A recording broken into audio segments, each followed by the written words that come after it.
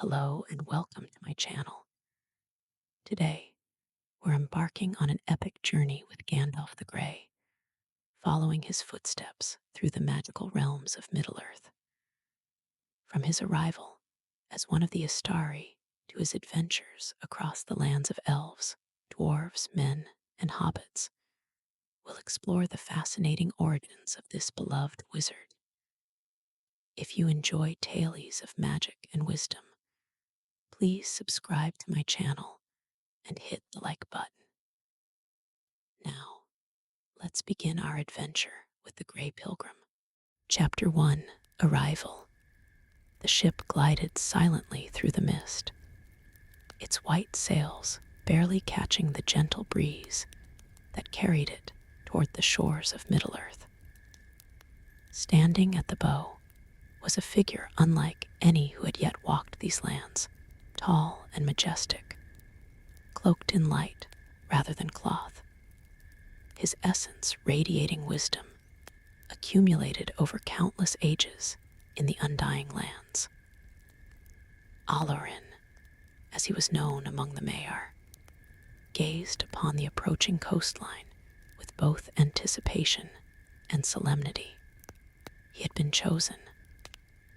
Among all the Maiar who served Manwë, it was Olorin who had been deemed most worthy of this sacred mission, to guide the free peoples against the growing shadow. Though his power would be constrained by the form he would soon take, the wisdom of ages would remain his greatest weapon. As the vessel finally reached the stone keys of Mithlond, the Grey Havens, Olorin felt the weight of Middle-earth settle upon him. The air here was different, heavier, more substantial than the ethereal breezes of Valinor. He could sense the sorrows and joys that had shaped this land through its tumultuous history. "Welcome to Middle-earth, Istar," came a voice from the harbor. Olorin looked down to see an ancient elf standing tall and proud upon the quay. His beard was unusual for an elf, long and flowing like sea foam, and his eyes held the depth of one who had witnessed the rising and falling of kingdoms across the ages. "Lord Círdan," Olorin acknowledged with a respectful nod as he stepped from the vessel onto solid ground. No longer did he float as mist or thought. Now his feet touched earth, stone, the physical reality of this realm. Círdan the shipwright studied the Maya with piercing eyes that seemed to see beyond physical form. "You come at a time of growing unease," he said quietly. "Though most do not yet perceive it, shadows stir once more in forgotten places." They walked together along the harbor, the sound of gentle waves lapping against moored ships, creating a peaceful rhythm. Few words passed between them, for they were beings of great wisdom who understood that silence often conveyed more than speech. When they reached a small chamber hewn from the cliffside overlooking the sea, Círdan turned to face Olorin. "Among the Astari sent to these shores, I perceive in you the greatest spirit," he said. "Your wisdom and humility shall prove more valuable than any show of power." With these words, Círdan removed something from his finger, a ring of remarkable craftsmanship, set with a ruby that seemed to contain fire itself. "Narya," Olorin whispered, recognizing one of the 3 rings of power forged by Celebrimbor himself. "The ring of fire," Círdan confirmed. "It was entrusted to me, but I believe it shall serve a greater purpose in your keeping." Use it to kindle the hearts of those who must face the coming darkness, to inspire courage when all hope seems lost. Olorin accepted the ring with profound reverence, understanding the trust being placed in him. As Narya came into his possession, he felt its power, subtle yet profound, not dominion over others, but rather the strength to awaken resolve and hope. I shall bear this gift with humility, he promised. As evening approached, Olorin stood alone on a bluff, overlooking the endless sea. Behind him spread the vast unknown lands of Middle-earth forests and mountains, kingdoms and wilderness. The fading light painted everything in gentle hues of gold and amber. For the first time, he truly beheld the beauty of this realm in its physical form, not as a distant vision from Valinor, but as a tangible reality. The sweet scent of wildflowers carried on the breeze, the distant song of birds preparing for night, the majestic silhouettes of ancient trees against the darkening sky. Every sensation was sharper, more immediate than he had expected. In this moment of quiet contemplation, Olorin understood what it meant to love Middle-earth as the Valar did, not as masters, but as guardians of something precious and unique. Though shadow threatened, such beauty was worth every sacrifice to preserve. As stars began to appear overhead, the handiwork of Varda that would guide his path through countless dark nights to come, Olorin made his silent pledge. He would walk among the peoples of this land, not as a mighty lord demanding fealty, but as a guide, a counselor, a light in dark places. His journey was just beginning, and many names would be given to him in the ages to come. But on this first night in Middle-earth, beneath stars that seemed close enough to touch, he was simply a wanderer at the edge of a vast unknown, armed with wisdom, compassion, and an unwavering determination to stand against the coming storm. Chapter 2, Finding a Name. Dawn broke over the eastern hills as Olorin set forth from Mithlond, leaving behind the familiar whisper of waves against stone. The lands of Lindon stretched before him, verdant forests and rolling meadows under the watchful gaze of distant blue mountains. Though he had taken physical form, he had not yet chosen how he would appear to the peoples of Middle-earth. For now, his presence remained ethereal, a shimmer of light and wisdom visible only to those with the keenest sight. His path led him through ancient woodlands, where the trees themselves seemed to murmur greetings as he passed. Small creatures, squirrels, foxes, birds of brilliant plumage, paused in their daily tasks to observe this strange new visitor. Olorin felt the vibrant web of life surrounding him, each creature a unique note in the great music of Iluvatar. After several days' journey, he arrived at the court of Gil-galad, High King of the Noldor in exile. Lindon's capital stood as a testament to elven craft, elegant spires reaching skyward, gardens of geometric precision, interspersed with wild beauty, and stone walls that seemed to capture and reflect the very light of the sun. The king's hall was filled with the fairest of elven-kind, immortal beings, whose eyes held memories of both Valinor's bliss and Middle-earth sorrows. Gil-galad himself sat upon a throne of polished wood, his countenance stern yet just.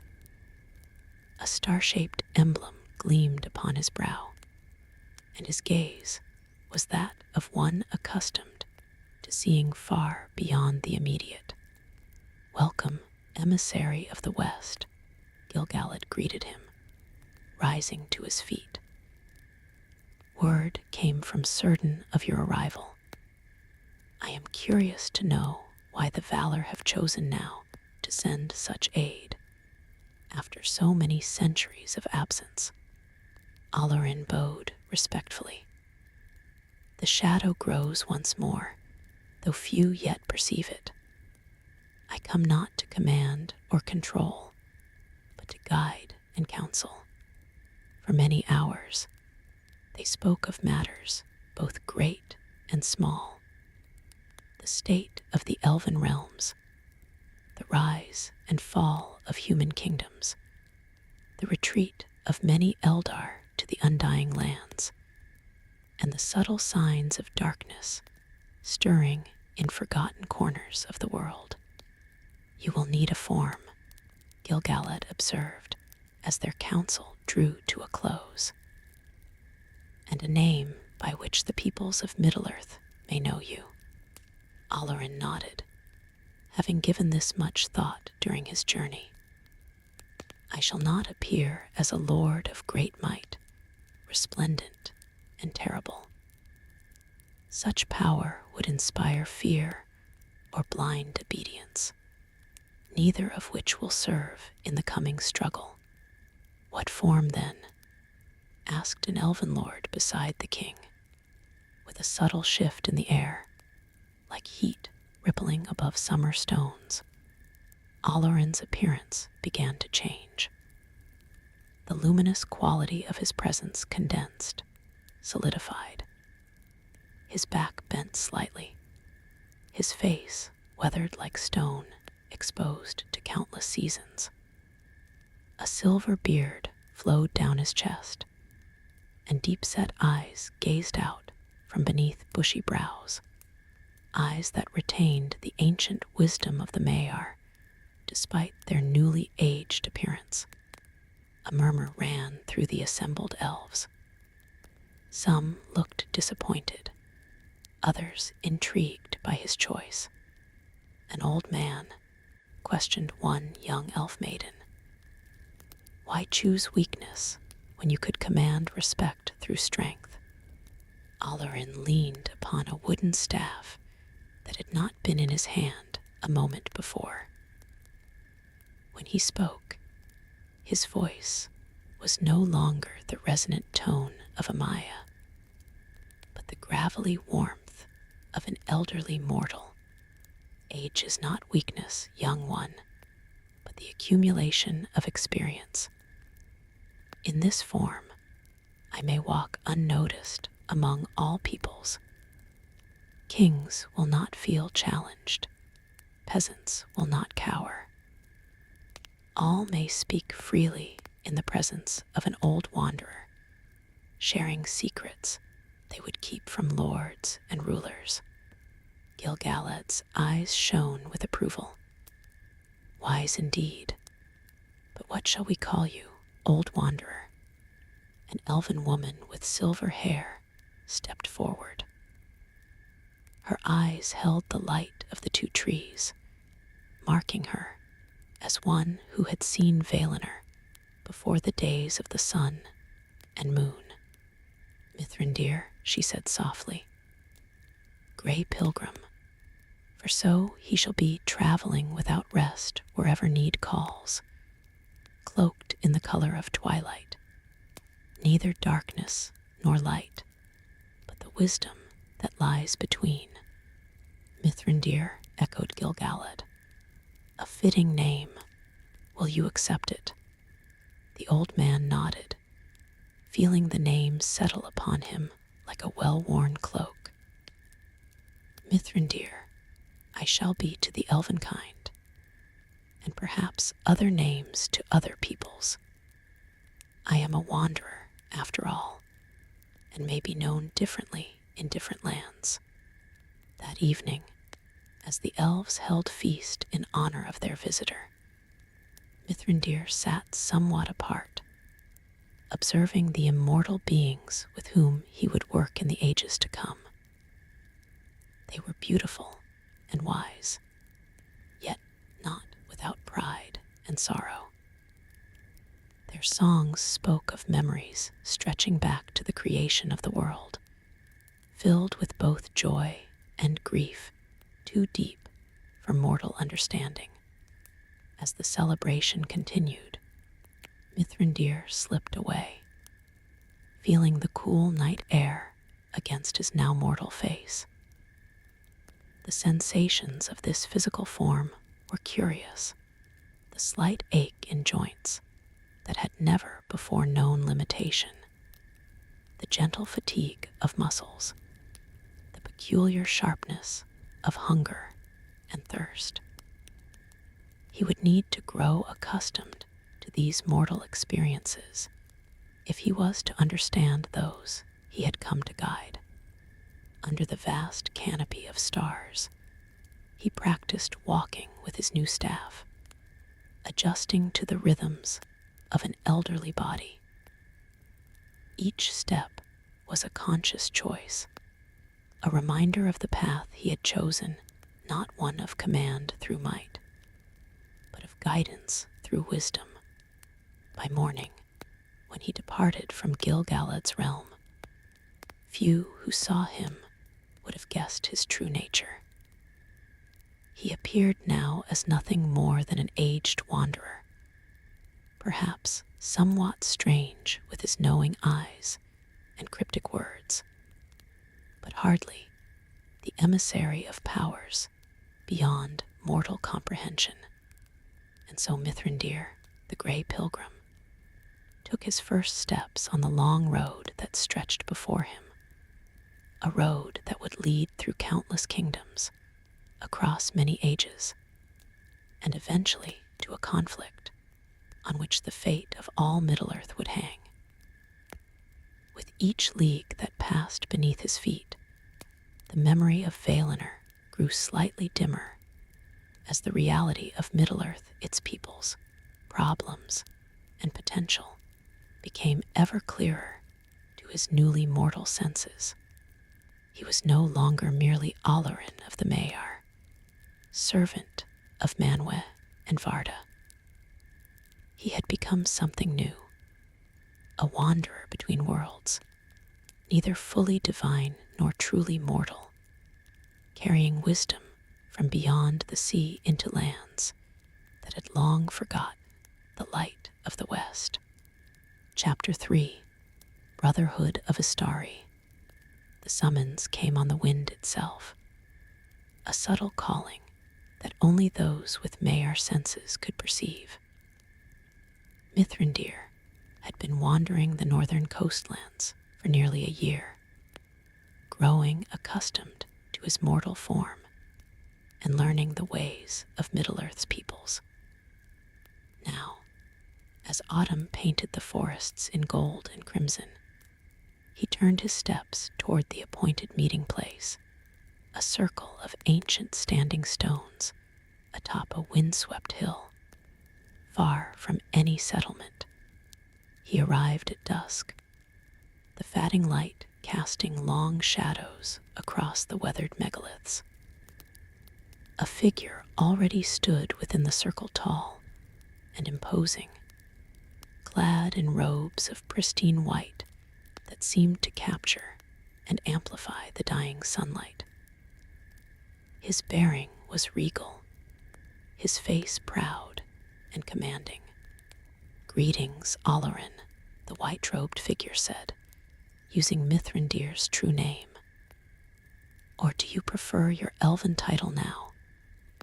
"Mithrandir, the Grey Wanderer. Either will suffice, Curumo," Mithrandir replied, using the Maiar name of the one who would soon be known as Saruman. though I find Mithrandir suits my purpose well in these lands. Something flickered across Kirumo's face, perhaps displeasure at Mithrandir's casual use of his true name, or perhaps disappointment in the humble appearance his fellow Maya had adopted. "I have chosen to be called Curunir by the elves," he said, "but among men I shall be known as Saruman the White." He gestured to his immaculate robes. White for wisdom unclouded, for purity of purpose.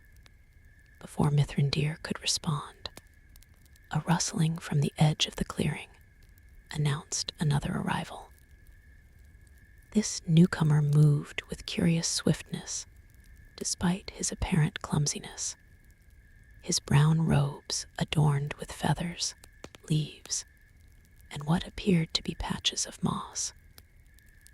Birds fluttered around him, perching momentarily on his shoulders before taking flight again, and a hedgehog peeked out from a pocket in his voluminous sleeve.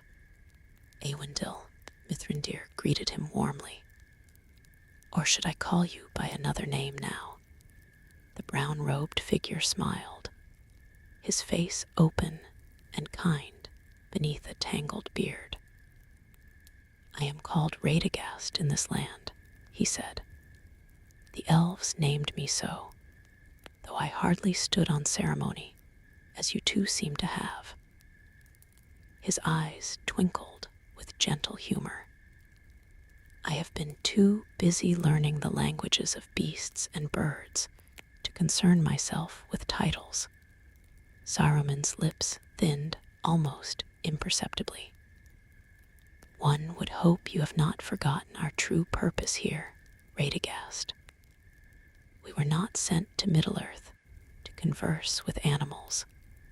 Before tension could build, two more figures emerged from the gathering darkness. They arrived together, clad in robes of deep blue like the evening sky. Their faces were stern yet kind, their eyes reflecting starlight with unusual brightness. Aladdar and Palando, Mithrandir acknowledged with a respectful nod. "The journey finds you well." The blue wizards, as they would come to be known, nodded in unison. "We have much to discuss," said Aladdar, his voice carrying the hint of distant thunder. "The shadow grows in the east, beyond the great forests and mountains. That is where our path shall lead," added Palando. "To the distant lands, where Sauron's influence may already be taking root." With all 5 Istari assembled, they moved to stand in a circle at the center of the ancient stones. Above them, stars emerged one by one as the last light of day retreated. Saruman raised his white staff, and a silvery glow emanated from its tip, illuminating the 5 faces in cool, sharp relief. "We are the emissaries of the Valor," Saruman declared, his resonant voice carrying authority that no mortal could easily resist. "Sent to contest the will of Sauron, should he rise again. Each of us brings different gifts to this task, yet we are bound by certain constraints," Mithrandir reminded them gently.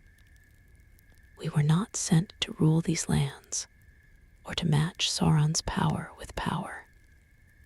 Our task is to guide, to counsel, to unite the free peoples against the darkness." Saruman's eyes flashed momentarily. "Of course, yet wisdom must sometimes be paired with strength if it is to be heeded. These mortals respect power, they always have. They respect compassion as well," Radagast interjected. The hedgehog now sitting contentedly in his palm. And honesty, we need not rule them to guide them. Which brings us to how we shall divide our efforts, said a latter. The lands of Middle-earth are vast, and 5 alone cannot be everywhere. The east shall be our domain, Pallando gestured to himself and a latter. Beyond the sea of Rune, where strange stars shine over stranger lands. Sauron has held sway there before, and those peoples know little of the valor or the light of the west. Saruman nodded approvingly. A wise choice.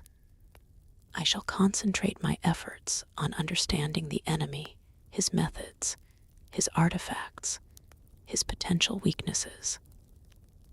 Knowledge is our greatest weapon. He turned to Mithrandir. And you, old friend, where will you wander in your gray robes? Mithrandir leaned thoughtfully on his staff. I shall go where I am needed. North and south, east and west, though perhaps not as far east as our blue-clad brethren. I believe our strength lies not in direct confrontation with the enemy, but in strengthening those who will stand against him. And I, said Radagast with a warm smile, shall keep watch over the wild places and their creatures.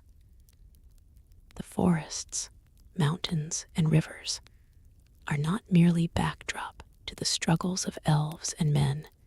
They are participants, with voices of their own, if one knows how to listen. Again, Mithrandir noticed a flicker of something like contempt cross Saruman's face. The white wizard clearly viewed Radagast's love of nature as a distraction from their true purpose, though he said nothing directly. As night deepened around them, they spoke of many things, sharing knowledge of the changing world, of rumors from distant lands, of signs and portents. At Saruman's insistence, they agreed to reconvene periodically, though none could say when such meetings might be possible given their far-ranging duties. When practical matters had been settled, Saruman raised his staff once more. Let us renew our pledge before we part, he said solemnly. To oppose Sauron in all his works, to guide the free peoples toward wisdom, and to refrain from seeking dominion for ourselves. Each Istar raised their staff in turn.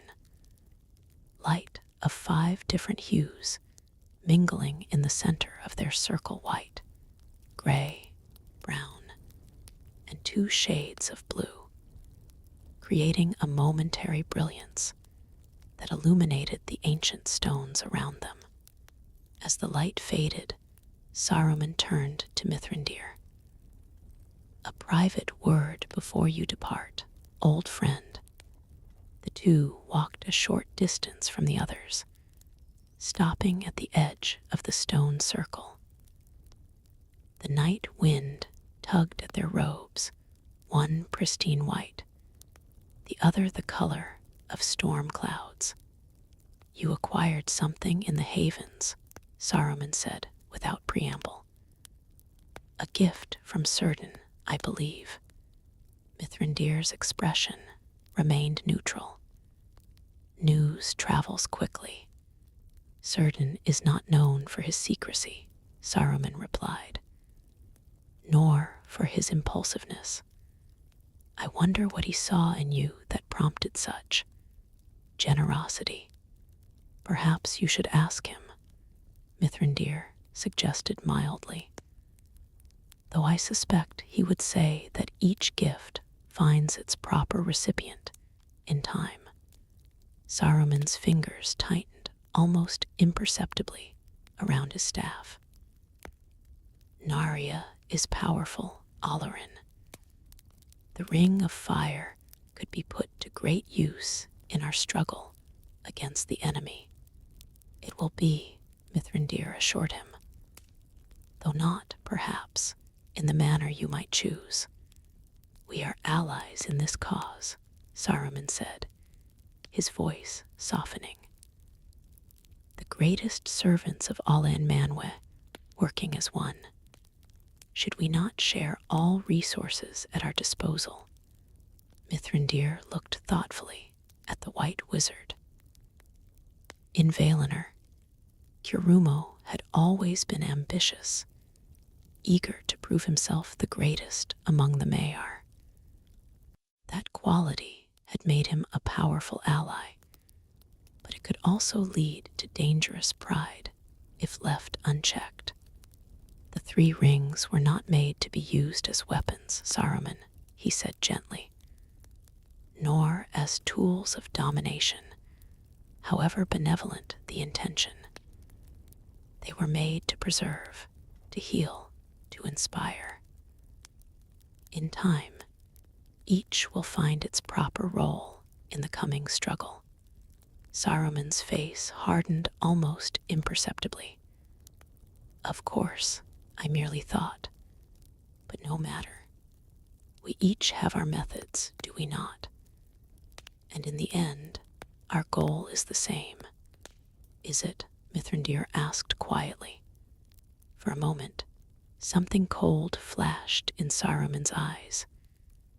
Then he smiled, and was once again the wise and dignified leader. Of course, old friend, of course. They rejoined the others, and soon each Istar departed on their separate path, Aladar and Palando eastward, Saruman toward the south, and Radagast toward the great forests. Mithrandir was the last to leave the stone circle. As he watched his fellow Istari disappear into the night, a troubled frown creased his weathered face. There had been something in Saruman's manner, a hunger, perhaps, or an excessive pride, that gave him pause. He fingered Narya, invisible to all eyes save those who knew of its presence. The ring of fire was meant to kindle hope and courage in the hearts of others, not to dominate or control. That Saruman had immediately seen it as a potential weapon was concerning, as Mithrandir set off under the starlit sky. A small brown sparrow swooped down to perch briefly on his shoulder. Keeping an eye on me already, my friend. Mithrandir chuckled, recognizing one of Radagast's messengers. The bird chirped once, then flew to land on a nearby branch, clearly intending to accompany him for at least part of his journey. Very well, the Grey Wizard said with a smile. I could use the company, and perhaps you can tell me more about this new friend of yours, this Radagast the Brown. As Wizard and Sparrow made their way across the moonlit landscape, the bird chattered enthusiastically, sharing in its own way the joy that Radagast took in all living things. By morning, when the sparrow finally took its leave, Mithrandir had gained a deep appreciation for the brown wizard's gentle wisdom and unassuming strength. Not all power announced itself with grandeur and ceremony, after all. Sometimes the greatest strength lay in quiet compassion, in the patient tending of growing things. Radagast's love for the natural world was not a weakness, as Saruman seemed to believe, but a different kind of wisdom, one that Mithrandir suspected might prove invaluable in the trials to come. With this thought warming his heart, the Grey Pilgrim continued on his solitary path, one among 5 tasked with the greatest challenge of the age, though none yet knew exactly what form that challenge would take, or when the true test of their brotherhood would come. Chapter 4, First Journey. Winter had passed, and with the first thaws of spring, Mithrandir set his gaze northward. The meeting of the Astari had left him with much to contemplate, particularly the subtle discord he had sensed in Saruman. But such concerns would have to wait. His task now was to understand the beings he had been sent to guide, especially men, whose brief lives and malleable hearts made them both vulnerable to darkness and capable of extraordinary courage. The northern kingdoms of men were scattered and diverse, some little more than collections of small villages, others boasting wooden halls where chieftains held court among warriors and skalds. These were the descendants of the Edain who had not sailed to Numenor. Their bloodlines mingled with those who had come later from the east. Their lives were shorter and harder than those of their southern kin, who carried more of the ancient blood of Numenor. Mithrandir adopted the simplest of guises, a wandering old man, unremarkable save for his peculiar habit of always carrying a staff and occasionally making cryptic observations that seemed wiser than his ragged appearance would suggest. To these people, he introduced himself as Gandalf, a name that fit their tongue more easily than his elven title. In the realm of Rudor, he came upon his first settlement of men, a cluster of wooden homes surrounded by newly plowed fields. Children paused in their play to stare at the strange old wanderer, while adults regarded him with a mixture of suspicion and curiosity. Such was the nature of these frontier lands, where strangers were rare and often brought trouble. What business has an old man traveling alone in these parts? Asked a burly farmer, his hand never straying far from the axe at his belt. I seek nothing but knowledge, Mithrandir, now Gandalf, replied with a disarming smile. And perhaps a warm fire and a tale or two, if such can be spared. It was a pattern that would serve him well in the years to come.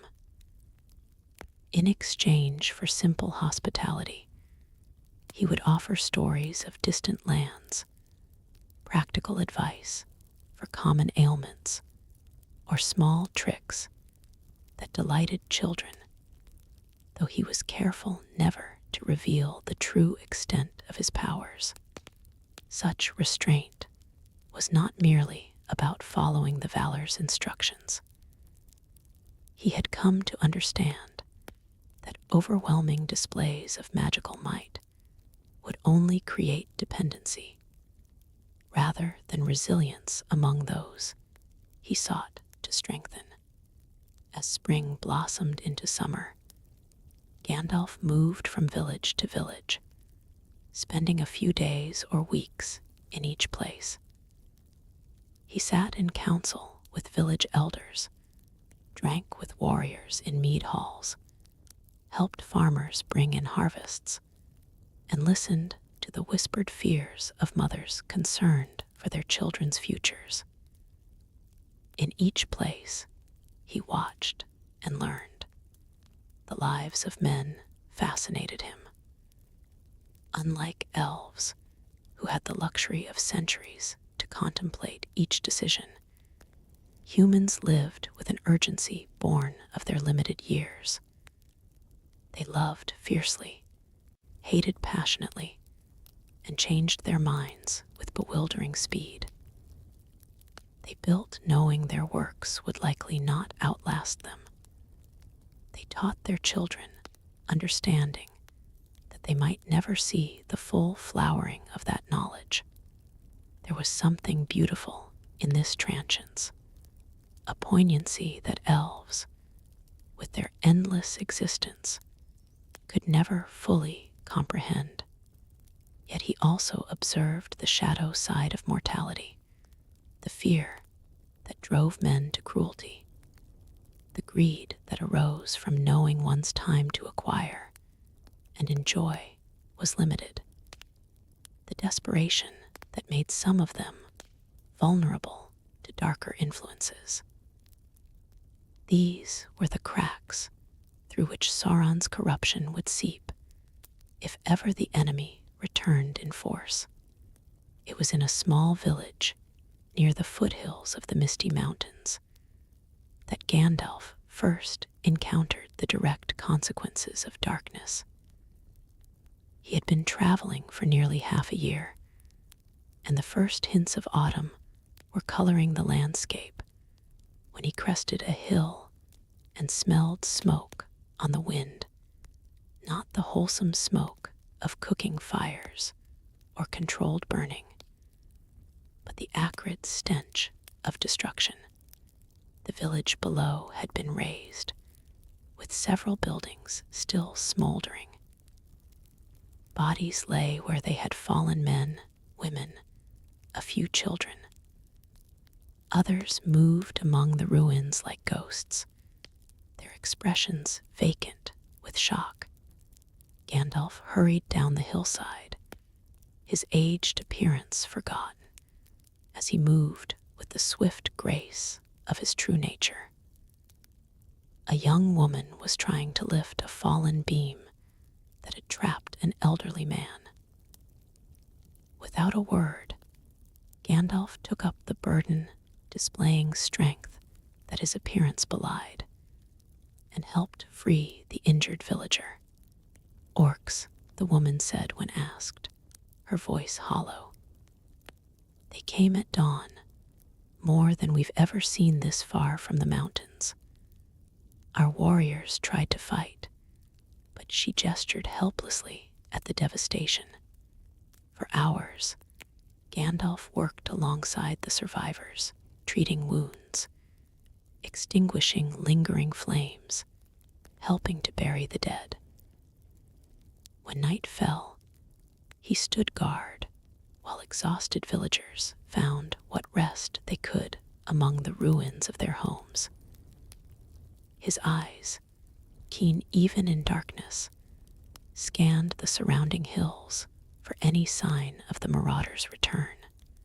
A small boy, no more than 7 years old, came to sit beside him. One side of the child's face was bandaged, where a glancing blow had struck him. "Are you a wizard?"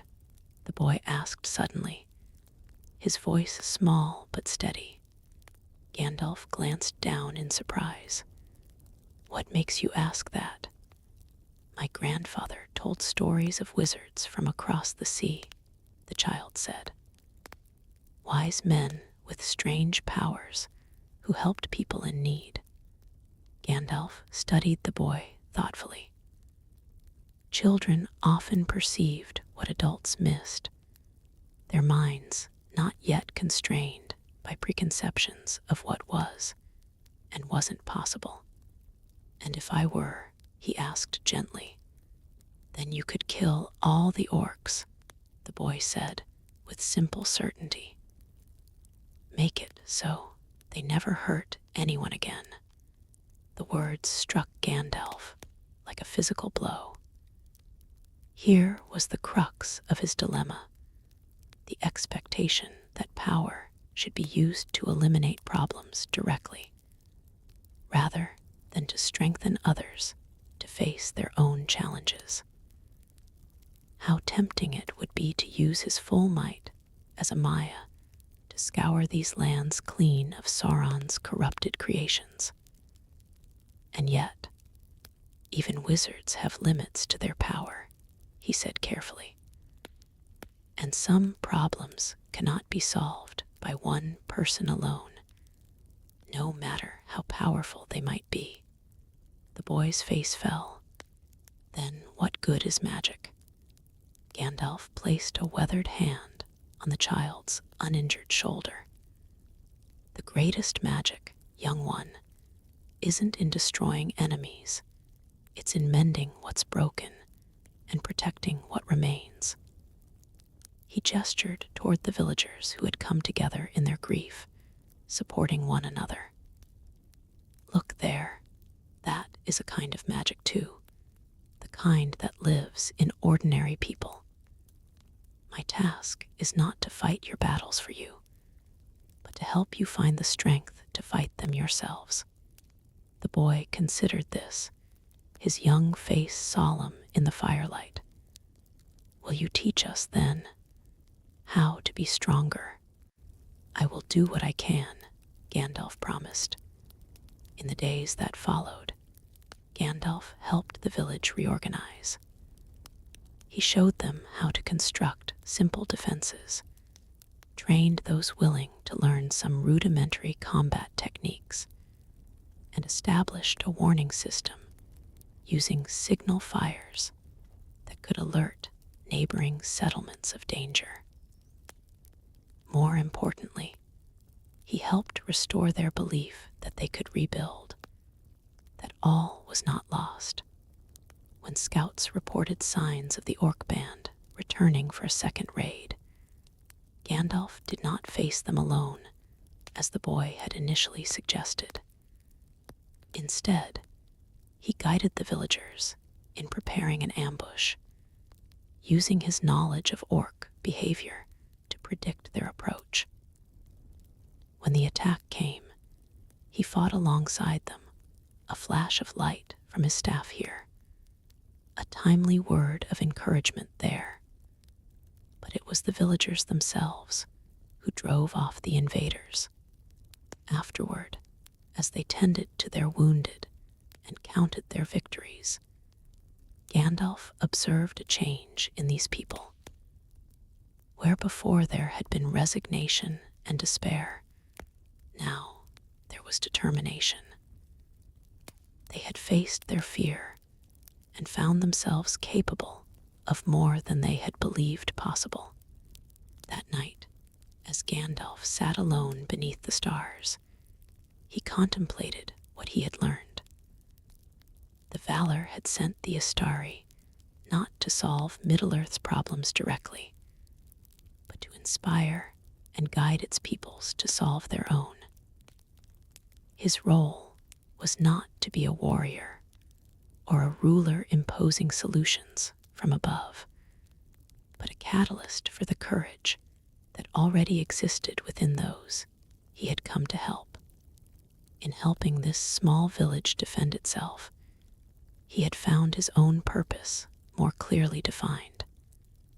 He would be a protector, yes, but more importantly, he would be the spark that ignited others' courage and wisdom. Like Narya, the ring of fire he bore secretly, his greatest power would be to kindle and sustain the flame of hope in dark places. As dawn broke over the mending village, Gandalf took up his staff once more. There were many more settlements to visit, many more people to understand and guide. The shadow was growing. He could sense it now more clearly than before. But so too was his understanding of how to combat it, not with overwhelming power or dominion, as Saruman might prefer, but with small acts of courage, multiplied 1,000-fold across the free peoples of Middle-earth. This was how the coming darkness would ultimately be defeated, not by the might of wizards, but by the unyielding spirit of ordinary beings, choosing light over shadow, time and again. in all the small moments that together would shape the fate of their world. Chapter 5. Among the Dwarves. The eastern face of the misty mountains loomed before Gandalf, their peaks wreathed in cloud and mystery. After his time among the northern villages of men, the wizard had turned his attention to another of Middle-earth's free peoples, the dwarves, whose realm of Khazad-dûm was said to be the greatest kingdom east of the sea. Unlike the scattered settlements of men, which welcomed travelers with varying degrees of suspicion and hospitality, the gates of the dwarven kingdom were not easily passed. For 3 days, Gandalf waited at the eastern entrance, watching as merchant caravans were scrutinized before being permitted entry or turned away. Dwarves were naturally suspicious of outsiders, and the elderly wanderer with his gnarled staff drew more than a few dubious glances. On the morning of the 4th day, Gandalf approached the guards directly. "I seek audience with your king," he stated simply. "I am Gandalf, and I come with greetings from the lords of the West." The guards exchanged skeptical looks, but something in the old man's bearing, a hint of power beneath the humble exterior, gave them pause.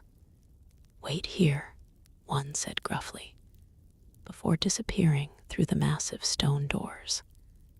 Nearly an hour passed before the guard returned, accompanied by a richly dressed dwarf, whose elaborately braided beard was studded with jeweled clasps. "I am Narin, royal counselor to King Durin IV," the dwarf announced. "You claim to come from the West. What proof do you offer of this claim?" Gandalf smiled faintly. "Would you recognize the proof if I showed it? Few now remember the true nature of the messengers of the Valor." He leaned forward slightly, his voice dropping to a whisper audible only to Narin. "Yet, perhaps, you have heard tales of the Astari, 5 who came across the sea to aid the free peoples against the coming darkness." Narin's eyes widened almost imperceptibly. "Tales only," he muttered. "Ancient stories told by our eldest loremasters. Sometimes tales contain more truth than histories," Gandalf replied. "But I do not ask for faith without demonstration."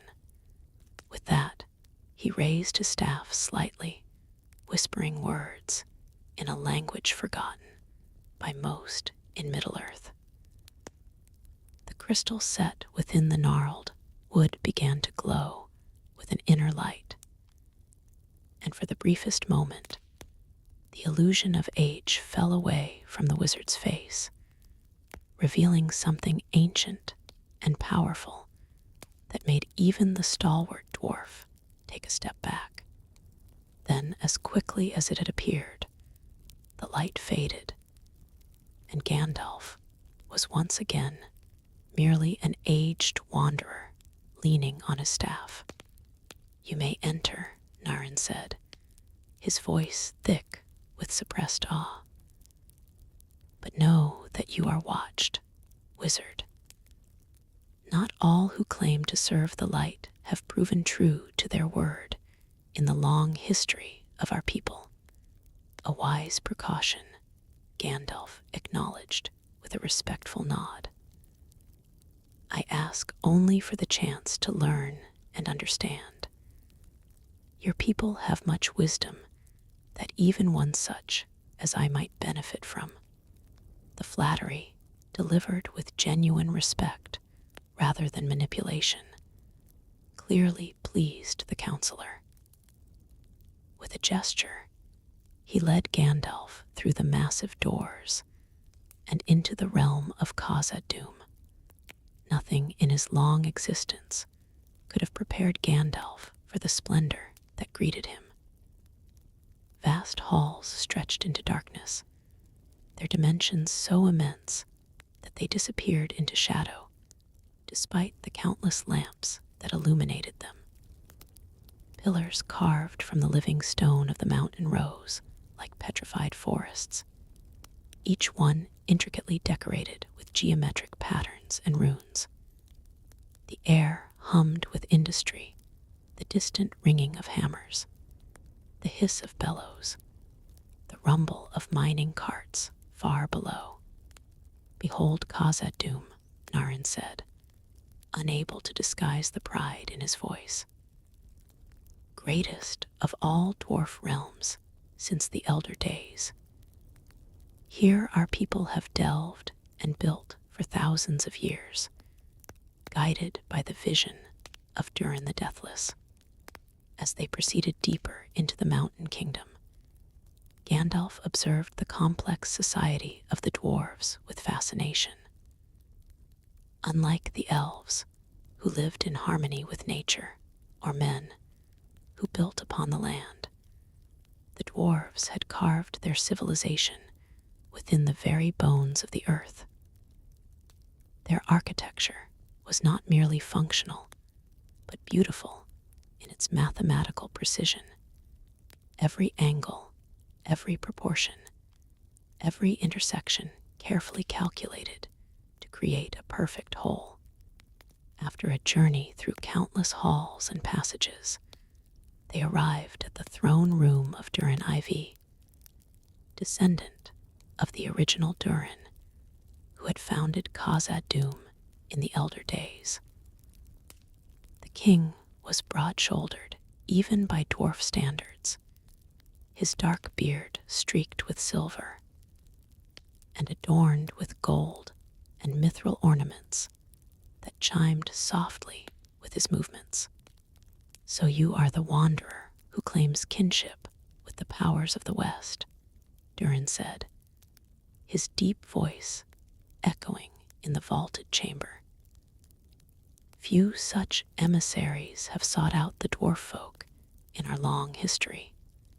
"Perhaps that was an oversight," Gandalf replied with a slight bow. "For your people's craft and wisdom are unmatched in Middle-earth. I come not to instruct, but to learn, if you will permit it." The flattery, again offered with genuine respect, seemed to please the king. After further discussion of Gandalf's intentions and assurances that he sought only knowledge, not dwarvish secrets or treasures, Durin granted him leave to remain in Khazad-dûm for a season. "Naryn will arrange suitable quarters," the king declared, "and you may move freely through the public halls, though certain areas remain restricted to our own kind alone. This is not distrust, wizard, but prudence.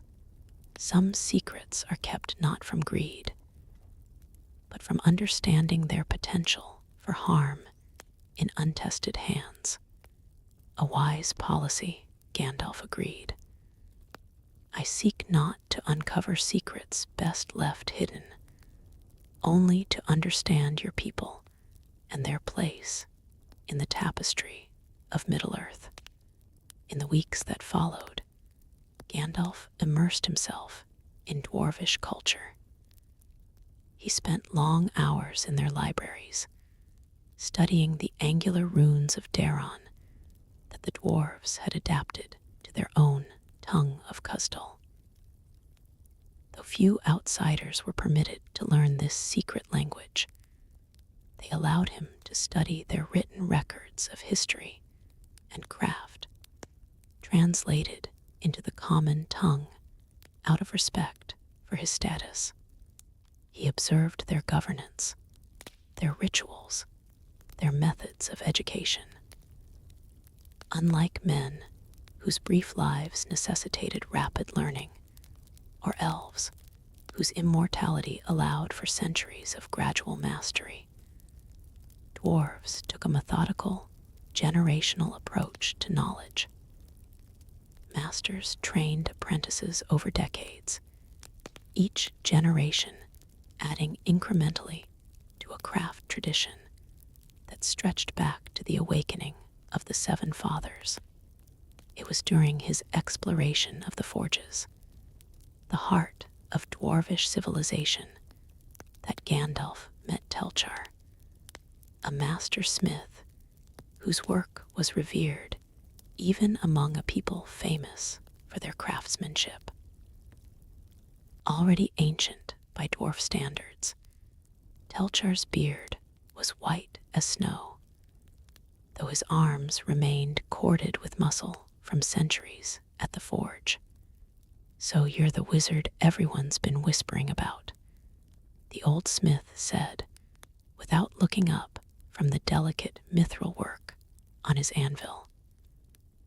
"Come to steal our secrets, have you?" "Merely to admire them," Gandalf replied, watching with genuine appreciation as the smith shaped the precious metal with taps so precise and controlled they barely made a sound. "Though I confess to curiosity about your methods. The elves speak with reverence of dwarvish metalwork, though few have witnessed it firsthand." Telchar looked up sharply, his bushy eyebrows drawn together. "You've spent time among the elves, then?" "Some," Gandalf admitted, "as I hope to spend time among all the free peoples." "Humph. And what do those stargazers know of true craft?" "They sing metal into shape as if it were alive. No respect for the material itself." Despite his gruff words, there was no true animosity in the old dwarf's tone, merely the professional rivalry of different craft traditions. "Different approaches, both with merit," Gandalf suggested diplomatically. "The elves work in harmony with nature, the dwarves in partnership with it. Both create wonders in their own way." Telchar studied him for a long moment, then gave a short nod. "Well spoken for an outsider. Perhaps there's hope for you yet." He gestured to a nearby stool. "Sit if you like. Watch, but don't interrupt. Questions can come later." For hours, Gandalf observed in silence as the master smith worked. There was indeed something almost magical in the dwarf's methodical precision, though entirely different from elven enchantment or wizardly spells. Telchar's magic was in his understanding of the metal itself, in knowing exactly how it would respond to heat and pressure, in pushing the material to its limits without exceeding them. That first day became a pattern. Each morning, Gandalf would appear at Telchar's forge, sitting quietly as the smith worked. Each evening, over strong dwarven ale, Telchar would answer the wizard's questions, first reluctantly, then with increasing enthusiasm as he recognized Gandalf's genuine appreciation for his craft. "The secret isn't in the hammer or the fire," Telchar explained one evening, weeks into their acquaintance. "It's in knowing the metal as you know yourself. Each piece has its own voice, its own nature. Force it against that nature, and it will fight you.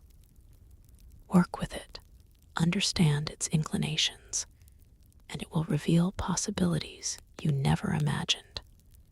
Gradually, their conversations expanded beyond craft to deeper matters, the nature of creation itself, the music that had shaped the world, the place of dwarves in that great symphony. Alle made us impatient, Telchar admitted during one such discussion. He couldn't wait for the children of Iluvatar, so he crafted us in secret. That impatience lives in us still, the drive to create, to build, to reshape the world rather than merely exist within it. Yet Iluvatar gave you independent life, Gandalf reminded him. A gift not even Alle could bestow. Aye, and a conflicted gift it is. We are not merely our Maker's tools, yet neither are we free of his vision. The old smith sighed, his breath stirring his beard. Perhaps that's why we seek to create lasting works, to prove our own existence has purpose beyond our Maker's design.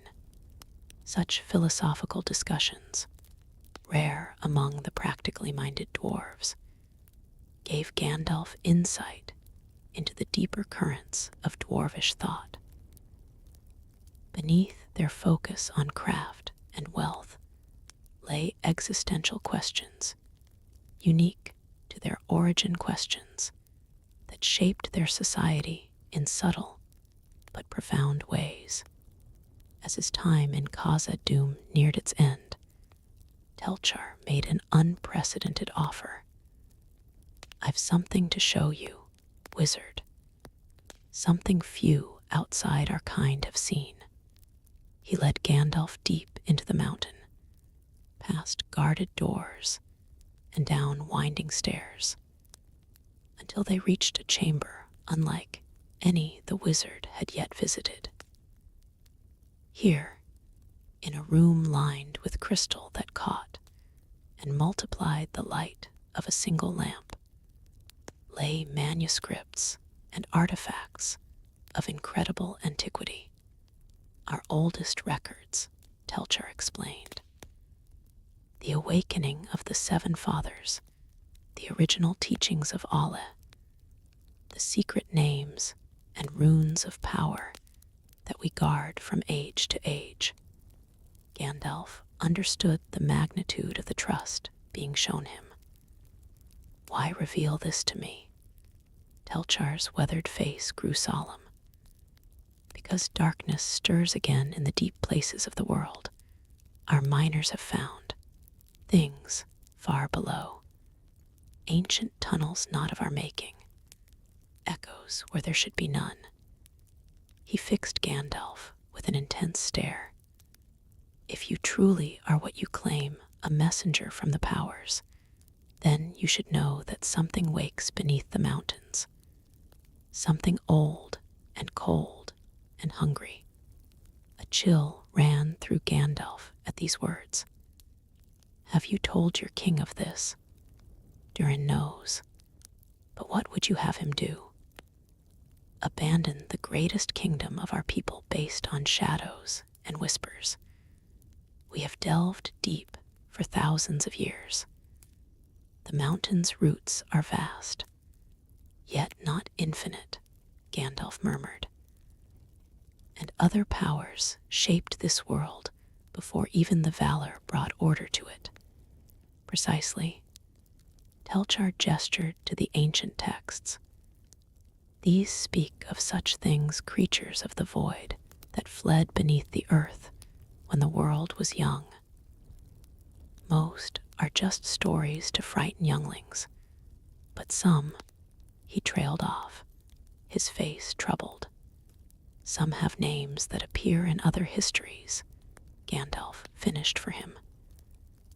Names recorded by elves and men as well as dwarves. Telchar nodded grimly. I show you this not to burden you, but because knowledge shared is stronger than knowledge hoarded. Whatever comes, the dwarf folk will face it with courage. But should we fall? He let the implication hang in the air. Should you fall, others should know what rose against you, Gandalf said softly. I understand. In his final days in Khazad-dûm, Gandalf studied the ancient texts with Telchar's permission, committing their warnings to memory. On the day of his departure, the old smith presented him with an unexpected gift, a small knife of dwarf make, its blade etched with subtle runes. Not magical by your standards, perhaps, Telchar said gruffly, but it will hold its edge longer than most kingdoms of men will stand, and the runes will help you find your way back to friends in dark places. Gandalf accepted the gift with appropriate reverence. I shall treasure it, Master Telchar, as a token of friendship between our kinds. And I shall remember what I have learned here, both of craft and of caution. As he passed once more through the great gates of Khazad-dûm, emerging into the pale sunlight of the mountain's eastern face, Gandalf carried with him not only new knowledge, but also new concerns. The dwarves' warning of something stirring in the deep places troubled him deeply. Yet he also carried hope, born of seeing the strength and resilience of the dwarf folk. If darkness did indeed lie beneath the mountains, it would find no easy conquest in the halls of Durin's folk. With a last look at the magnificent eastern gates, Gandalf turned his steps southward. There were other lands to visit, other peoples to understand. But he would not forget Khazad-dûm, nor the friendship of Telchar, nor the ancient warnings inscribed in stone and memory. For in the complex tapestry of Middle-earth's peoples, the steadfast courage of the dwarves would surely prove an essential thread in the coming struggle against shadow. Chapter 6, Secrets of Magic. The seasons had turned thrice since Gandalf departed from Khazad-dûm. In that time, he had wandered the lands between the mountains and the sea, observing, learning, but rarely interfering in the affairs of the peoples he encountered. The warnings of Telchar about ancient evils beneath the mountains had lingered in his thoughts, prompting a realization. If darkness was indeed stirring once more, he would need to master his powers more fully. As one of the Astari, Gandalf possessed considerable magical ability, but he had used it sparingly thus far, heeding the counsel to guide rather than dominate. Yet guidance required strength, and strength required understanding. And so, with the coming of spring, the Grey Wizard sought solitude in which to explore the nature of magic in Middle-earth. His journey led him to a forest ancient beyond the reckoning of most inhabitants of Middle-earth. Not as vast as Greenwood the Great, nor as perilous as the old growth that bordered the realm of Doriath in ages past. This woodland existed in a pocket of the world largely forgotten by the greater powers. Here, trees that had witnessed the first rising of the sun still stood, their massive trunks wider than the embrace of 10 men, their canopies forming a cathedral of living wood that filtered the sunlight into dappled patterns upon the forest floor. The locals called it the Old Forest, though it bore little relation to the strange woodland of the same name near the Shire. Few ventured within its borders, speaking of strange lights and voices among the trees, of time that flowed differently beneath its eaves. Such tales drew Gandalf rather than repelled him, for he sensed that here, in this place, untouched by the great conflicts of earlier ages, he might find wisdom not recorded in any lore of elves or men. Deep within the heart of the forest, beside a spring that bubbled up from stone as clear and sweet as if it flowed directly from Ulmo's halls, Gandalf established his temporary sanctuary. He built no structure, needing none. The interlaced branches overhead provided shelter from rain, and the thick carpet of moss offered a bed softer than many he had known in the halls of kings. Here, removed from the distractions of the broader world, he began his studies. First, he simply observed. For days, then weeks, he sat in stillness, watching the interplay of light and shadow, listening to the voices of birds and beasts, feeling the subtle currents of air that moved through the woodland. Gradually, his senses, already keener than those of mortals, sharpened further. He began to perceive patterns in the seemingly random dance of nature, rhythms that pulsed beneath the surface of the visible world. Magic, he murmured to himself one evening, as he watched fireflies trace luminous patterns among the trees, is not something separate from the world, but rather the world's own poetry made manifest. This insight guided his subsequent explorations. Unlike Saruman, who approached magic as a force to be harnessed and directed through will alone, Gandalf began to understand it as a dialogue, a conversation with the underlying nature of creation itself. The power he wielded as a Maya was not arbitrary, but connected to the same forces that governed the growth of trees and the flow of waters. In practical terms, this meant approaching his abilities not as weapons to be deployed, but as extensions of the world's own patterns. Fire was not merely destruction, but transformation, purification. Light was truth revealed, darkness not evil, but the necessary counterpoint that gave definition to brilliance. Wind was change, earth was foundation, water was adaptability. As his understanding deepened, Gandalf began to experiment with channeling these forces.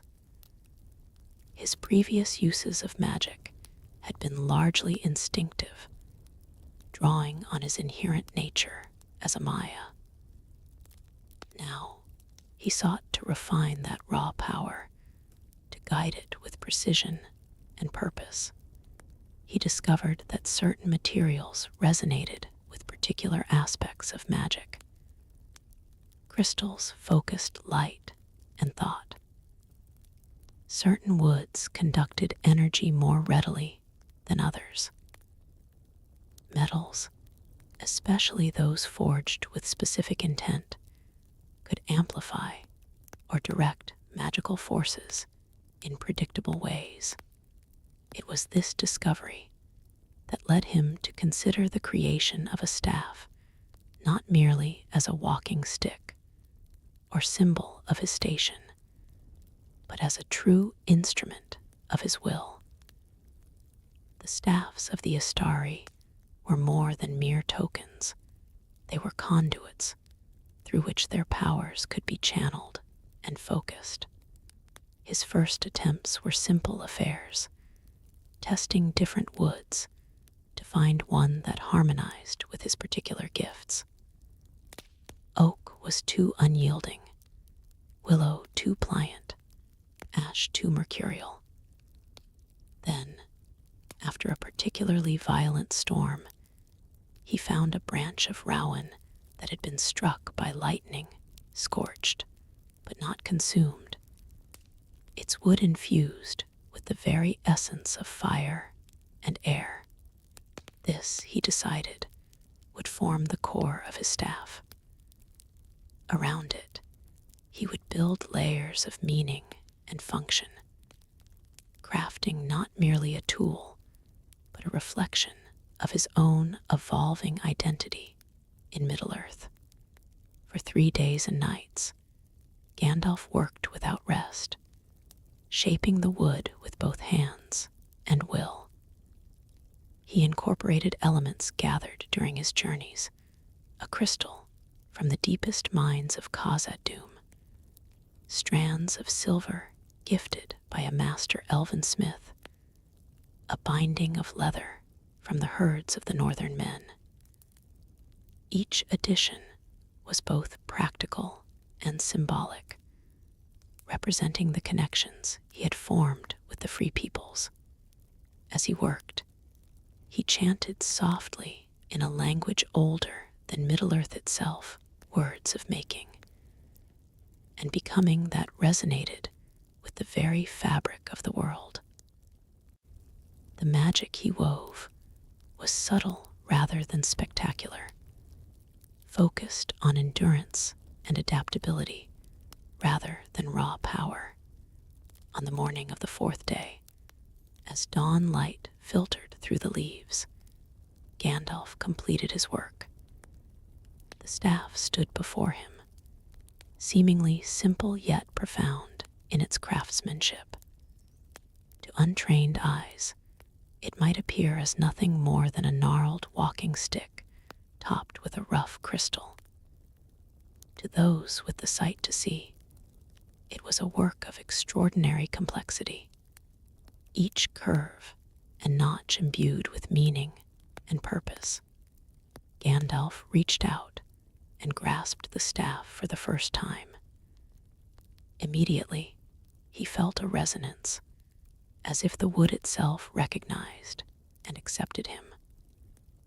This was not an object separate from himself, but an extension of his being, a physical manifestation of his commitment to Middle-earth and its peoples. As he held the staff aloft, the crystal at its tip caught the dawn light and scattered it in rainbow patterns across the clearing. A simple demonstration, yet Gandalf felt satisfaction deeper than any he had known since taking mortal form. This was no mere trick, but a harmonious blending of his will with the world's own nature.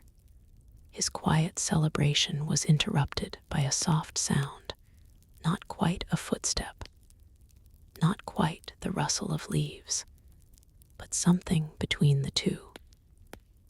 Turning, Gandalf beheld a figure at the edge of the clearing that defied easy description. It appeared, at first glance, to be an elderly man, even more ancient than Gandalf's own chosen form.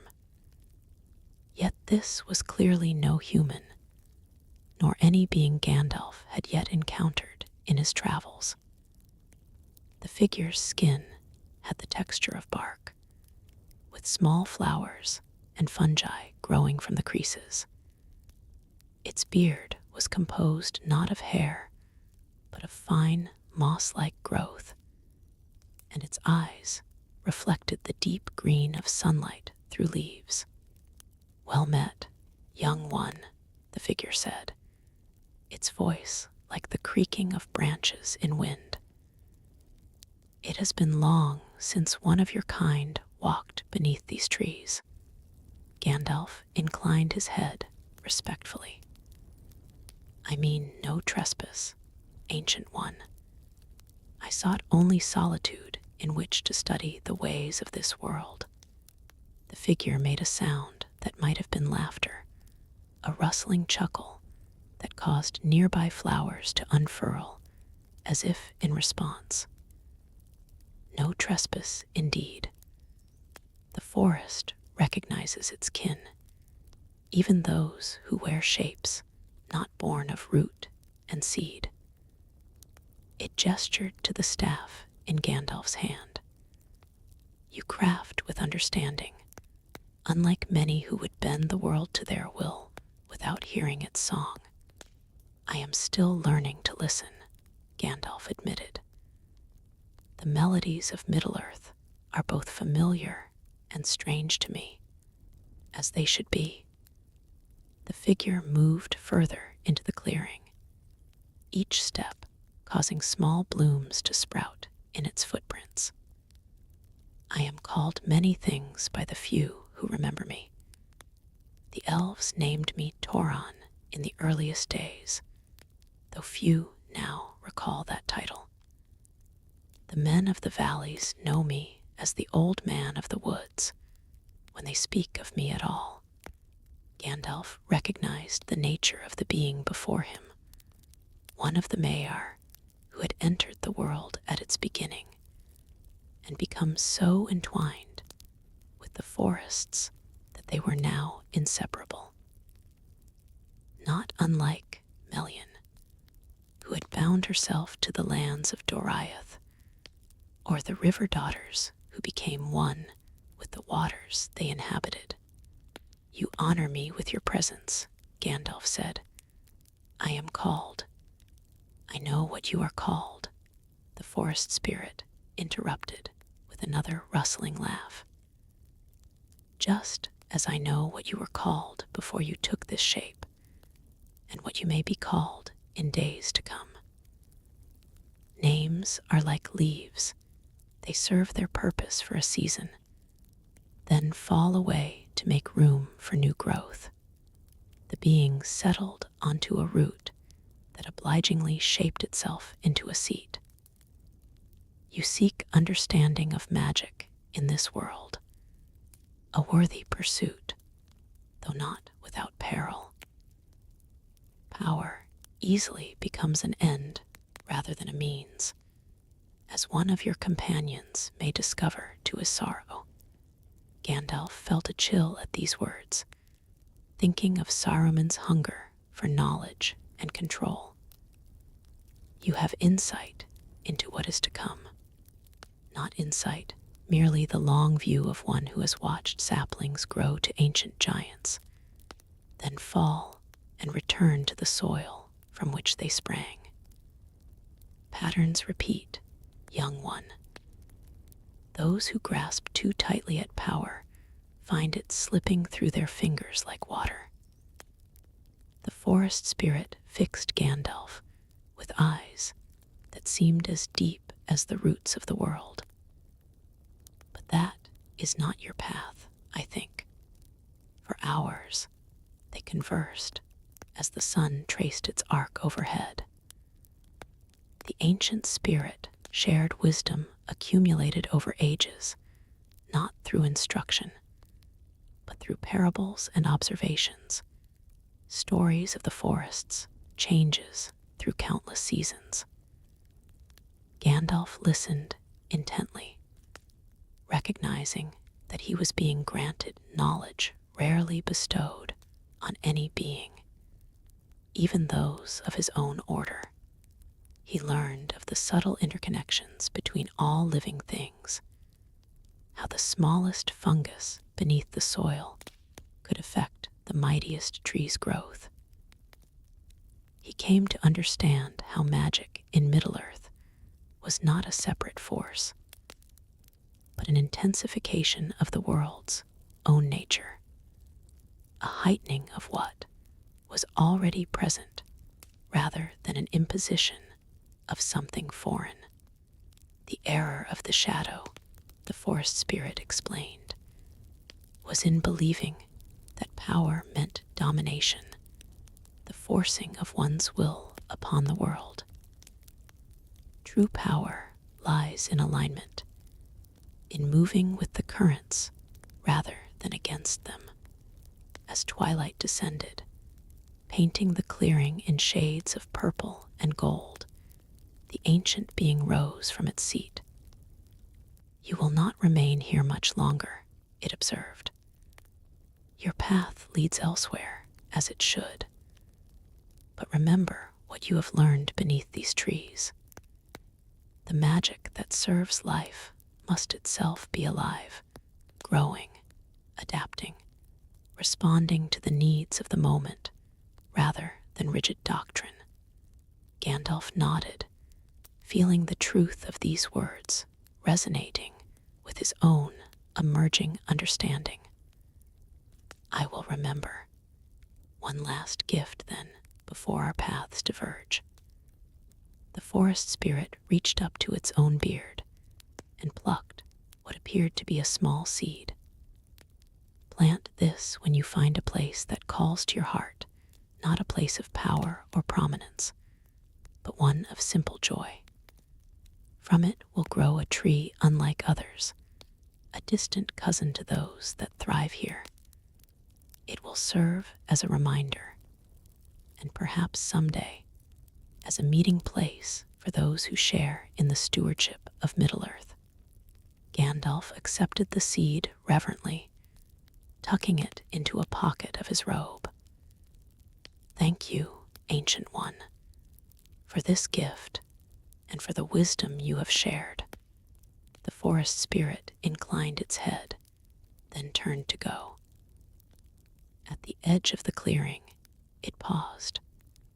One final observation, Grey Pilgrim.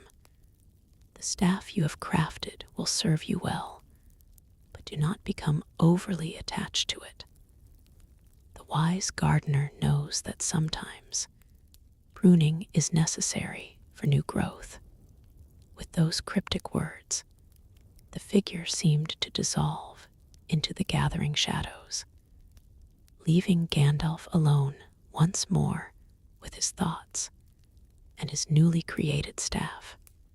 For several more days, Gandalf remained in the forest, integrating what he had learned and practicing the subtle applications of his magic. He found that his powers flowed more easily now, responding to his intentions with greater precision. The staff served as both focus and amplifier, allowing him to channel energy with minimal effort. Yet he was careful not to become dependent on these external aids. The forest spirit's warning about attachment lingered in his mind, prompting him to practice working magic with and without the staff, understanding its value while acknowledging its impermanence. When he finally emerged from the forest, Gandalf was changed, not in appearance, for he still wore the form of an aged wanderer, but in his fundamental approach to his mission. He had arrived in Middle-earth seeking to guide and protect. Now, he understood that true protection came not from shielding others from all harm, but from helping them find their own strength and resilience. His magic, like the forest itself, would serve best when it nurtured growth rather than imposing order.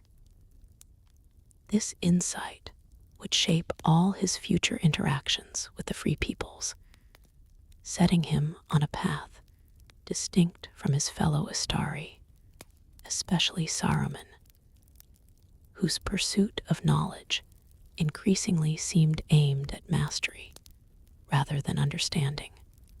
With his new staff in hand and newfound wisdom in his heart, Gandalf set his course westward. There were still many lands to explore, many peoples to meet, and somewhere in the tapestry of Middle-earth, he would find the right place to plant the seed he carried, establishing a living connection to the ancient wisdom of the forest that had taught him the true nature of magic. Chapter 7, Hobbits of the Shire. With the first frost of autumn gilding the landscape, Gandalf found himself in the gentle rolling hills west of the Misty Mountains. His wanderings had taken him through many lands since his retreat in the ancient forest, and his staff, now weathered and marked by the journeys it had shared, had become as much a part of his identity as his gray robes and pointed hat. He had not planned to venture into this particular region. Indeed, it barely appeared on most maps of Middle-earth, being neither strategically important nor particularly resource-rich. Yet something had drawn him westward, a subtle intuition that whispered of unexpected discoveries. The land was pleasant enough, fertile hills interspersed with small woods and clear streams, all bearing the marks of careful tending. Gandalf had assumed the area was populated by scattered settlements of men, perhaps farmers and herders who kept largely to themselves. It was not until he crested a particularly charming hillock and spotted a most unusual door set directly into the hillside that he realized his error. Curious, the wizard approached the circular door, painted a cheerful green with a brass knob set precisely in the center. Before he could decide whether to knock, the door swung open, and Gandalf found himself looking down, much further down than expected, at a diminutive figure who appeared as startled as he was.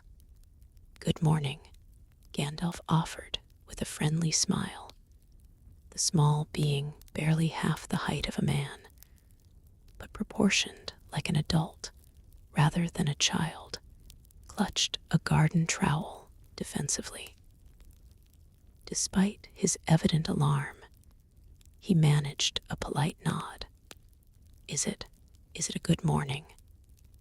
"I suppose it is, though we're not in the habit of having big folk looming over our doorsteps before second breakfast."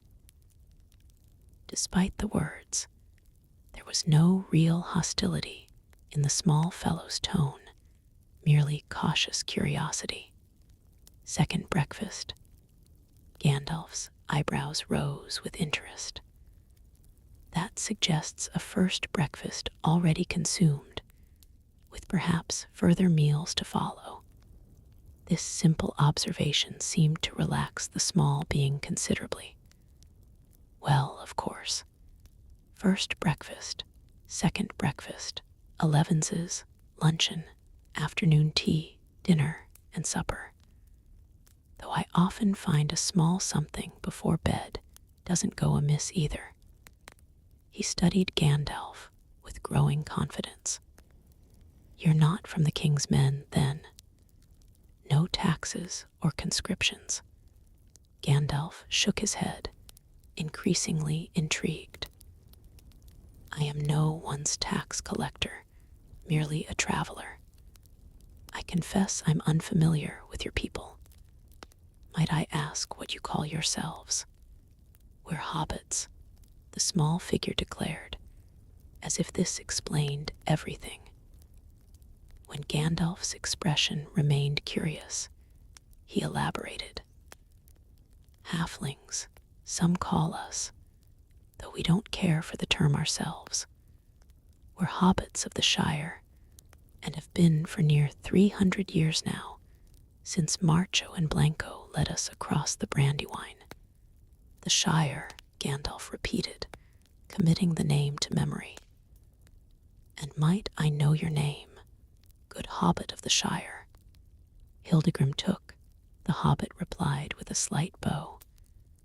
"At your service, though I don't rightly know what service a hobbit might offer to a—" He hesitated, taking in Gandalf's robes, staff, and hat with newfound speculation. "Are you some sort of wizard, perhaps?" Gandalf's eyes twinkled with amusement. Indeed, I am. Gandalf is my name, and I am very pleased to make your acquaintance, Master Took. This revelation produced an unexpected reaction. Rather than fear or awe, Hildegrim's face lit up with childlike delight. A wizard? Wait until I tell the family. We've heard tales, of course, but I never thought to meet one on my very own doorstep. He stepped back, gesturing enthusiastically. Would you care for tea? And perhaps some seed cake? Fresh, baked this morning, and quite good if I do say so myself. And so began Gandalf's introduction to hobbits, a people so insignificant in the grand political landscape of Middle-earth that they had escaped the notice of even the wise, yet possessing a culture and way of life entirely their own. What had begun as a chance encounter led to days of discovery, as Gandalf was introduced to various branches of the Took family, then to their neighbors the Brandybucks, Bagginses, Chubbs, and Proudfoots, or Proudfeet. As one elder hobbit irritably corrected, the wizard found himself utterly charmed by these small, unpretentious folk.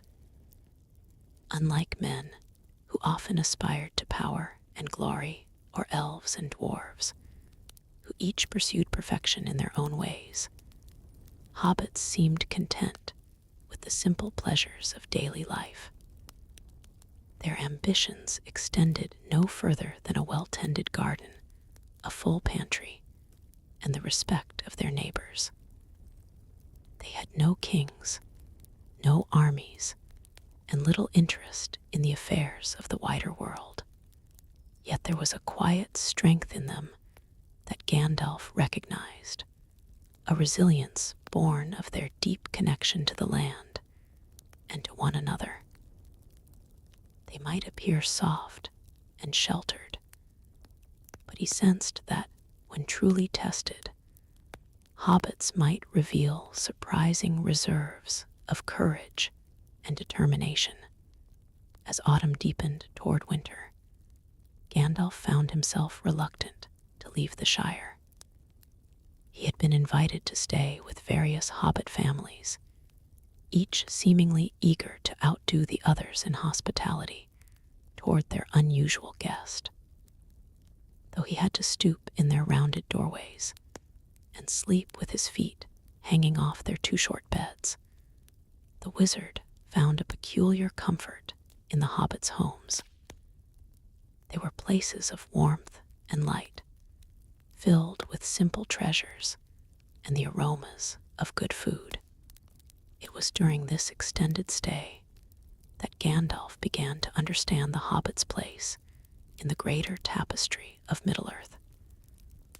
They appeared insignificant when measured against the grandeur of elven realms or the might of human kingdoms. Yet their very ordinariness was itself extraordinary. In a world increasingly divided by power struggles and ancient enmities, the hobbits had created a haven of peace and plenty, asking nothing more of life than the chance to enjoy it fully. They are untouched by shadow, Gandalf mused one evening, sitting on a hill overlooking the cheerfully lit windows of Hobbiton. Perhaps because they themselves cast so little shadow in the world. As if to test this observation, winter arrived with unexpected ferocity. What began as gentle snowfall soon became a blizzard that buried the Shire in drifts taller than the hobbits themselves. Roads became impassable, and for the first time in living memory, the abundance of the hobbits' storerooms was truly threatened. Gandalf, who had been preparing to continue his journeys, instead found himself called to aid in a different kind of adventure. The wizard's practical knowledge, accumulated over countless winters in many lands, proved invaluable. He showed the hobbits how to create snowpaths reinforced with branches, how to identify which stored foods would spoil first and should be consumed immediately, and how to conserve fuel by gathering several families in the largest smiles. More importantly, he used subtle magic to protect the most vulnerable. Without fanfare or obvious display, he walked the boundaries of hobbit settlements during the worst of the storms, his staff glowing with a soft light that turned the most dangerous winds aside. He warmed the homes of the elderly with mere gestures, ensuring their comfort when fuel ran low and when sickness began to spread among the youngest hobbits. He prepared remedies infused with healing properties beyond the knowledge of even the Shire's most experienced herbwomen.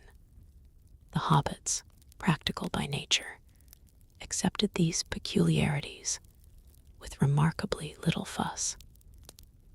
If they noticed that snowdrifts seemed to melt more quickly wherever Gandalf had recently passed, or that a room grew noticeably warmer when he sat telling stories by the hearth, they attributed it to good fortune rather than magic.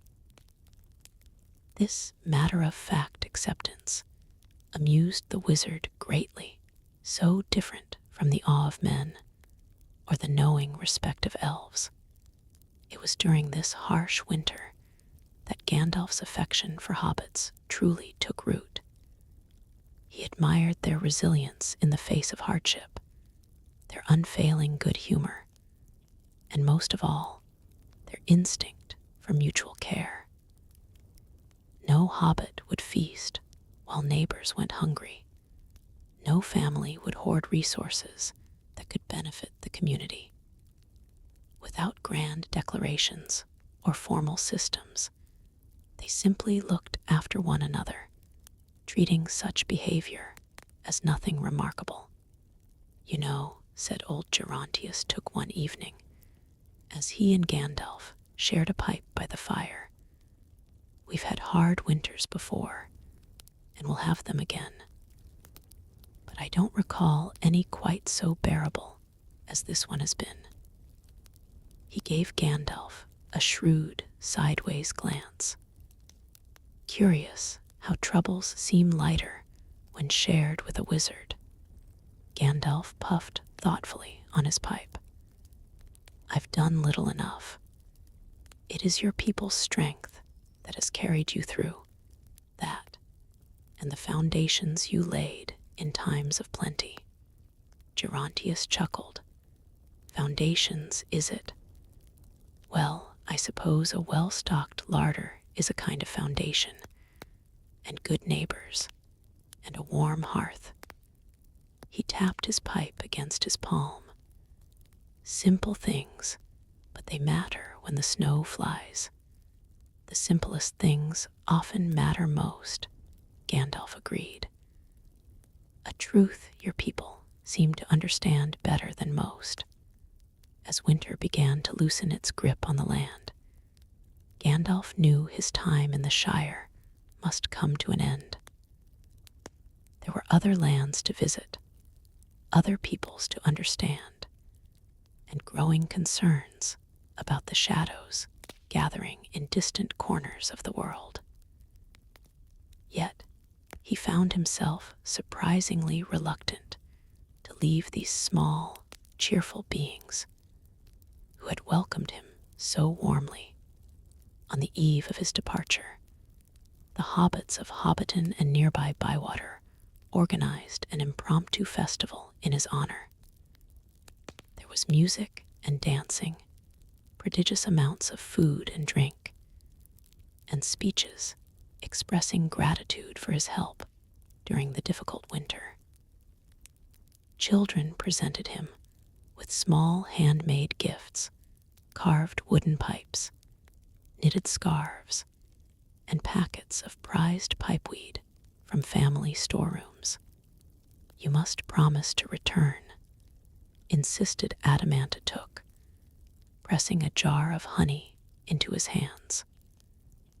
"The children will be terribly disappointed if you don't come back to tell more of your marvelous tales, and bring fireworks next time," shouted a young hobbit who was promptly shushed by his embarrassed parents. Gandalf laughed, genuinely touched by their affection. "Fireworks, indeed. Perhaps I shall. And yes, I promise to return, though I cannot say when. The road goes ever on, and a wizard's path is seldom straight."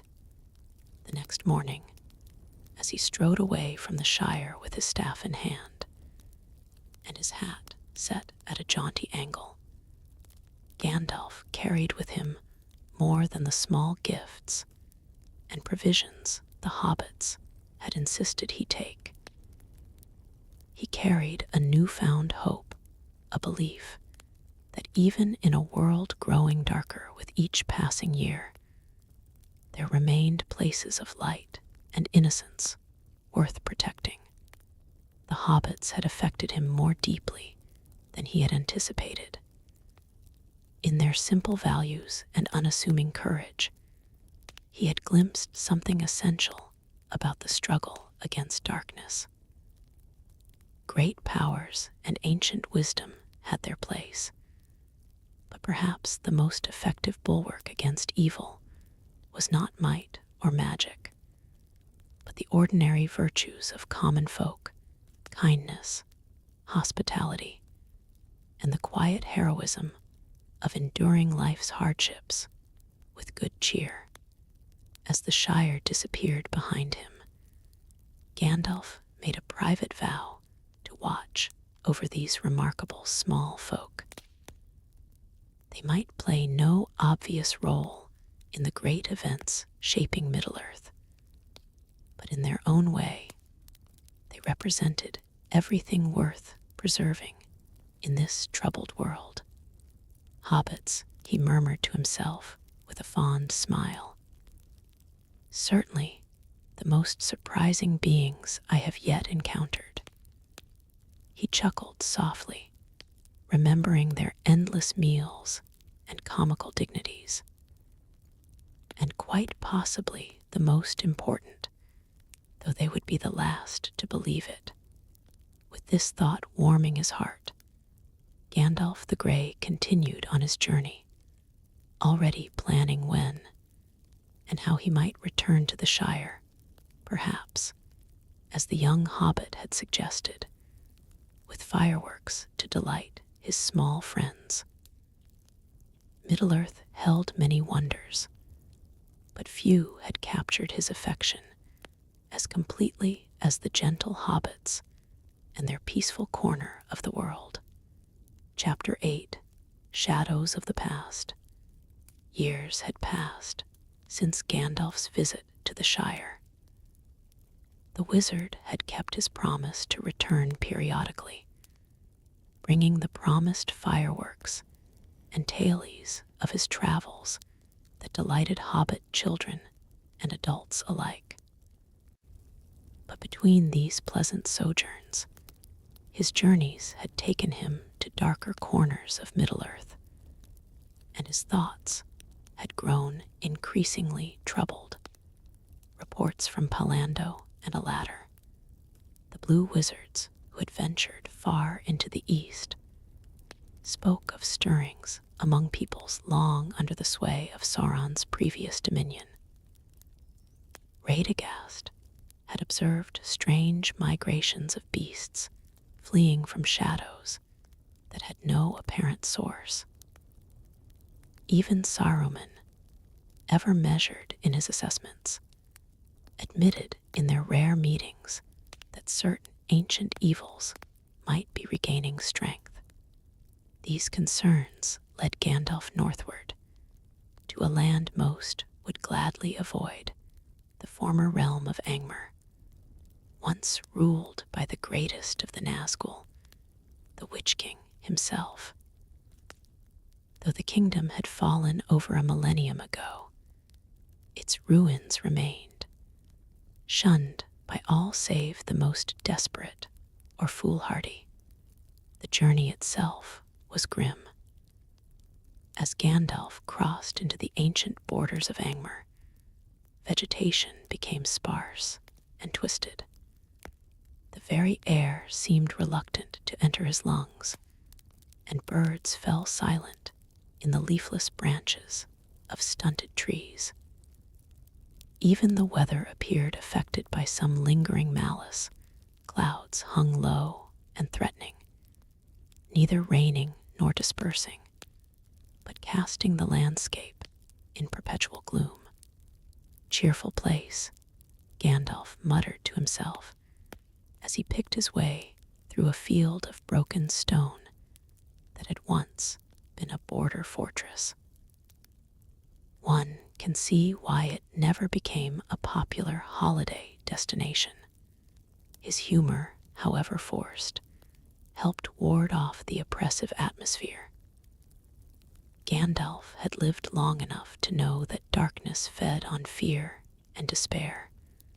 A defiant spirit, even expressed through grim jests, was its own kind of magic. The ruins of Carn Dûm, the ancient capital, loomed before him after several days of travel, a jagged silhouette against the leaden sky.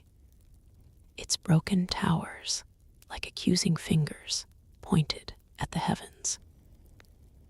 Even after centuries of abandonment, an aura of malevolence clung to the stones, as if the very materials had been corrupted by the will that once commanded them. Gandalf approached cautiously, his staff at the ready.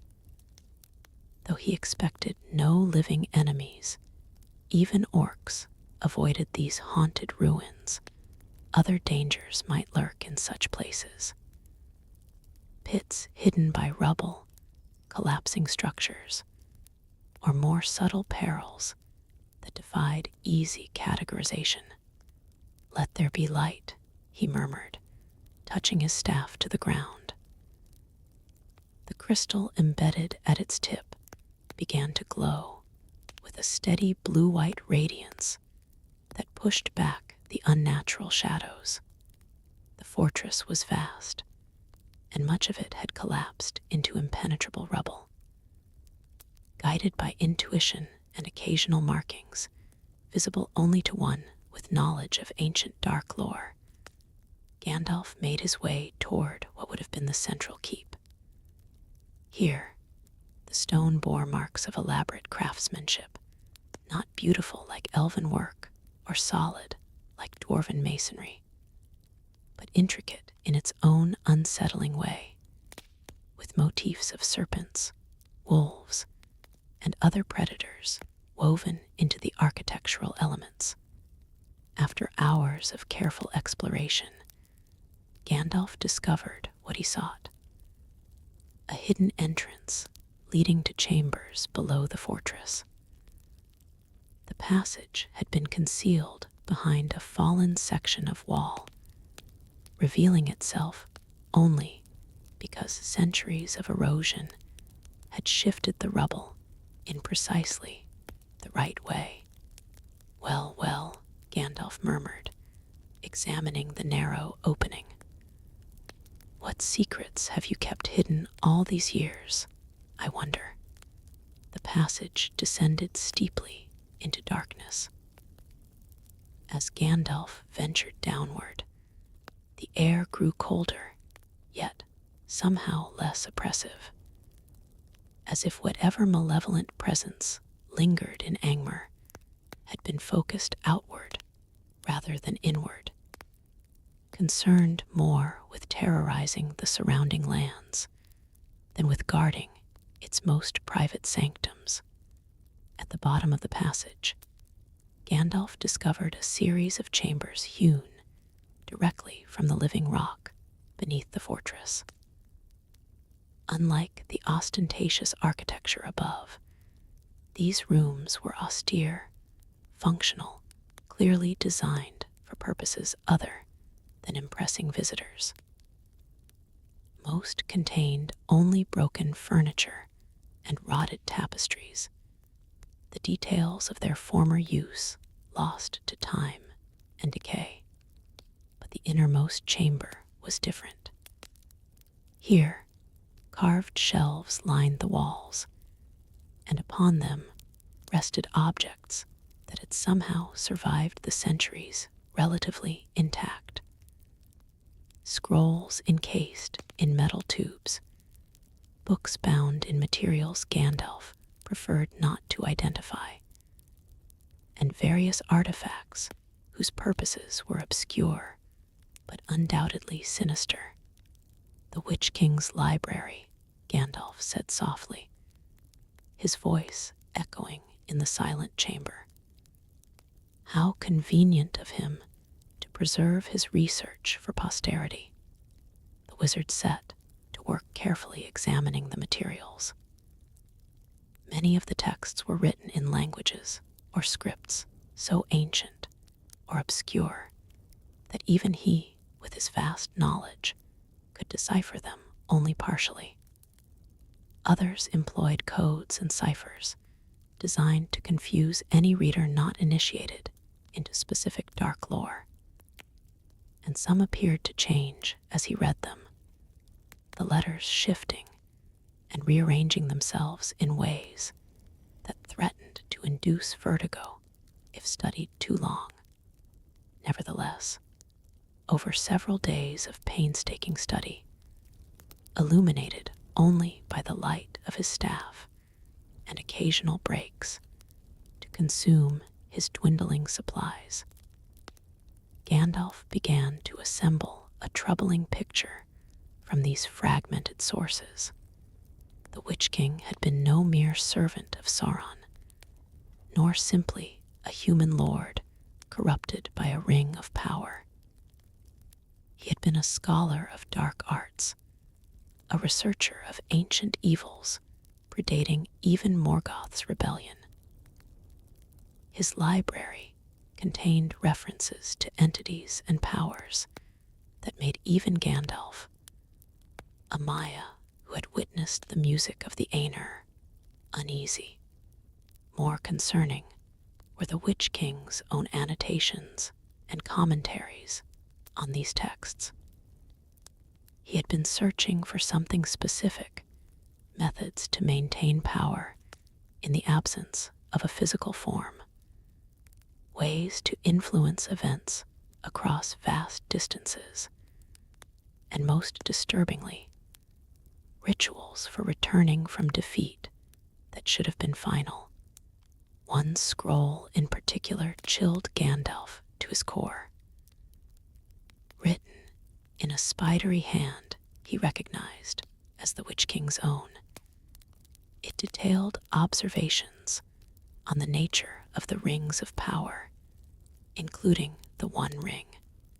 The Master's greatest work cannot be unmade by any craft less than that which created it. Read one passage. Even should it be cast into the fires of Ordruin, its essence would endure in the very fabric of Arda, diminished yet eternal, awaiting only the proper catalyst to reform. Nonsense, Gandalf muttered, though a note of uncertainty crept into his voice. The One Ring would be utterly destroyed in the fires of Mount Doom. That is known. Yet as he continued reading, he found the Witch King's arguments disturbingly coherent. The ring contained too much of Sauron's own power and essence to be completely obliterated, the text argued. It might lose its physical form, but its influence would persist, seeking ways to reassemble itself or empower its master's return in some other guise. Whether this represented genuine insight or merely the desperate theorizing of a being unable to contemplate his master's final defeat? Gandalf could not determine. But the possibility was troubling enough to warrant further investigation. Other documents spoke of places where the barriers between worlds grew thin, where powers banished from Arda might still exert influence under certain circumstances. Many of these sites were familiar to Gandalf, places of ancient battles or workings of great magic, where the fabric of reality had been strained or damaged. But some were unknown to him, including several in the far east and south, beyond the knowledge of the Western peoples. The Witch King had apparently maintained correspondence with cults and dark powers in these regions, establishing a network that spanned far beyond the borders of his own kingdom. A more industrious servant of darkness than I had realized, Gandalf commented grimly as he carefully rolled up a map marked with locations of such sites.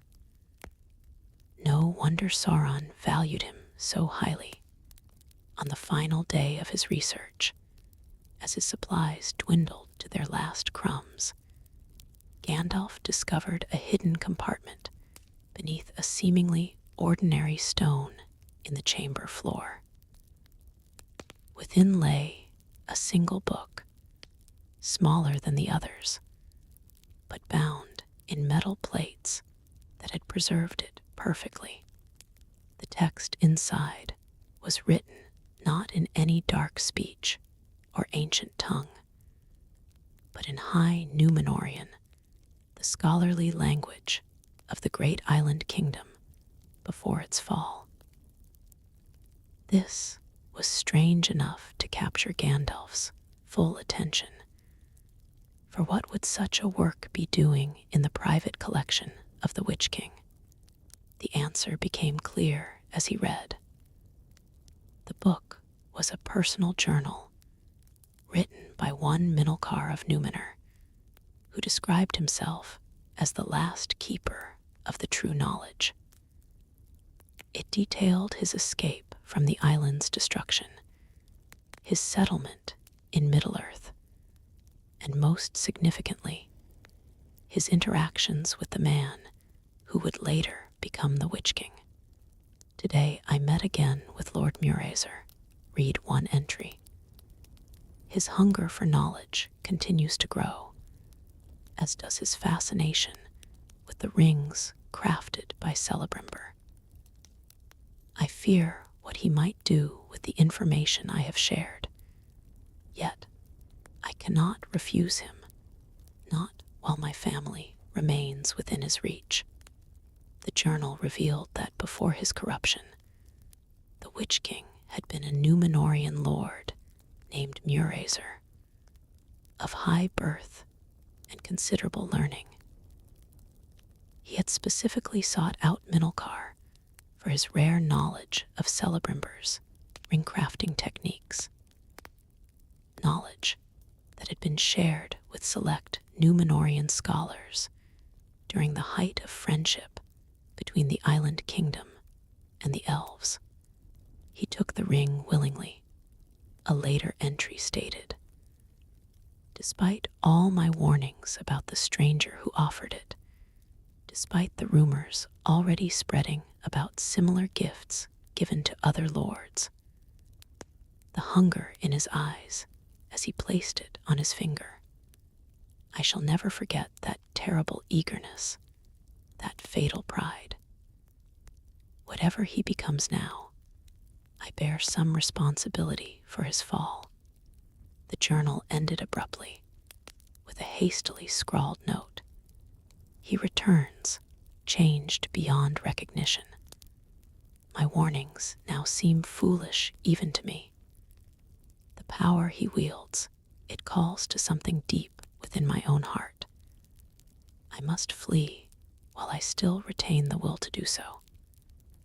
If any find this record, know that I go north and west to establish a refuge where the remaining true knowledge of Numenor might be preserved against the darkness to come.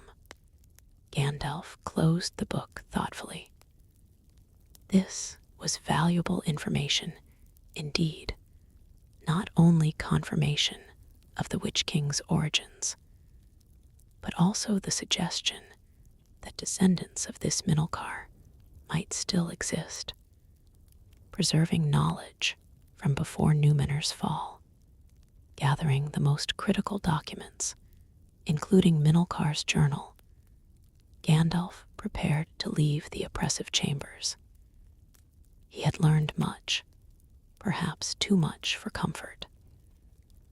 The picture emerging from these ancient records suggested patterns of darkness that ebbed and flowed across the centuries, each defeat containing the seeds of some future return.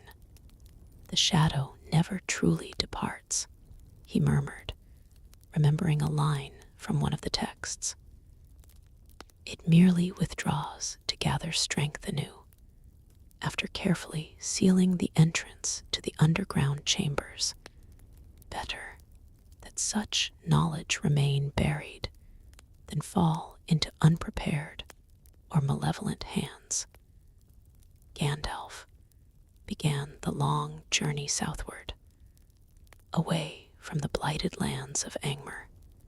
His destination was unclear even to himself, until, following some instinct, or perhaps the subtle guidance of the Valor, he found himself approaching a remote valley in the foothills of the Misty Mountains. Here, the blight of Angmar gave way to unexpected fertility, a hidden dale where streams ran clear, and vegetation grew with unusual vigor. At the valley's heart stood a single stone tower, weathered but sound, surrounded by carefully tended gardens. As Gandalf approached, a man emerged from the tower's door, tall and lean, with the unmistakable bearing of Númenórean descent, though his simple clothing gave no hint of such noble lineage. "I have been expecting you, Mithrandir," the man said, using Gandalf's elven name, "though I did not know when you would come, only that you would." Gandalf raised an eyebrow. "You have me at a disadvantage, friend. You know my name, yet I do not know yours. I am Armina's, last in the line of Minalcar of Numenor." The man gestured toward the tower. "Please be welcome. We have much to discuss, I think." Inside, the tower revealed itself as a repository of knowledge to rival the great libraries of Gondor. Scrolls and books lined the walls from floor to ceiling, organized with meticulous care. Unlike the dark collection of the Witch King, these works emanated a sense of wisdom rather than forbidden power, the accumulated learning of a lineage dedicated to preservation rather than dominion. Over a simple meal, Arminas explained his family's history. For generations, they had maintained this hidden refuge, passing down not only the written knowledge saved from Numenor, but also oral traditions and prophetic dreams that came to those of their bloodline. "We are watchers, not actors in the great struggles," Arminas explained. "My ancestors believed that knowledge preserved through dark times would prove crucial when the light began to return. A noble purpose," Gandalf acknowledged. "But I wonder, have your dreams or records spoken of the current age? Do you sense, as I do, a stirring of ancient shadows. Arminus's face grew grave.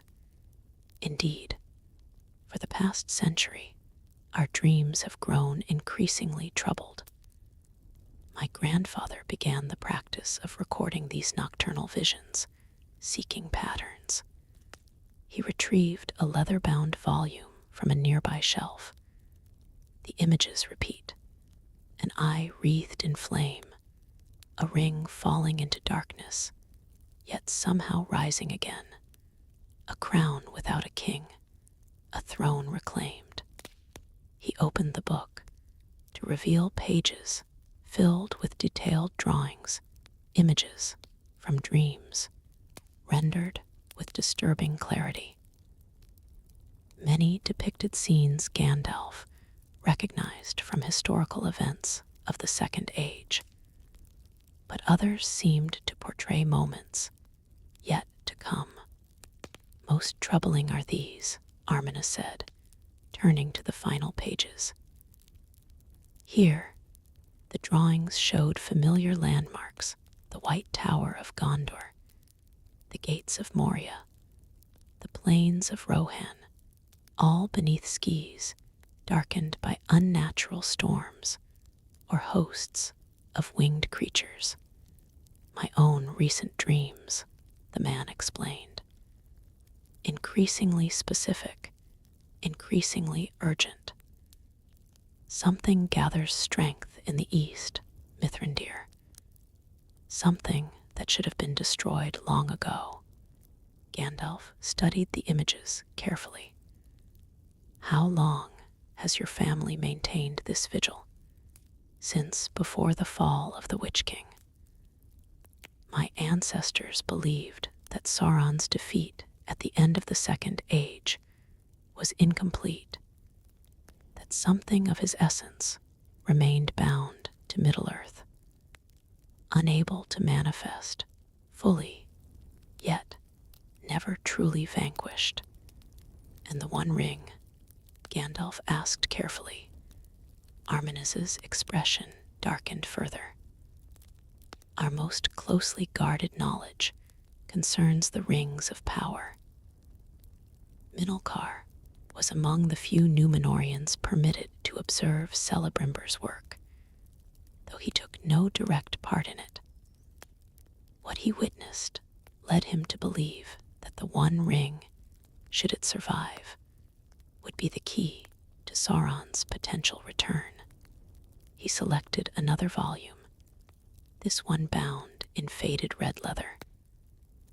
These are Minalcar's original notes on ring lore, preserved through the downfall and all the centuries since.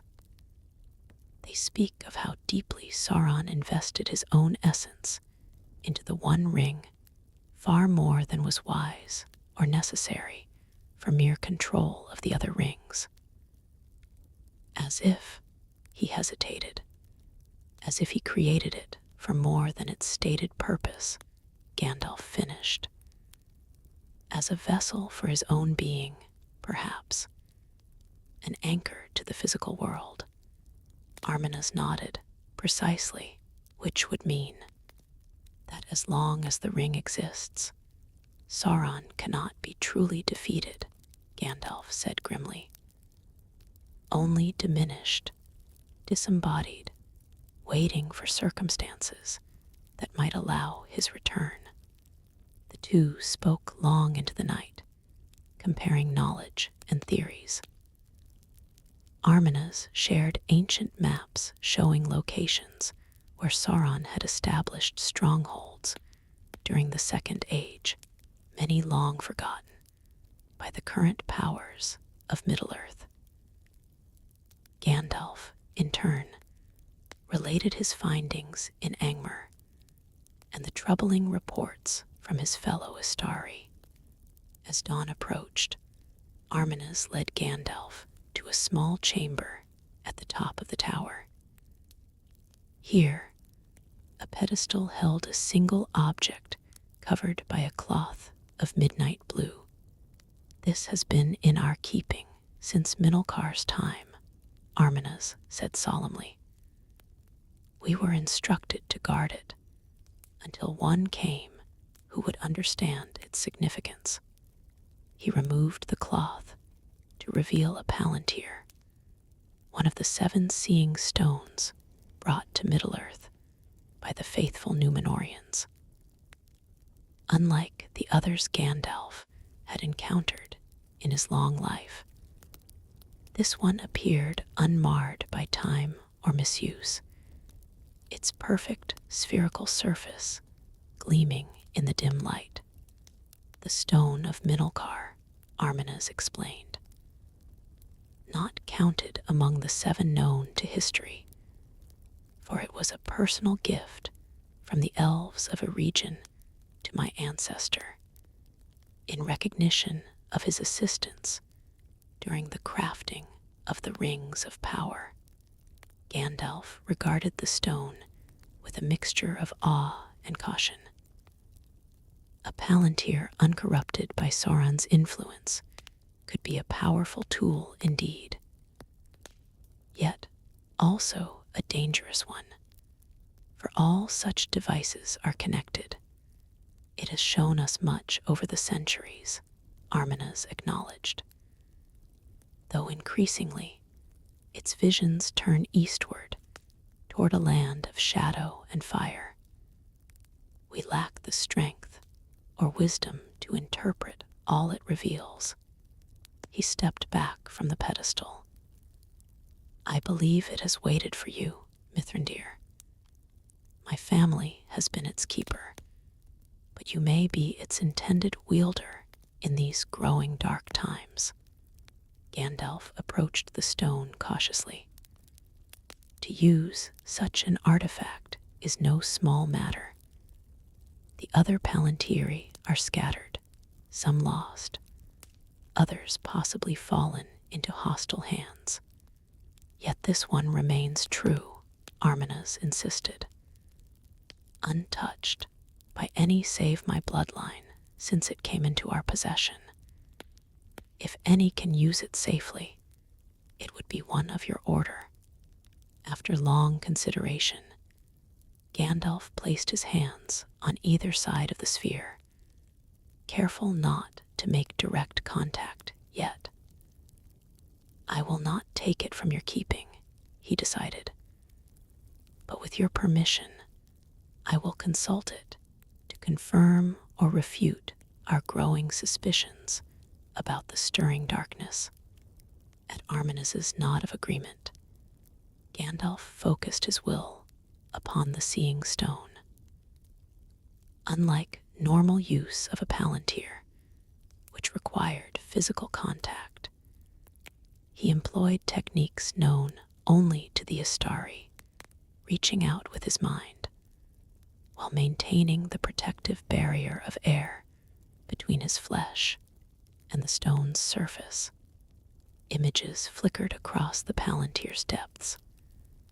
A mountain wreathed in smoke and fire, a barren plain where armies gathered, a tower rising from desolation, rebuilding stone by stone. And always, behind these visions, the suggestion of a presence, watchful, patient, growing incrementally stronger with each passing year. Most disturbing of all was a brief glimpse of what appeared to be the Barad-dûr itself, Sauron's great fortress, destroyed at the end of the Second Age, its foundations somehow intact beneath the tortured landscape of Mordor. Gandalf withdrew his consciousness from the stone, his face grave. It is as we feared. The shadow stirs once more, not fully formed, not yet capable of direct action, but gathering strength nonetheless.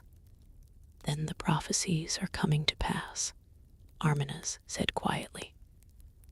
The darkness that cannot die so long as its anchor remains. The One Ring, Gandalf nodded, lost since Isildur's death, yet apparently not destroyed. He stroked his beard thoughtfully. Its location remains unknown, hidden even from the Palantir site. That suggests it lies dormant, perhaps buried or submerged somewhere unexpected. A small mercy, Arminas observed. For if we cannot find it, perhaps neither can its maker. For now, Gandalf agreed. But as his strength grows, so too might his ability to sense his greatest creation. We must find it first. As Gandalf prepared to depart the next morning, Arminas presented him with several items from the tower's collection.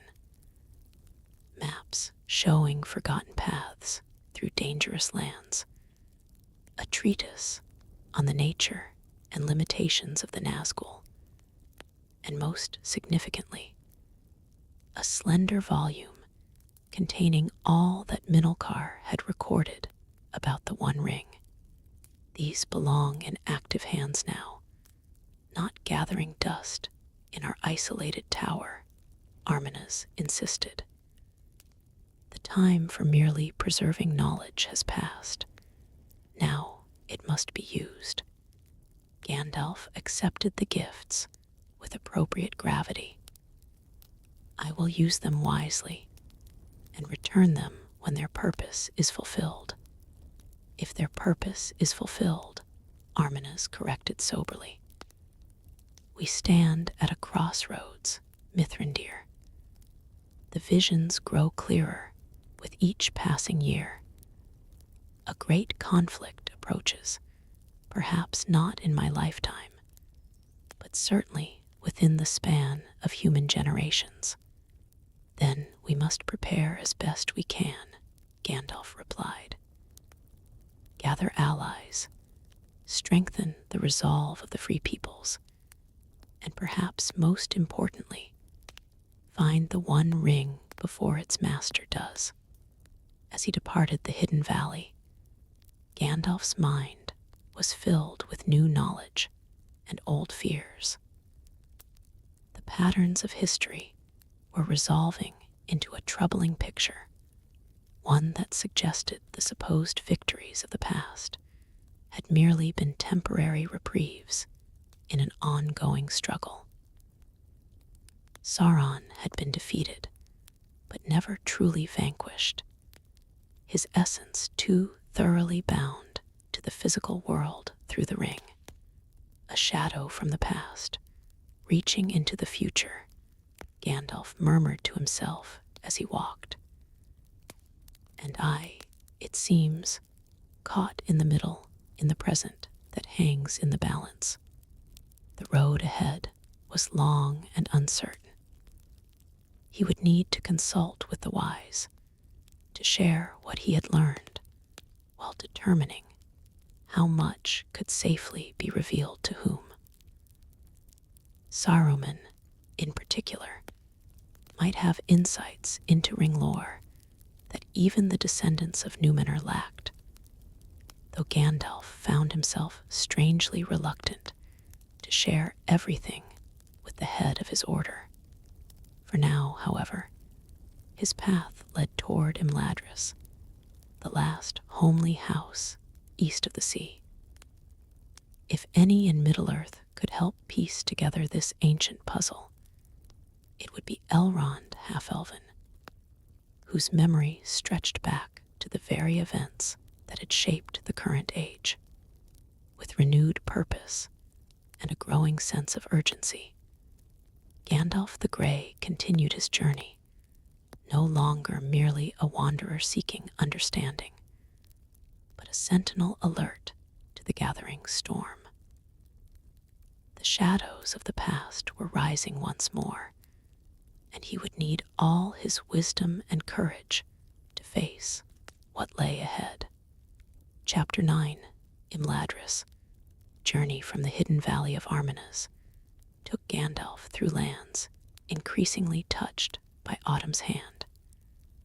Golden leaves carpeted forest paths, and morning frost glittered on meadow grasses. The wizard traveled steadily eastward, his mind heavy with the knowledge gleaned from the Witch King's archives and Minalcar's descendants. The revelations about Sauron and the One Ring required counsel beyond his own wisdom. They needed the perspective of one who had witnessed the Dark Lord's previous rise and fall firsthand. After many days of travel, Gandalf approached a narrow valley nestled deep within the foothills of the Misty Mountains. To untrained eyes, the path might have seemed to lead nowhere, disappearing between weather-worn stone formations. But the wizard knew better. This hidden route was one of many that led to Imladris, Rivendell, in the common tongue, the refuge, established by Elrond Half-Elven in the Second Age. As the path descended into the valley, the transformation was immediate and breathtaking. The chill of the mountains gave way to an almost spring-like warmth. Waters cascaded down stone faces in elegant patterns, their music a constant, soothing presence. Trees of impossible age grew in harmonious arrangement, their leaves stubbornly green despite the season beyond the valley's bounds. And there, nestled against the very bones of the mountains, stood the last homely house east of the sea, not a single structure, but a complex of buildings that seemed to grow from the landscape rather than impose upon it. Elegant arches and graceful towers reflected both starlight and sunlight with equal beauty. Gardens and walkways flowed between structures with organic precision, creating a place that was at once wild and perfectly ordered. As Gandalf crossed the stone bridge leading to the main house, he felt the familiar sensation of passing through unseen protections, gentle, yet incredibly powerful enchantments laid down over centuries by Elrond and strengthened by Vilya, the ring of air that he bore. Here was a sanctuary in the truest sense, a place where time itself seemed to move differently, preserving beauty that had long since faded from most of Middle-earth. Elves moved about the grounds, some pausing to offer greetings to the wizard. Unlike the wood elves he had encountered in his travels, the elves of Imladris carried themselves with the particular dignity of those who had dwelled in the blessed realm, or were closely descended from such travelers. Their eyes held the light of the two trees, and their voices carried echoes of music beyond mortal comprehension. At the foot of the main staircase stood a tall figure, dark-haired and gray-eyed, clad in robes of midnight blue, embroidered with silver stars. Though his face appeared neither young nor old, his eyes reflected the wisdom and sorrow of millennia. "Mi Gavanan, Mithrandir," Elrond greeted him, placing a hand over his heart in the traditional elven manner. "It has been some years since you last graced our halls." Gandalf bowed slightly. "Too many years, perhaps. The road grows long when one wanders as I do. And yet your steps have led you here with purpose, I think," Elrond observed, his keen gaze taking in the wizard's travel-worn appearance and the grave set of his features. "Not merely a social visit this time. Your perception remains undiminished," Gandalf acknowledged with a small smile. "Indeed, I come seeking both your wisdom and your library." Matters of some concern have arisen in my travels. Elrond nodded, unsurprised. First, rest and refreshment. Then we shall speak of whatever troubles bring such shadows to your eyes, old friend. True to his word, Elrond ensured his guest was provided with every comfort. A spacious chamber overlooking the falls, fresh clothing, and a meal that reminded Gandalf how inadequate his travel rations had been. Only when these immediate needs had been met did the elf lord lead him to a private study where they could speak freely. The room was circular, its walls lined with shelves containing scrolls and books of obvious antiquity. A large table occupied the center, its surface inlaid with a map of Middle-earth crafted from different woods and semi-precious stones. A fire burned in a hearth of elegantly carved stone, providing both warmth and soft illumination. "Now," said Elrond, pouring wine into 2 goblets of silver, "tell me what brings Gandalf the Grey to Imladris with such purpose in his step and concern in his eyes." Gandalf accepted the wine, but did not immediately drink. Instead, he reached into his robes and withdrew the slender volume given to him by Arminas, Minalcar's treatise on the One Ring. "I have been gathering information," the wizard began, placing the book carefully on the table. "Pieces of a puzzle that, when assembled, present a troubling picture." He proceeded to relate his discoveries, the hidden archives of Angmar, the descendant of Numenor with his ancient knowledge, the visions in the Palantir, and most significantly, the theories regarding Sauron's continued connection to Middle-earth through the One Ring. Elrond listened without interruption, his expression growing increasingly grave. When Gandalf finished his account, the elf lord rose and walked to a window, gazing out at the falls as if seeking clarity in their endless flow. "These are not entirely new fears," he said at last. "I have long suspected that Sauron's defeat was incomplete. At the end of the Second Age, when Isildur took the ring rather than destroy it, I sensed that we had won only a temporary reprieve, not a final victory." He turned back to face Gandalf. "But your discoveries provide a more concrete foundation for these concerns. If the ring still exists, then so too does Sauron, in some diminished form. And if he is indeed gathering strength once more, then the peace of the Third Age may be approaching its end." Gandalf finished soberly. "Perhaps," Elrond agreed, "though approaching may encompass decades or even centuries. The enemy, if he still exists, would move with extreme caution until his power is restored. Our more immediate concern should be the ring itself. Its location remains unknown," Gandalf pointed out. "Lost in the Gladden fields with Isildur, according to all accounts, and yet not destroyed," Elrond mused. "Which means it could be found by Sauron's servants, or potentially by allies of the Free Peoples.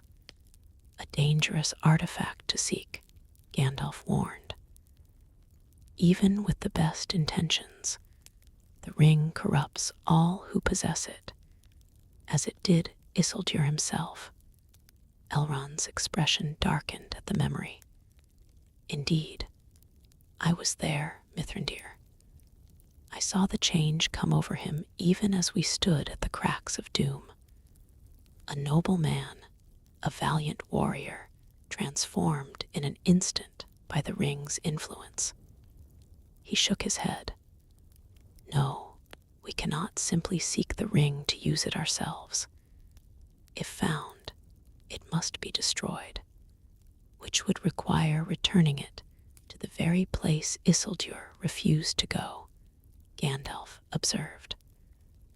Mount Doom itself, in the heart of Mordor. The two fell silent, contemplating the magnitude of such a task. Finally, Elrond gestured toward a door at the far side of the study. My library is at your disposal, Mithrandir. Perhaps among the ancient texts, we may find some guidance, reports from the last alliance that might hint at the ring's nature, accounts from those who witnessed its power firsthand. A sound suggestion, Gandalf agreed. Knowledge is our first and best weapon in this matter. For the next several weeks, Gandalf immersed himself in the vast collection of Elrond's library. Here were texts dating back to the First Age and beyond, histories recorded by elves who had lived through events that were mere legends to the men of the current era. The wizard pored over accounts of the War of the Last Alliance, personal journals of elven commanders who had fought alongside Gil-galad and Elendil, and treatises on the rings of power written by those who had studied under Celebrimbor himself. He worked methodically, sometimes alone, and sometimes assisted by Elrond or other scholarly elves of the household.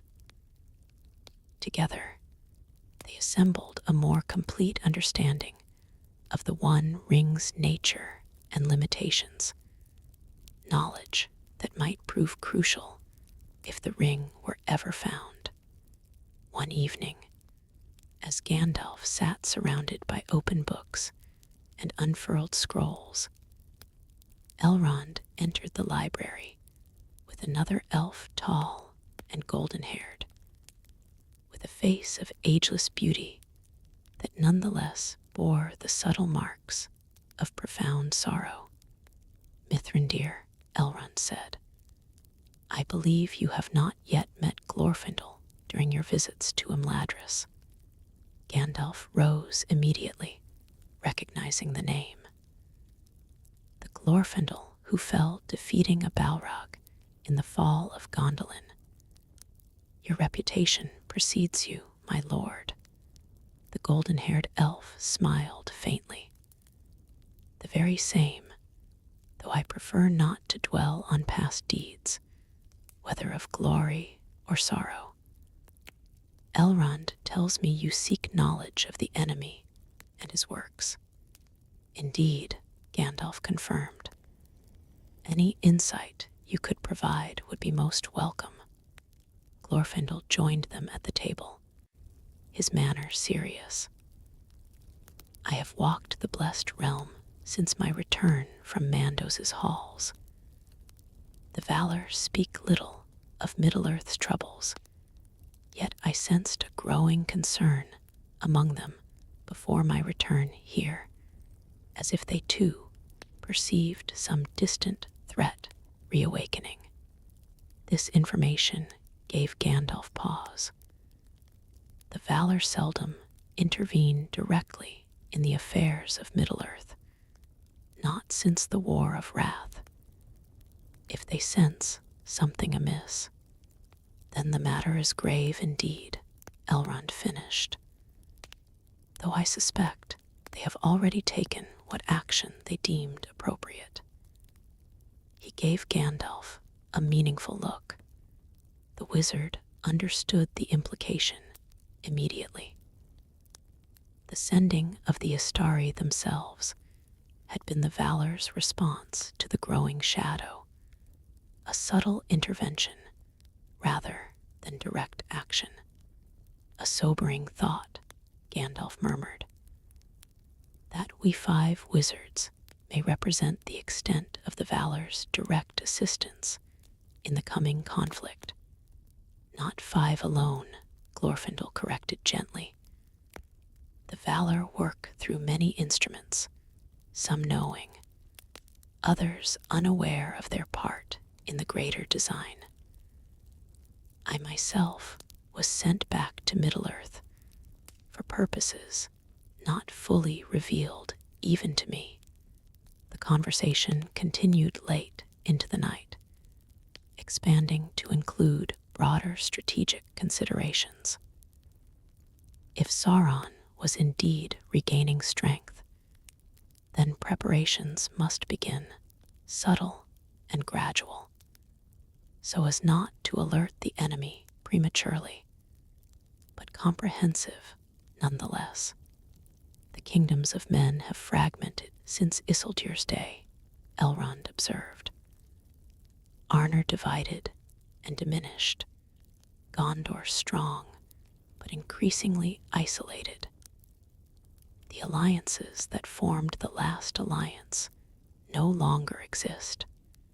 They could be rebuilt, Gandalf suggested, though it would take time and careful diplomacy. Time we may not have in abundance, Glorfindel warned.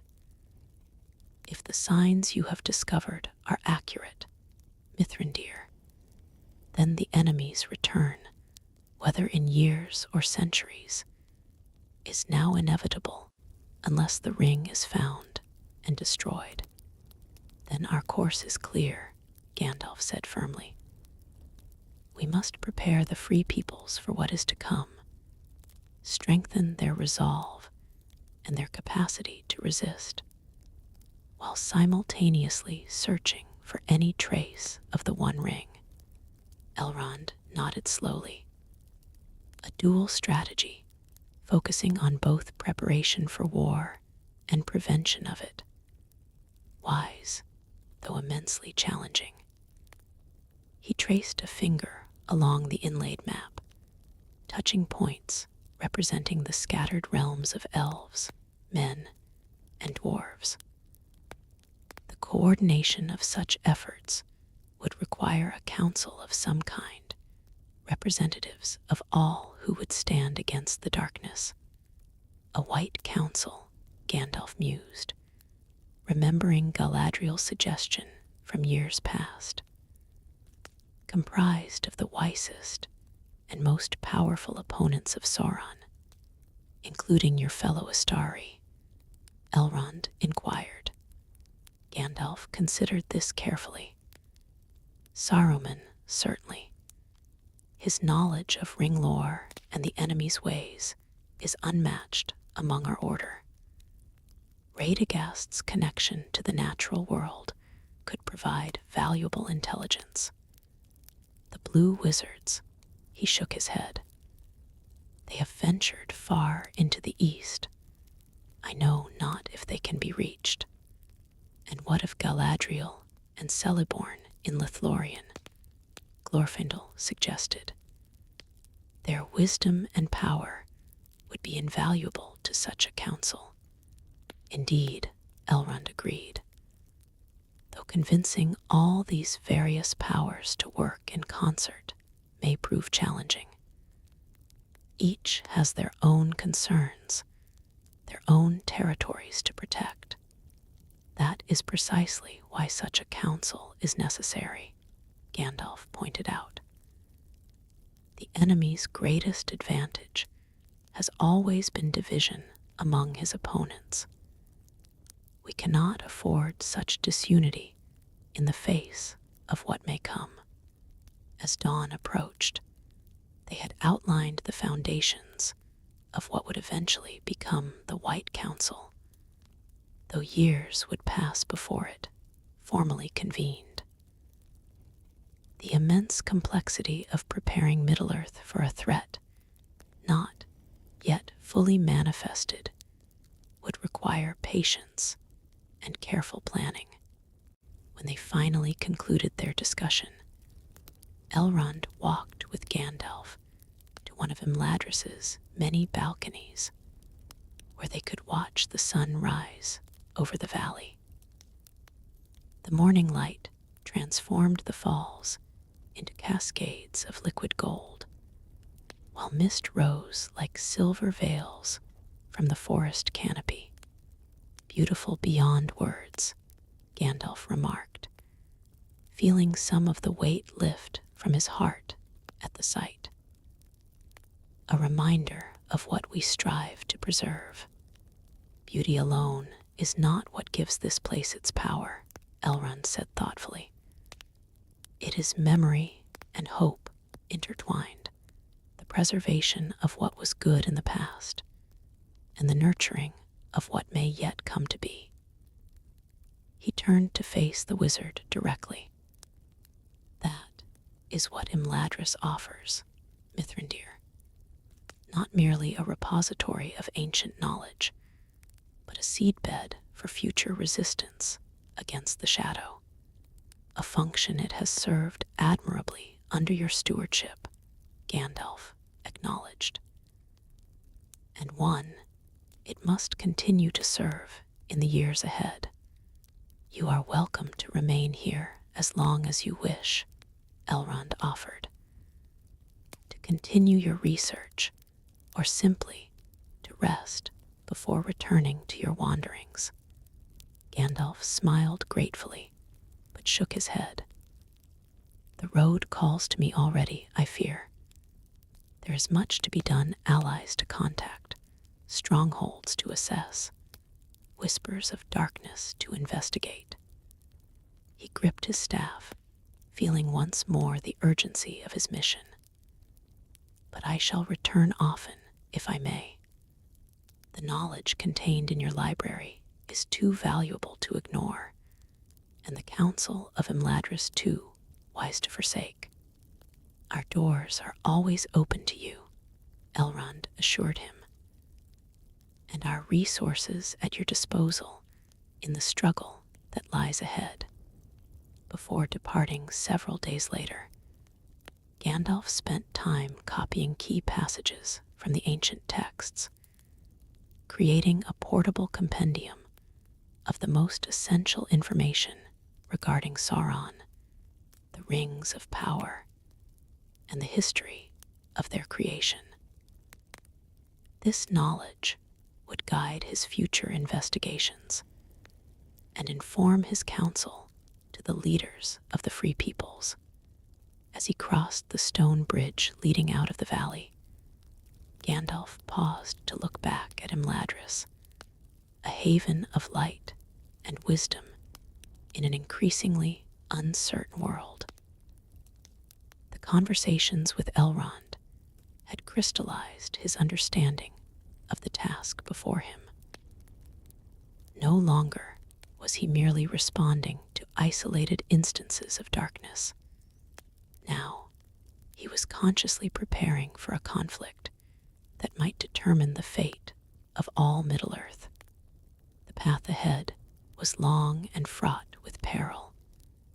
But for the first time since his arrival in Middle-earth, Gandalf felt that he truly understood his purpose, not merely as a wandering guide or advisor, but as a sentinel standing against the return of an ancient evil. With the wisdom of Imladris to support him, and the growing conviction that his suspicions were correct, he set forth once more into the wide world, watchful for signs of the gathering storm. Behind him, Imladris continued its timeless existence, preserving knowledge, healing hurts, and quietly preparing for the day when it might become the last bastion of hope in a world threatened once more by shadow. And somewhere in that vast valley, Elrond Half-Elven stood watching the wizard's departure, his ageless face bearing the weight of one who had seen darkness rise and fall. and rise again throughout the long ages of the world. Chapter 10: Signs of Trouble. The southern roads of Middle-earth offered Gandalf a stark contrast to the hidden beauty of Imladris. Here, the lands grew increasingly wild and untamed as he journeyed beyond the well-traveled paths of the northern kingdoms. Ancient forests gave way to rolling plains, which in turn yielded to rocky highlands, where civilization clung to the landscape in scattered outposts rather than prosperous cities. It had been nearly 2 years since his consultation with Elrond, and in that time the wizard had ranged far and wide, establishing connections, gathering information, and quietly assessing the strength of potential allies. Now, his wanderings had brought him to the borderlands between Gondor and the realms beyond, places where the influence of the Dunedain mingled with cultures descended from those who had never known Numenor's glory. The southern kingdom of Gondor still stood proud and strong, a beacon of the West's enduring power. Yet even here, Gandalf sensed a slow decline, a gradual diminishment that few of its citizens would acknowledge. The white tower of Icthelion gleamed in the sunlight as it had for centuries, but the lands it protected had contracted. Outposts once maintained along the borders now stood abandoned, or were manned by forces too small to be effective. The borders creep inward with each generation, observed Galahad, a captain of Gondor's rangers who had guided Gandalf through the more treacherous regions near Mordor's boundaries.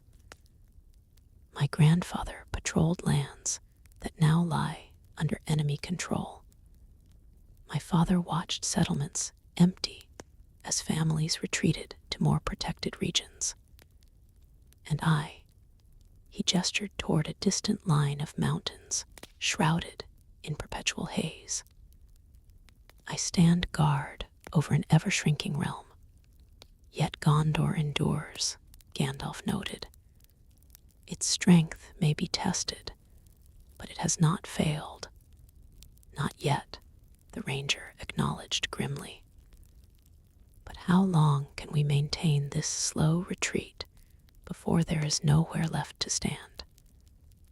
The enemy may not show himself openly, but his servants grow bolder with each passing year.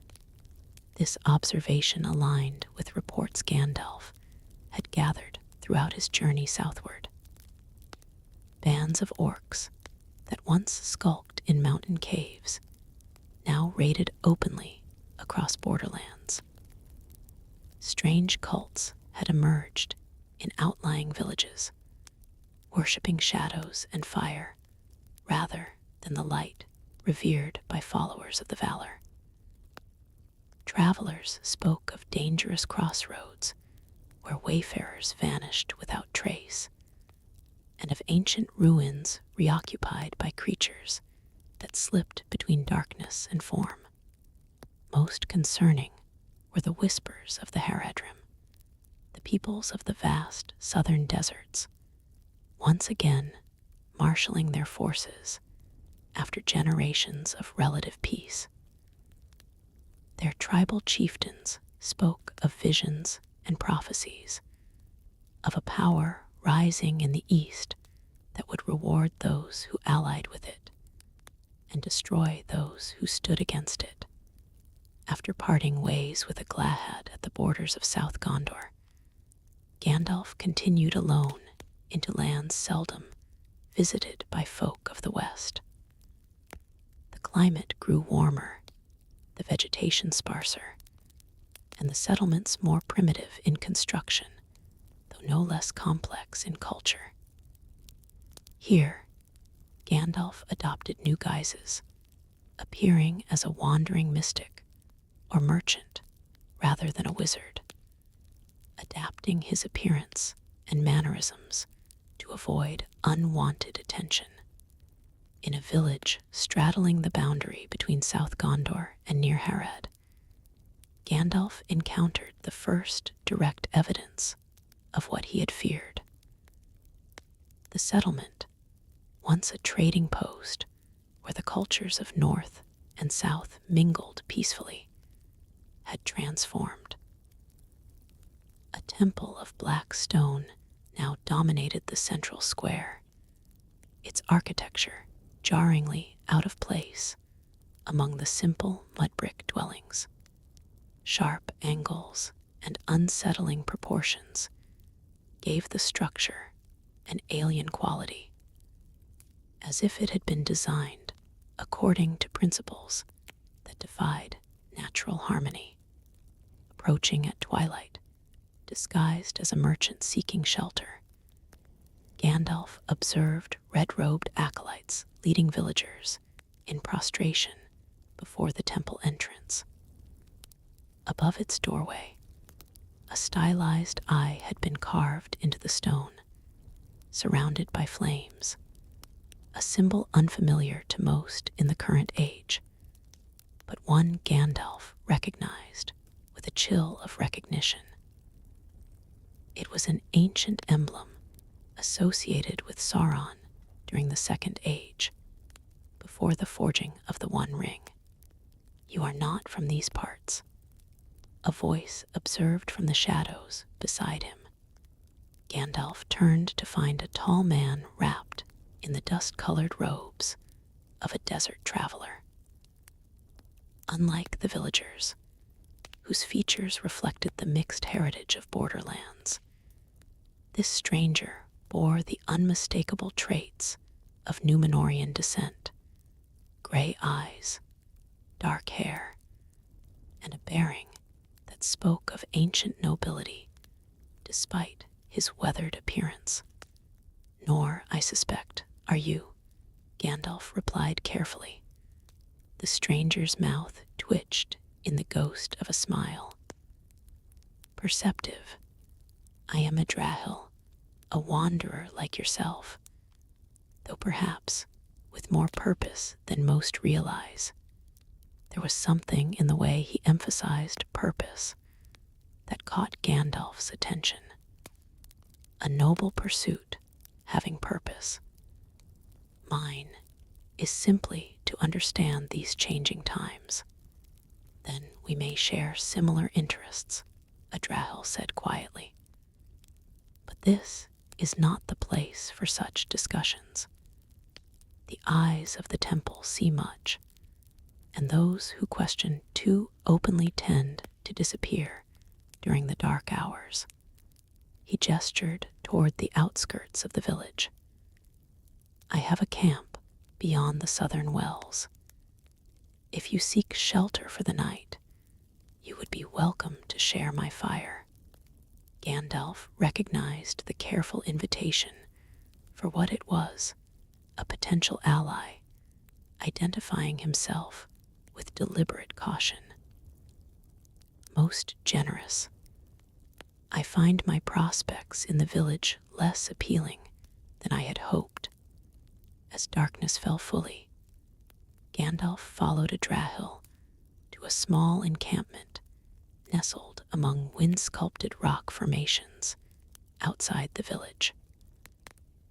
3 other men were already seated around a small fire, all bearing the same distinctive Númenorian features as a Drahil. They regarded the wizard with cautious assessment rather than hostility. "My companions," a Drahil introduced simply. "We travel as merchants, though our true trade is in information rather than goods." After basic hospitality had been observed, food offered and accepted, water shared according to desert custom, a Drahil spoke more openly. "We are the watchers of the southern borders," he explained. "Descendants of those faithful who settled these lands after Numenor's fall, while our cousins in Gondor built great cities and defended fixed boundaries. Our ancestors chose a different path, to move among the peoples of the south, to observe and report on the stirrings of ancient darkness. A dangerous calling, Gandalf observed. Increasingly so, one of the other men agreed grimly. That temple you observed is not unique.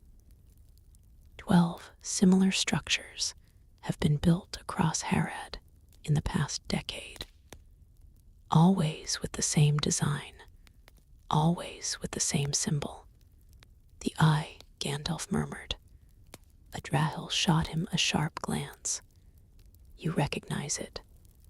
I have seen its like in ancient records, Gandalf admitted. A symbol associated with the enemy during the height of his power in the Second Age. The Lord of Gifts, they call him now, another of the Watchers said.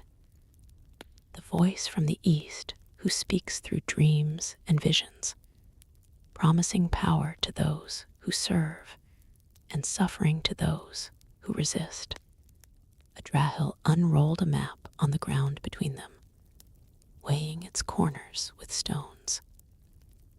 It showed the lands from Gondor's southern borders to the distant regions of far Harad, marked with symbols and annotations in a script Gandalf recognized as a secret variant of Adunaic, the ancient tongue of Numenor.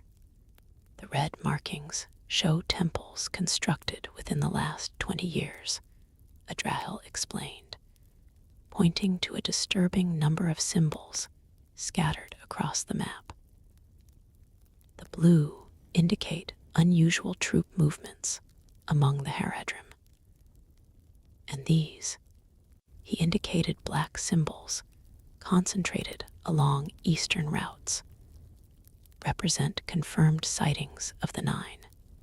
Gandalf felt a cold weight settle in his stomach. The Nazgul have returned to open movement, not as they were during the height of their master's power, Adrahil clarified. They appear as cloaked figures, hooded and anonymous, traveling alone or in pairs rather than as the full Nine. They avoid confrontation with forces of the West, focusing instead on gathering allies among the southern and eastern peoples. Messengers rather than warriors, Gandalf mused, preparing the ground for their master's return. You speak as one who has anticipated this, Adrahil observed. May I ask in what capacity you take such interest in these matters? You are clearly no ordinary traveler, despite your current appearance. Gandalf considered his response carefully. These men were potentially valuable allies, yet caution was still warranted. I am known by many names in many lands, he said finally. To the elves, I am Mithrandir.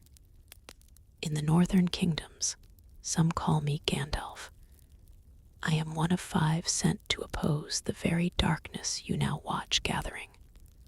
Recognition dawned in Adrahil's eyes. One of the Astari, he said softly.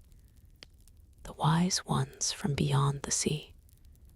There are references to your coming in our oldest records, though few believed you would appear in our time. Desperate times prompt extraordinary measures, Gandalf replied. Though I had hoped to find Middle-earth in better circumstances than it appears to be, through the night, they shared information, Gandalf providing context from his broader knowledge of history and the enemy's methods. The Watchers offering detailed reports of current movements and growing threats. The picture that emerged was deeply troubling. A methodical, patient campaign to rebuild influence in the regions that had once been firmly under Sauron's control. It is not merely military preparation, Adrahil explained. The corruption is cultural and spiritual as well. Ancient fears are being rekindled, old jealousies inflamed.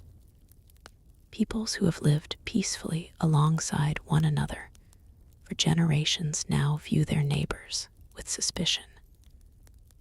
And always, the whispers promise that a great power is rising that will reward the faithful and punish the doubtful. Classic tactics, Gandalf nodded. Division first, then domination.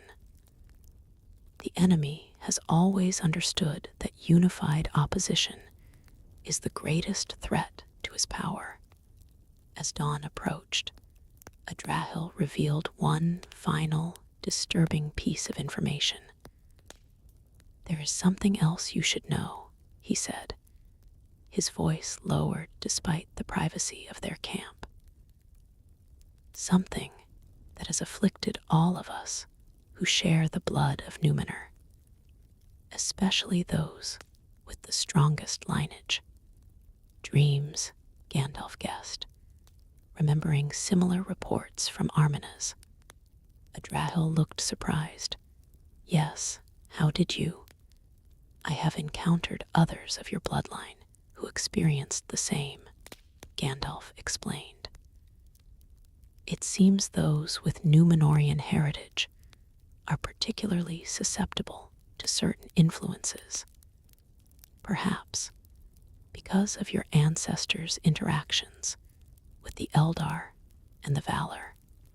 The dreams began subtly," one of the other watchers said. "Vague impressions of fire and shadow that could be dismissed as ordinary nightmares. But over time, they've become more specific, more insistent. Always the same core image," Adrahil added. "A great eye, lidless and wreathed in flame, searching. Always searching. Some nights, it seems to look directly at the dreamer, as if aware of our watching. Those are the worst nights we wake with the sense that something has touched our minds, has seen our very thoughts." Gandalf frowned deeply at this description. "This is troubling indeed.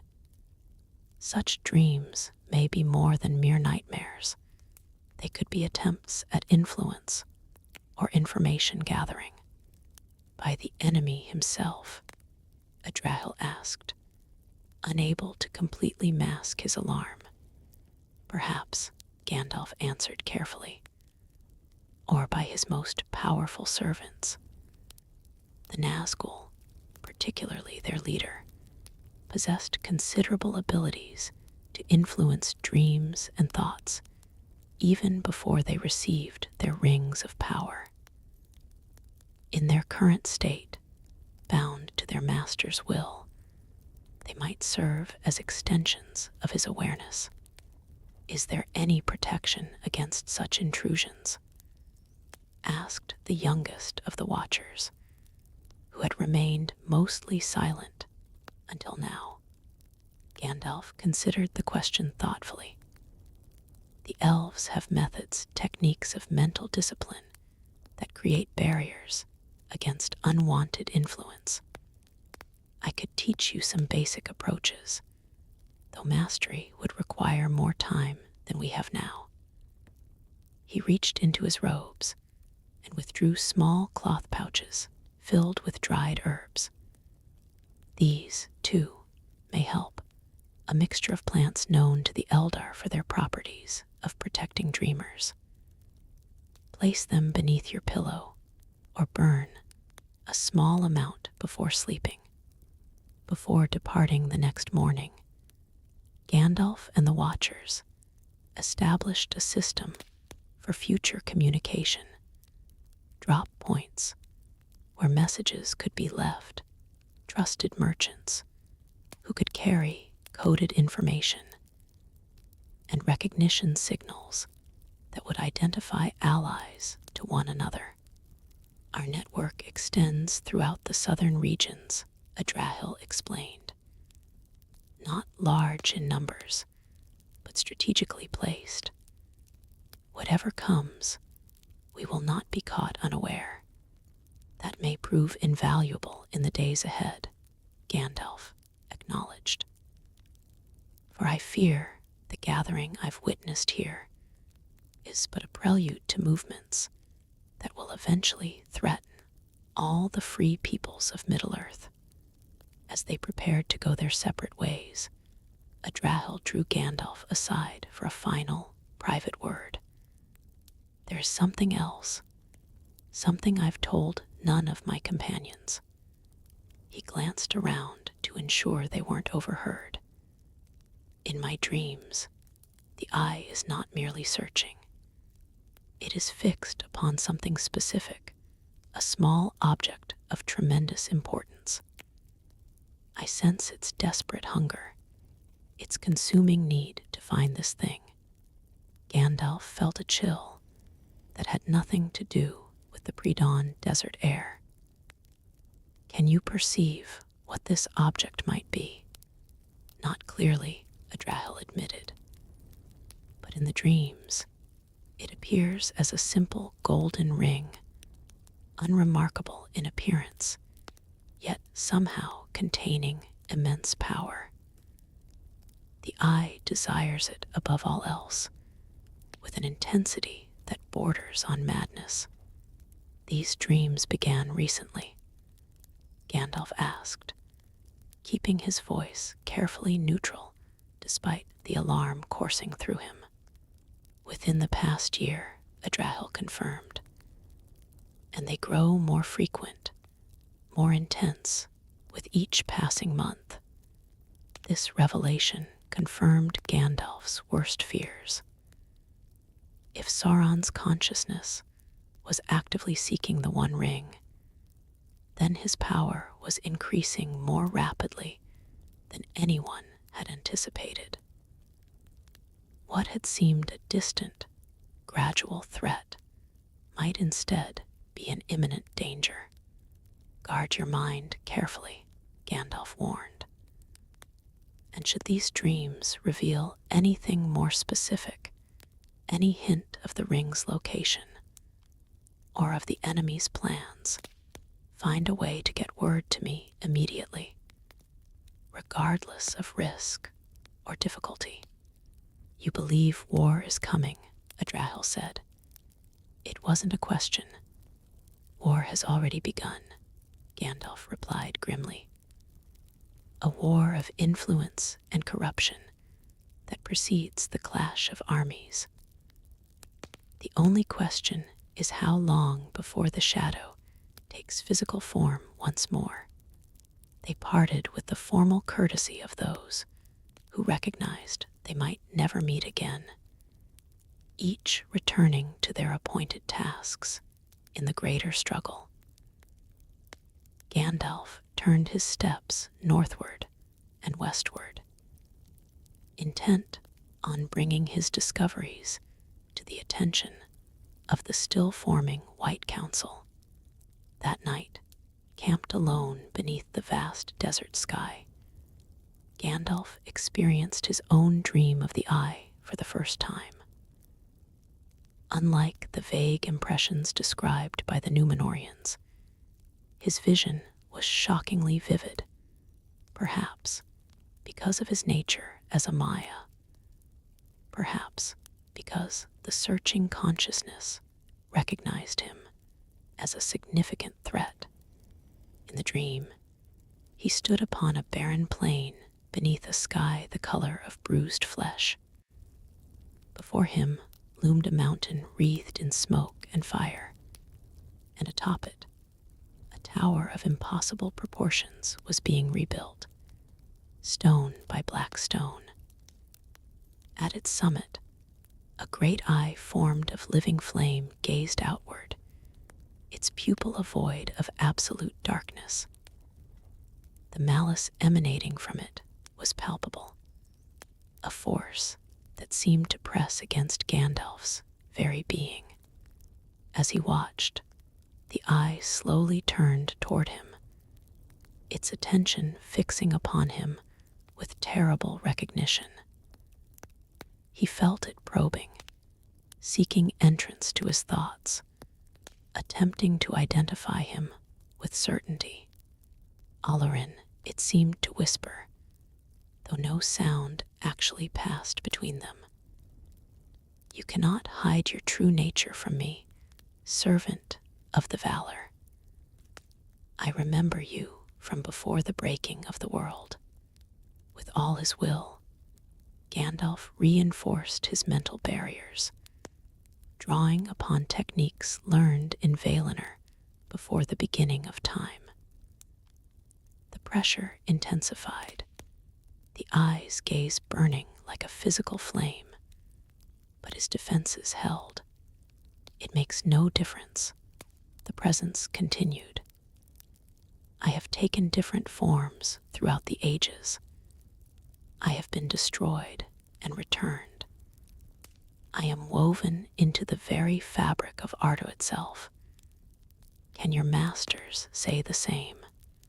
Gandalf did not respond, focusing instead on maintaining his barriers against the relentless assault. My ring will be found, the presence declared with absolute certainty. It calls to its master, even now. And when it returns to my hand, all your preparations will prove meaningless.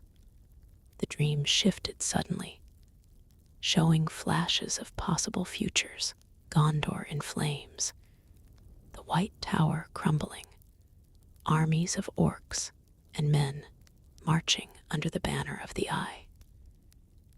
Gandalf recognized these visions for what they were: not prophecies, but attempts at demoralization. Weapons of despair meant to weaken his resolve. You have ever underestimated the strength of those you consider beneath you, Gandalf found himself saying, breaking his silence at last. That was your undoing before. It will be again. The eye flared with rage, its fire intensifying until it filled Gandalf's entire field of vision. Then, with a supreme effort of will, the wizard broke the connection, tearing himself free of the dream. He woke gasping beneath the desert stars, his physical body drenched in sweat despite the cool night air. For several minutes, he simply breathed, reaffirming his connection to the physical world and ensuring that all traces of the mental intrusion had been purged. The experience left him deeply shaken, not merely from the direct confrontation with what could only have been Sauron himself, but from the implications of such an encounter.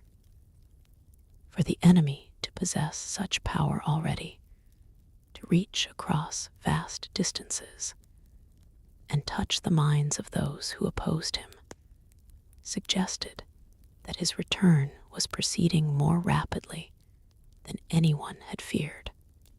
As dawn broke over the eastern horizon, Gandalf faced it with new resolve. The journey ahead had taken on greater urgency. The White Council could no longer afford the luxury of gradual formation and careful deliberation. The time for action, decisive and coordinated, was fast approaching.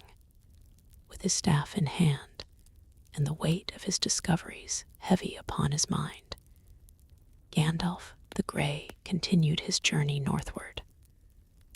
Behind him, in the lands of the south, the influence of the Eye spread like a slow poison. Before him, lay the fragile alliances and divided kingdoms of the free peoples, imperfect, fractious, yet the only hope against the gathering storm. And somewhere, unknown to both the searcher and the sought, a simple golden ring lay hidden, waiting to determine the fate of all Middle-earth. Chapter 11, Trial by Fire. The dream of the eye haunted Gandalf's journey northward. Even when awake, he could feel its lingering presence, a weight upon his spirit, a shadow at the periphery of his awareness. By the time he reached the borders of Gondor proper, he had experienced the vision 3 more times, each encounter more intense than the last. It was as if something in the fabric of the world had shifted, allowing Sauron's disembodied consciousness greater freedom to reach beyond its physical constraints. Gandalf had intended to make directly for Isengard, where Saruman had established his base of operations. The White Wizard needed to be informed of these developments immediately, and plans for the first formal gathering of the White Council accelerated.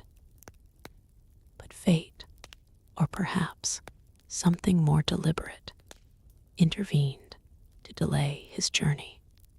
The trouble began with rumors gathered in a roadside in just north of Gondor's borders. Travelers spoke of a village in the foothills of the White Mountains that had fallen strangely silent. Merchants who regularly traded there had found it seemingly abandoned, yet with no signs of violence or hasty departure.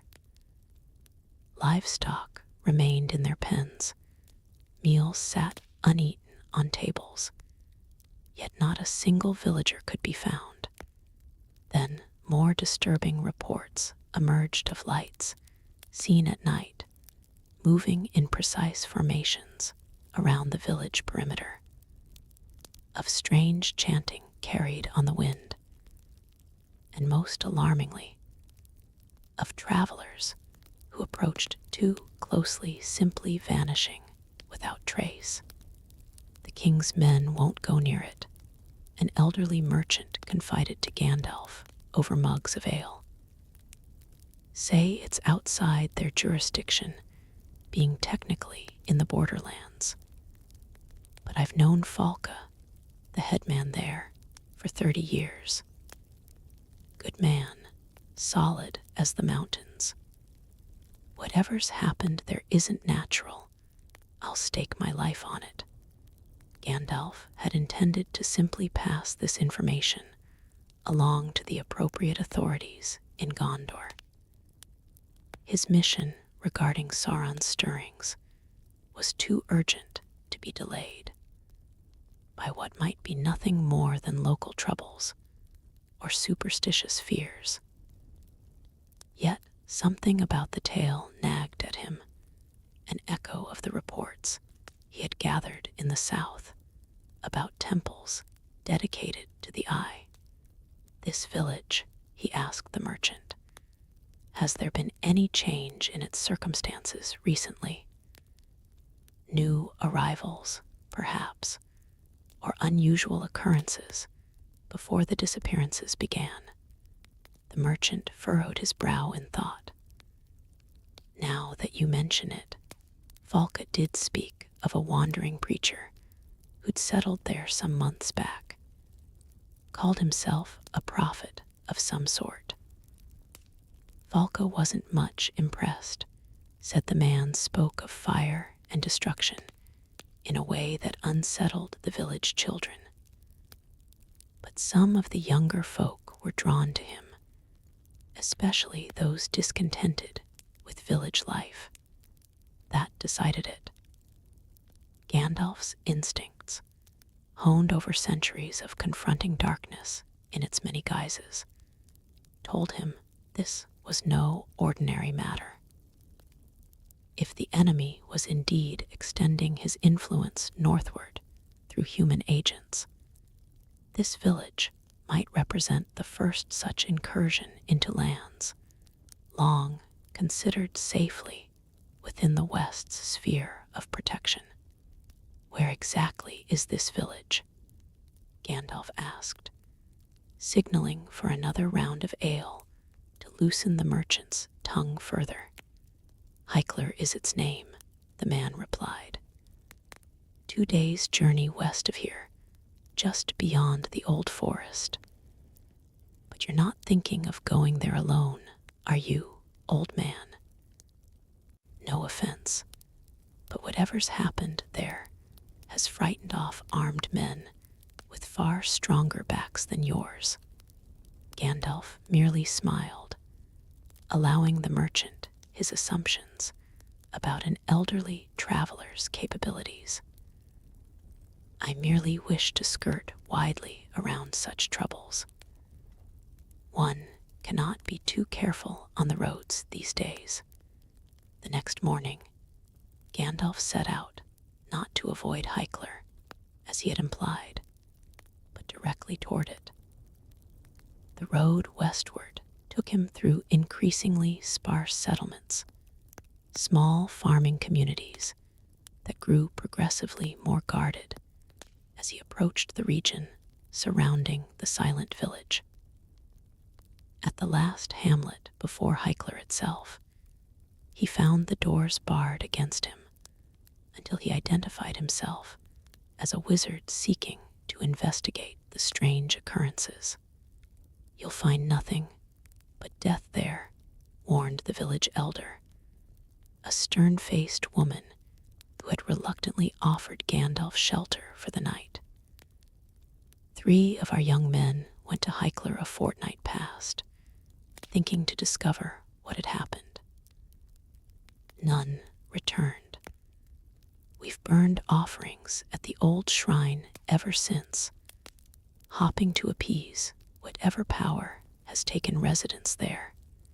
What can you tell me of the events leading up to the village's silence? Gandalf inquired. The woman's face darkened. It began with a stranger, a man robed in deep crimson who came in early spring, speaking of visions and revelations. Most here turned him away, but Heikler offered him shelter. After that, she shrugged. Rumors reached us of strange rituals at night, of villagers speaking oddly, their eyes somehow changed. Then trade stopped, messengers were turned away, and finally silence fell completely. And the king's men have done nothing. They came once, the woman said bitterly. A small patrol that investigated from a distance, then declared the matter outside their authority. The borderlands have always been left to fend for themselves when trouble comes. Gandalf nodded thoughtfully. If I do not return within 3 days, send word to Ecthelion in Minas Tirith. Tell him, Gandalf, the Grey believes a matter of grave concern to Gondor's security requires immediate attention. The woman looked startled. You know the steward. We have corresponded on matters of lore and history, Gandalf replied simply. He will recognize the name, if not perhaps its full significance. Dawn the next day found Gandalf approaching Heikler with caution. The village occupied a defensible position on a low hill, overlooking fertile valleys ideal for farming and grazing. Under normal circumstances, it would have presented a picturesque scene of rural prosperity. Now, an unnatural stillness hung over it, broken only by the occasional lowing of neglected cattle in nearby fields. From his vantage point among the trees at the forest's edge, Gandalf observed the village throughout the morning. No smoke rose from chimneys despite the cool autumn air. No figures moved along the single street that ran through the settlement's center. The only sign that the village wasn't completely abandoned was the presence of carefully placed symbols painted on the outer walls of buildings, crimson markings that formed patterns Gandalf recognized with growing alarm.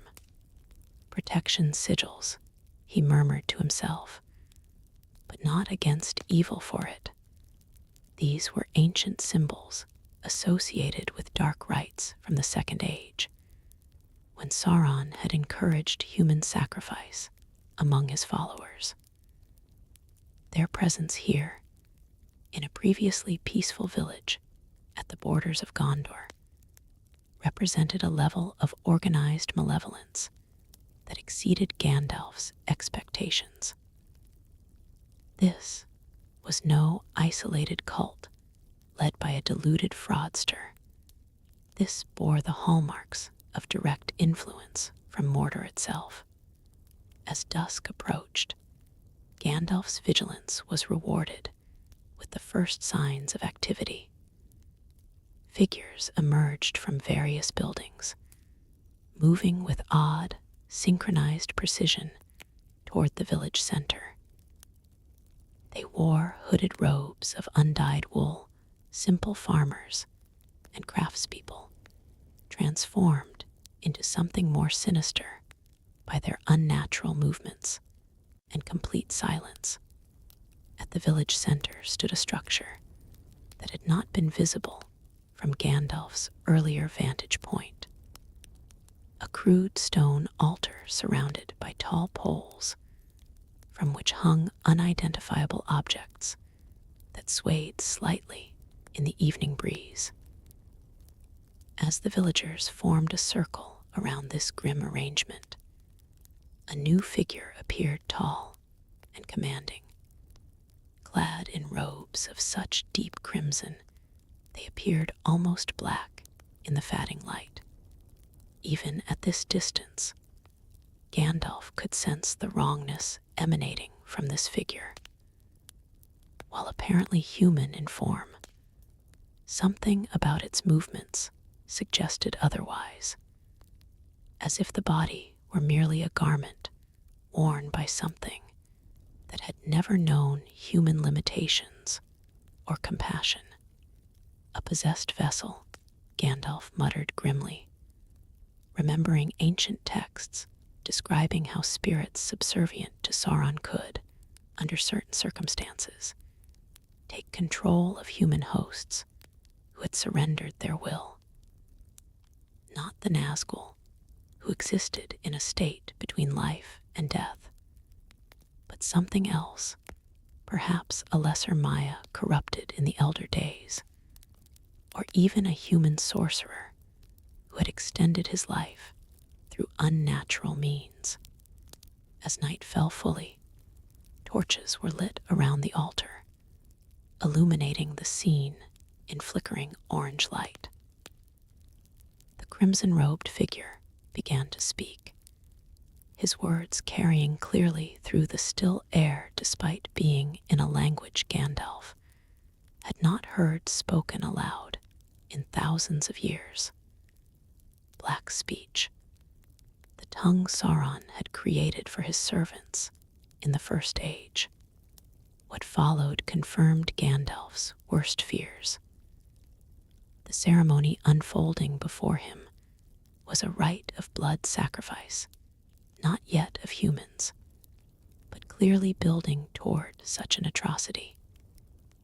Animals were brought forward, a goat, several fowl, a young calf, their throats cut with ceremonial precision, while the crimson figure intoned phrases that caused the very air to thicken with malevolence.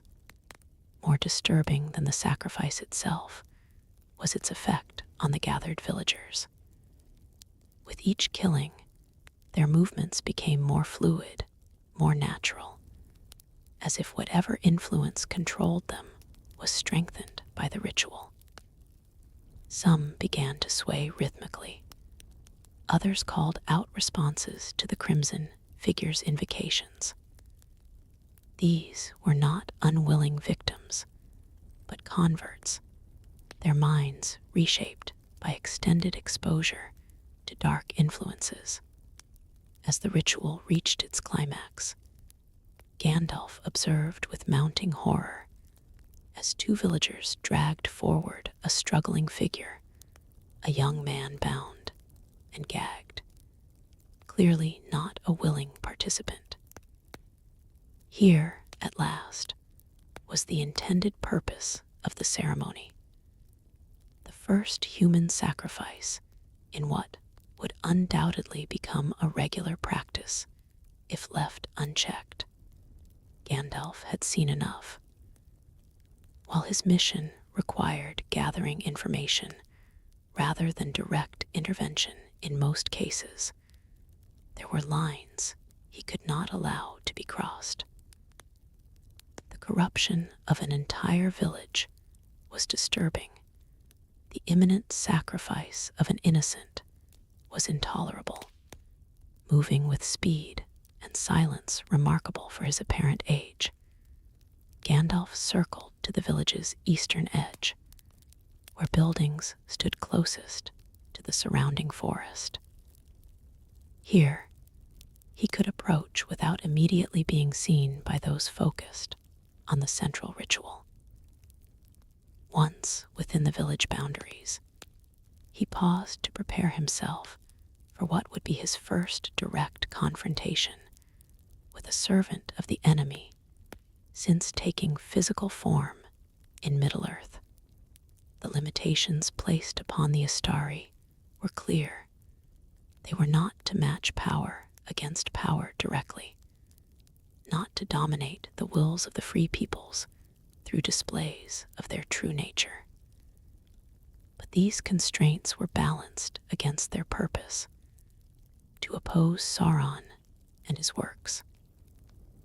Gandalf judged that what lay before him qualified as exceptional circumstances, justifying a more direct application of his inherent abilities. He removed his travel-stained gray cloak, standing straighter as he did so. From within his robes, he withdrew a small vial containing a silvery powder, a rare substance created by combining minerals found only in the deepest dwarven mines with herbs cultivated in Lothlorien.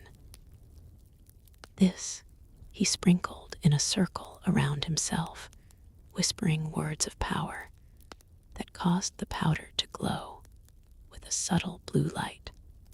For protection against corruption, he murmured, and clarity of purpose. Next, he took his staff in both hands, focusing his will through it, until the crystal at its tip began to glow with an inner light. The staff was more than a walking stick or symbol of office. It was a conduit for his power, focusing and directing energies that might otherwise prove too overwhelming for his physical form to channel safely. Thus prepared, Gandalf moved toward the village center, no longer concealing his presence. His staff illuminated his path with steady white light that seemed to push back the unnatural shadows cast by the ritual torches. Several peripheral participants in the ceremony noticed his approach first, turning with expressions of confusion that quickly transformed to alarm. Enough, Gandalf called out in a voice that carried the authority of his true nature, momentarily breaking through the carefully maintained appearance of an aged wanderer. This desecration ends now. The crimson figure paused in his incantation, slowly turning toward the interruption. His face, revealed in the torchlight, was handsome in a severe way, all sharp angles and cold symmetry, like a sculpture carved by someone who understood human features, but not human warmth. His eyes, however, betrayed his true nature, entirely black from edge to edge, reflecting the torchlight like pools of oil. "Ah," the figure said, his voice carrying unnatural harmonics that sent shivers through those who heard it. "One of the interfering Astari. I wondered when your kind might notice our little parish." He spoke now in the common tongue, though his accent suggested it was not native to him. "You are too late, old one. These souls are already claimed." "They are deceived, not claimed," Gandalf countered, continuing to advance steadily. "And they may yet be reclaimed by the light, if the deception is stripped away." The crimson figure laughed, a sound like ice cracking on a frozen lake. "By you alone. Look around, wizard. You face not one opponent, but dozens. Even diminished as you are in that mortal shell, I recognize your kind. You are bound by restrictions. I am not." "True enough," Gandalf acknowledged, stopping at the edge of the gathered crowd. "But you mistake the nature of my limitations. I am prohibited from dominating through power, but opposing darkness." His staff flared brighter. "That is precisely my purpose." Without further warning, Gandalf struck the ground with his staff. A wave of pure light radiated outward like ripples in a pond, washing over the assembled villagers. Where it touched, it revealed not harming the people themselves, but illuminating the dark influence that had taken root in their minds. Many staggered, clutching their heads in confusion. Others fell to their knees, weeping as awareness of what they had participated in returned.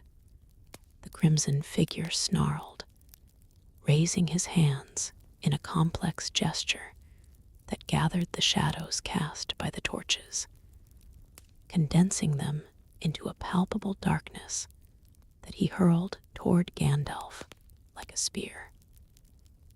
"You interfere with the master's work."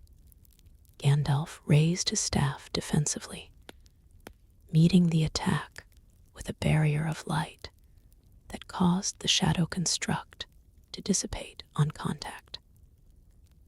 The effort, however, was not without cost.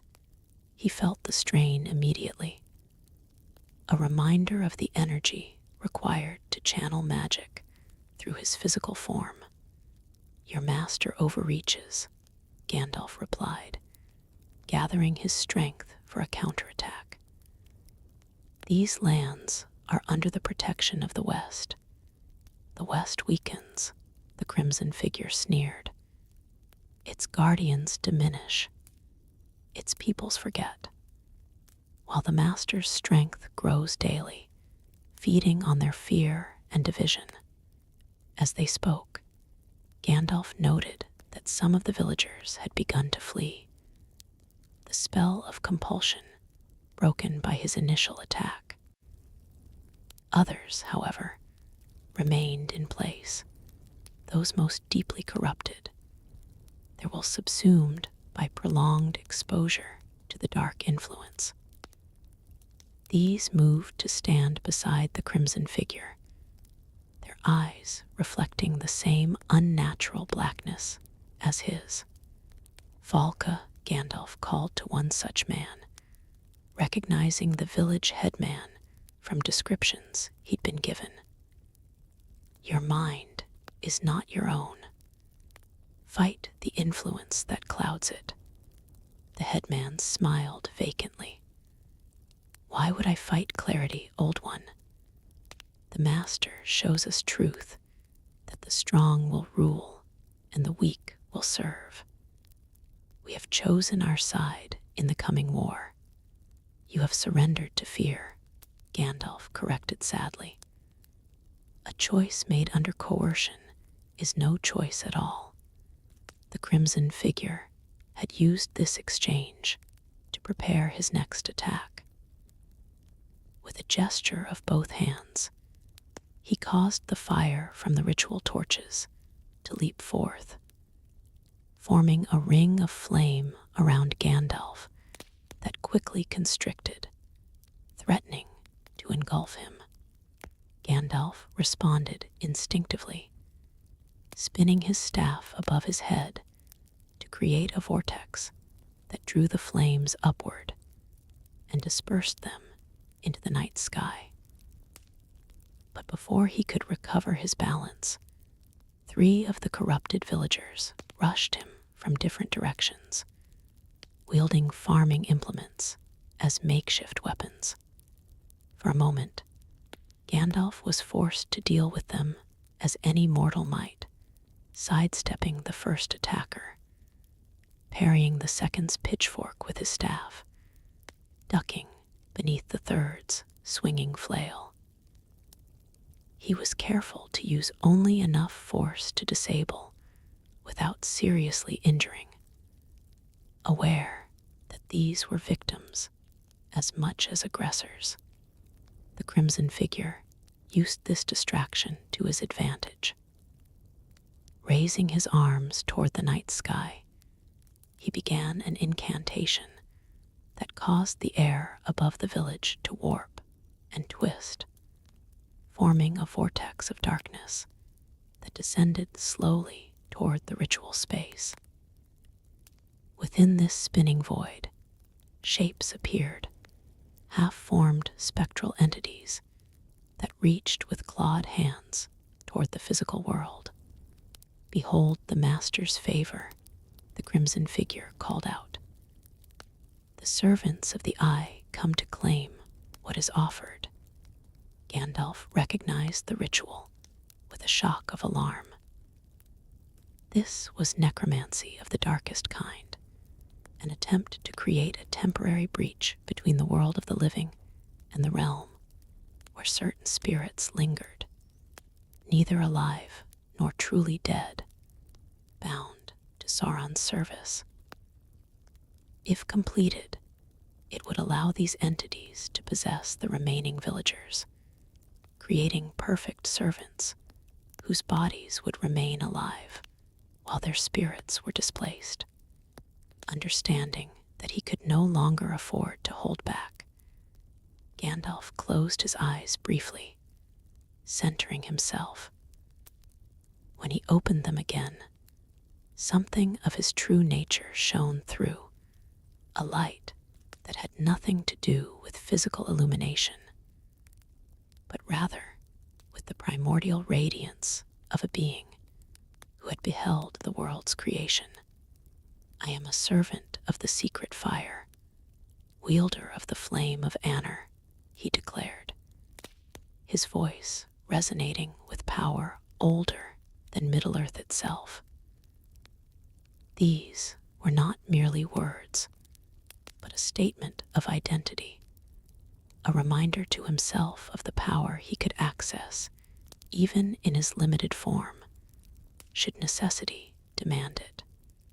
Raising his staff with both hands, Gandalf brought it down upon the earth with a force that belied his physical appearance.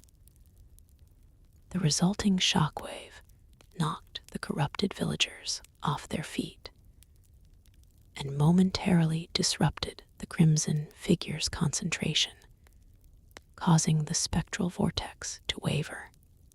Without pausing, Gandalf strode forward, his staff blazing with white fire that cast no shadow. Each step left a momentary impression of light upon the ground, and the air around him seemed to vibrate with barely contained energy. "Your master was defeated before," Gandalf stated, his voice cutting through the chaotic scene like a blade of pure sound. His servants scattered, his works undone. So it shall be again. The crimson figure snarled, abandoning the complex ritual to focus his full attention on the immediate threat. Drawing a knife of obsidian from within his robes, he slashed his own palm, using the blood to draw symbols in the air that hardened into red-black sigils of malevolent power. "You speak of the past," he hissed. "The future belongs to the eye. Even now, its gaze turns toward forgotten places, seeking what was lost. When it is found, not even the valor themselves will stand against his restored majesty." The sigils he had created with blood magic launched themselves at Gandalf like physical projectiles, trailing corrupt energy that withered the grass where they passed.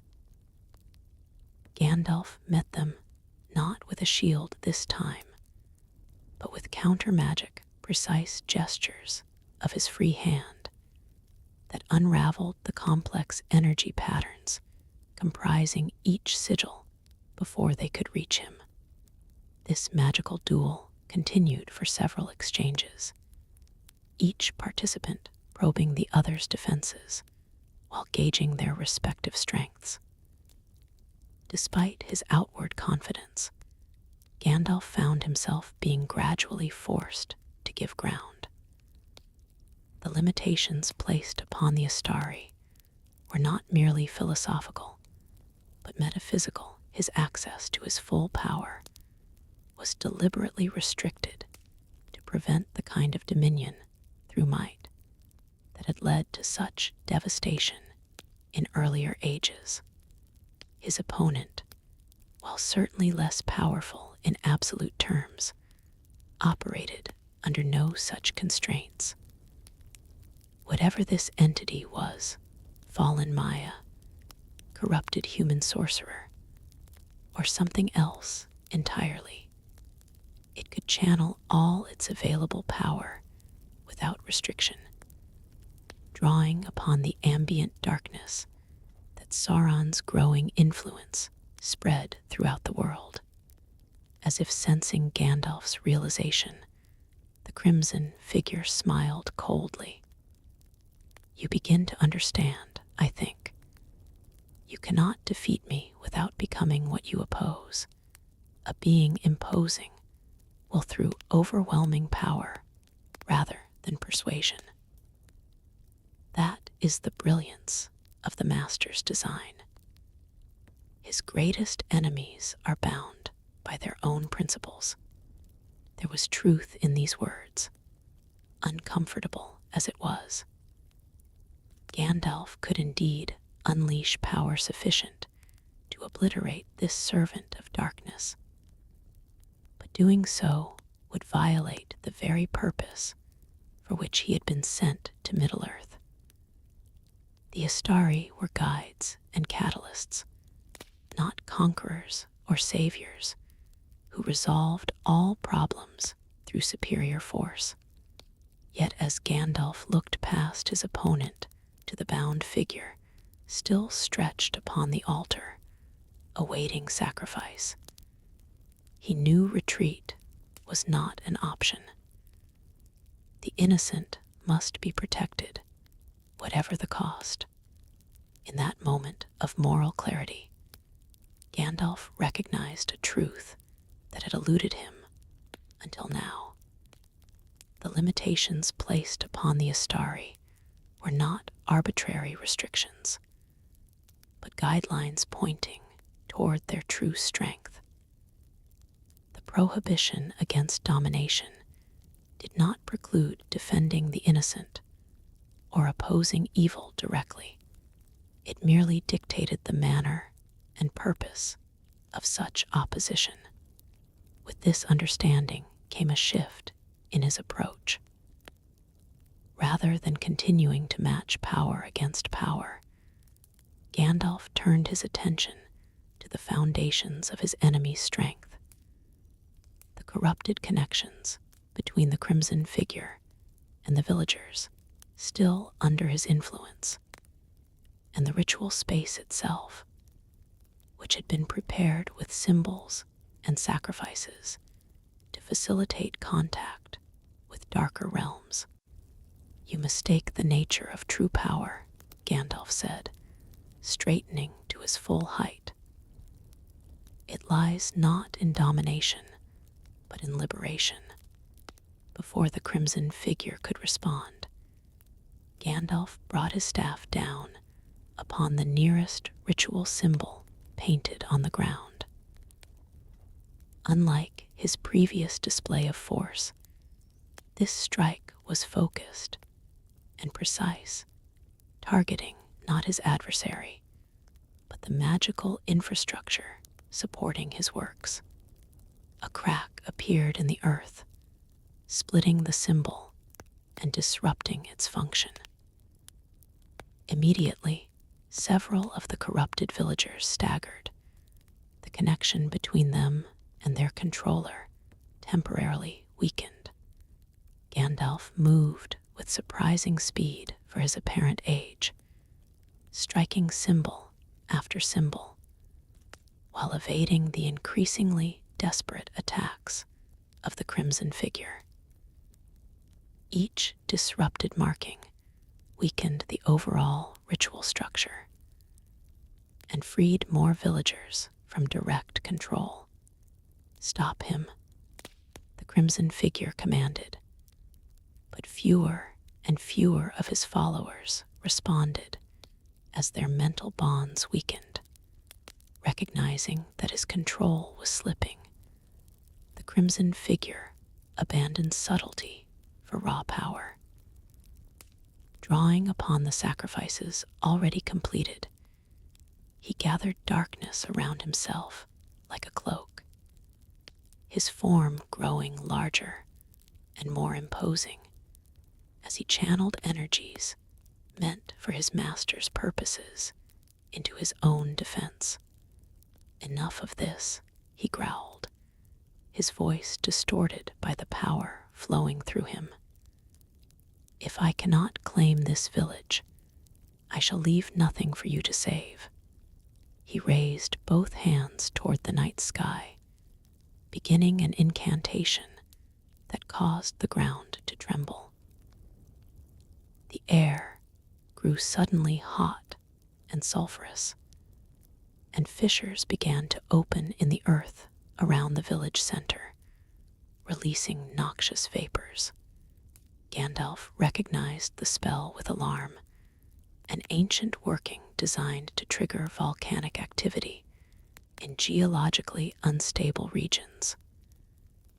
The White Mountains, while dormant, contained pockets of such instability. If the spell reached completion, Heikler and all within it would be swallowed by earth and fire. Time seemed to slow as Gandalf assessed his options.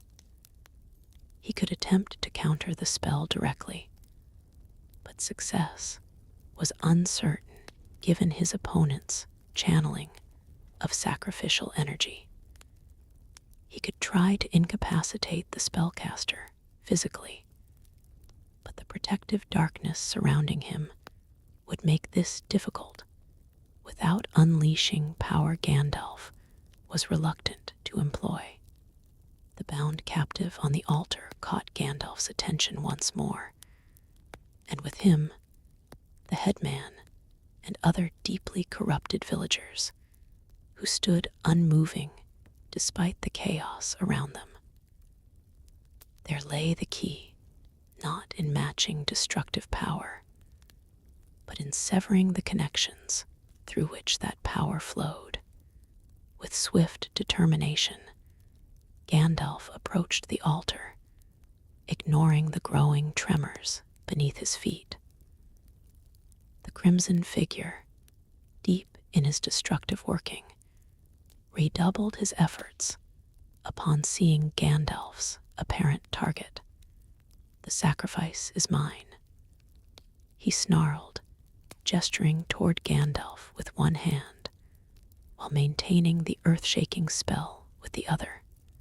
A bolt of concentrated darkness shot from his fingers, striking Gandalf squarely in the chest before he could fully raise his defensive wards.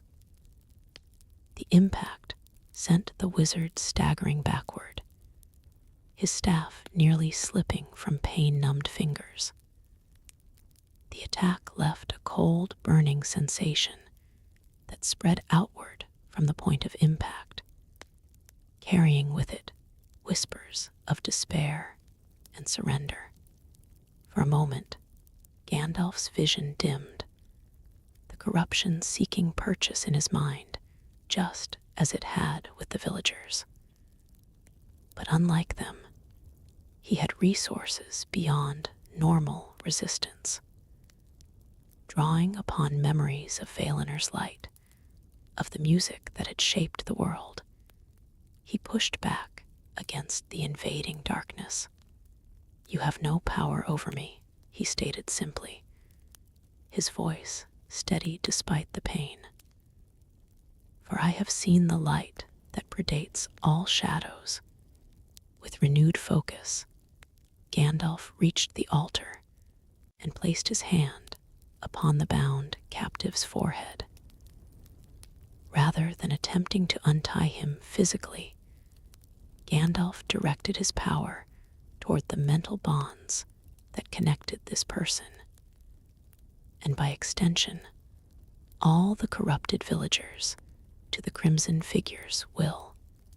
"Return to yourselves," Gandalf commanded, his voice pitched to resonate with the natural frequency of human consciousness rather than overpower it. "Remember who you were before the darkness came."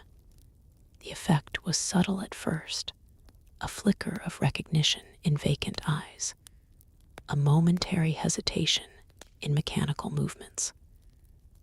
Then, like ice breaking upon a frozen river, awareness returned to one villager, then another, then several at once.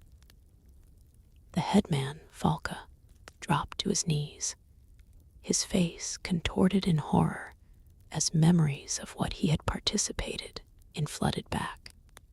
As each villager broke free of control, the crimson figure's spell faltered further. The connection between sacrificial energy and spellcaster disrupted by the withdrawal of so many linked minds. The earth's trembling subsided gradually, the fissures ceasing to widen though they did not fully close. Realizing his defeat, the crimson figure abandoned his destructive spell entirely, focusing instead on his own escape. The darkness surrounding him intensified, his form beginning to lose definition at the edges. "This means nothing," he hissed, his voice echoing strangely, as if coming from multiple locations simultaneously. The master rises. The ring calls to him. All your petty victories will be undone when they are reunited. Gandalf moved toward him, staff raised. "Return to your master, then. Tell him that Middle-earth is watched and guarded, its people stronger than he remembers." With a final snarl of defiance, the crimson figure collapsed inward upon himself, the physical body he had inhabited falling empty to the ground, while a shadow form briefly hovered above it before dissipating into the night air, retreating to whatever distant point served as its anchor in the physical world. In the aftermath, Gandalf worked tirelessly through the night and into the following day. First came the immediate needs tending to the injured, including the intended sacrifice, who had suffered both physical and psychological trauma. Then, the longer process of helping the villagers understand what had happened to them and how they might guard against similar influences in the future. The body left behind by the Crimson Entity was burned with specific rites to prevent its reuse as a vessel. The ashes scattered in running water. The ritual space was cleansed, symbols of darkness replaced with markers of protection. Those who had died during the entity's occupation of the village, for there had been previous sacrifices, Gandalf discovered to his sorrow, were properly buried with ceremonies to ease their passing to whatever fate awaited human souls beyond the circles of the world. Throughout these tasks, Gandalf felt the lingering effects of the dark bolt that had struck him, a cold spot beneath his ribs that resisted healing, a whisper of malice that occasionally intruded upon his thoughts. Such wounds were the price of direct confrontation with servants of the shadow, a reminder of the risks inherent in his mission. On the evening of the third day, as he prepared to depart Heikler, Valka approached him with an expression of profound gratitude mixed with lingering shame. "We can never repay what we owe you," the headman said. "Not just for our lives, but for our souls. I remember everything now, how he came to us, how gradually he changed our thoughts, until black seemed white and cruelty seemed necessary." He shook his head in bewilderment. "How could we have been so blind? The enemy has had ages to perfect his methods of corruption," Gandalf replied gently. "It begins with fear, turns to suspicion, then anger, and finally surrender to whatever promises security against imagined threats. Few, indeed, are immune to such influence when it comes disguised as reason." "Will he it return?" Valka asked. "Not in the same form," Gandalf assured him. "But vigilance remains necessary. The shadow grows in distant places, and its reach extends further each year. Teach your people to recognize the early signs of corruption, the subtle shifting of values, the demonization of outsiders, the glorification of power over compassion. And if we see such things, then remember that you are not alone," Gandalf said, placing a comforting hand on the man's shoulder. "Gondor may seem distant, but it has not forgotten its responsibilities to the borderlands, whatever its patrols might suggest. And there are other forces working against the darkness, wanderers like myself, communities like yours that have faced the shadow and rejected it." As Gandalf finally took his leave, continuing his interrupted journey toward Isengard, he reflected on what the confrontation had taught him. The limitations placed upon the Astari were indeed real and binding. He had felt their constraints acutely during the magical duel.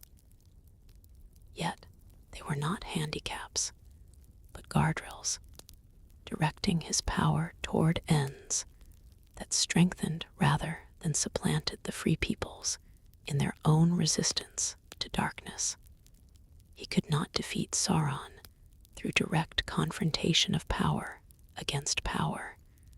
No single entity could. Perhaps not even the Valar themselves, given how thoroughly the enemy had woven himself into the fabric of Middle-earth. But he could defend innocence, break the bonds of corruption, and catalyze resistance among those who might otherwise surrender to despair. The cold spot beneath his ribs throbbed as a reminder of the cost such work could exact. Yet, Gandalf found he did not regret a moment of his intervention, nor did he question the restrictions that had made the confrontation more difficult than it might otherwise have been. Not through domination, but through inspiration, he murmured to himself as he walked the northward road. Not as a conqueror, but as a spark that ignites courage in others. This, he realized, was the true wisdom behind the Astari's mission, not to save Middle-earth themselves, but to empower its peoples to save themselves. It was a longer, harder road than simply unleashing overwhelming power. But it was the only path that led to genuine freedom, rather than merely exchanging one master for another.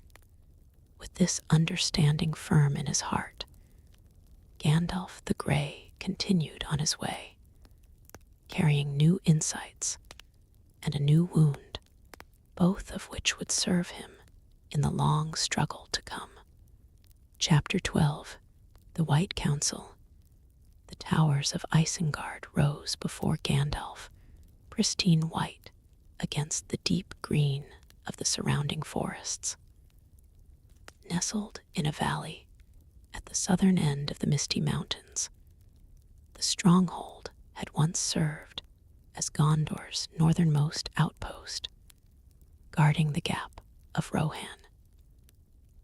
Now it stood as the domain of Saruman the White, granted to him by the steward of Gondor decades earlier in recognition of services rendered to the realm.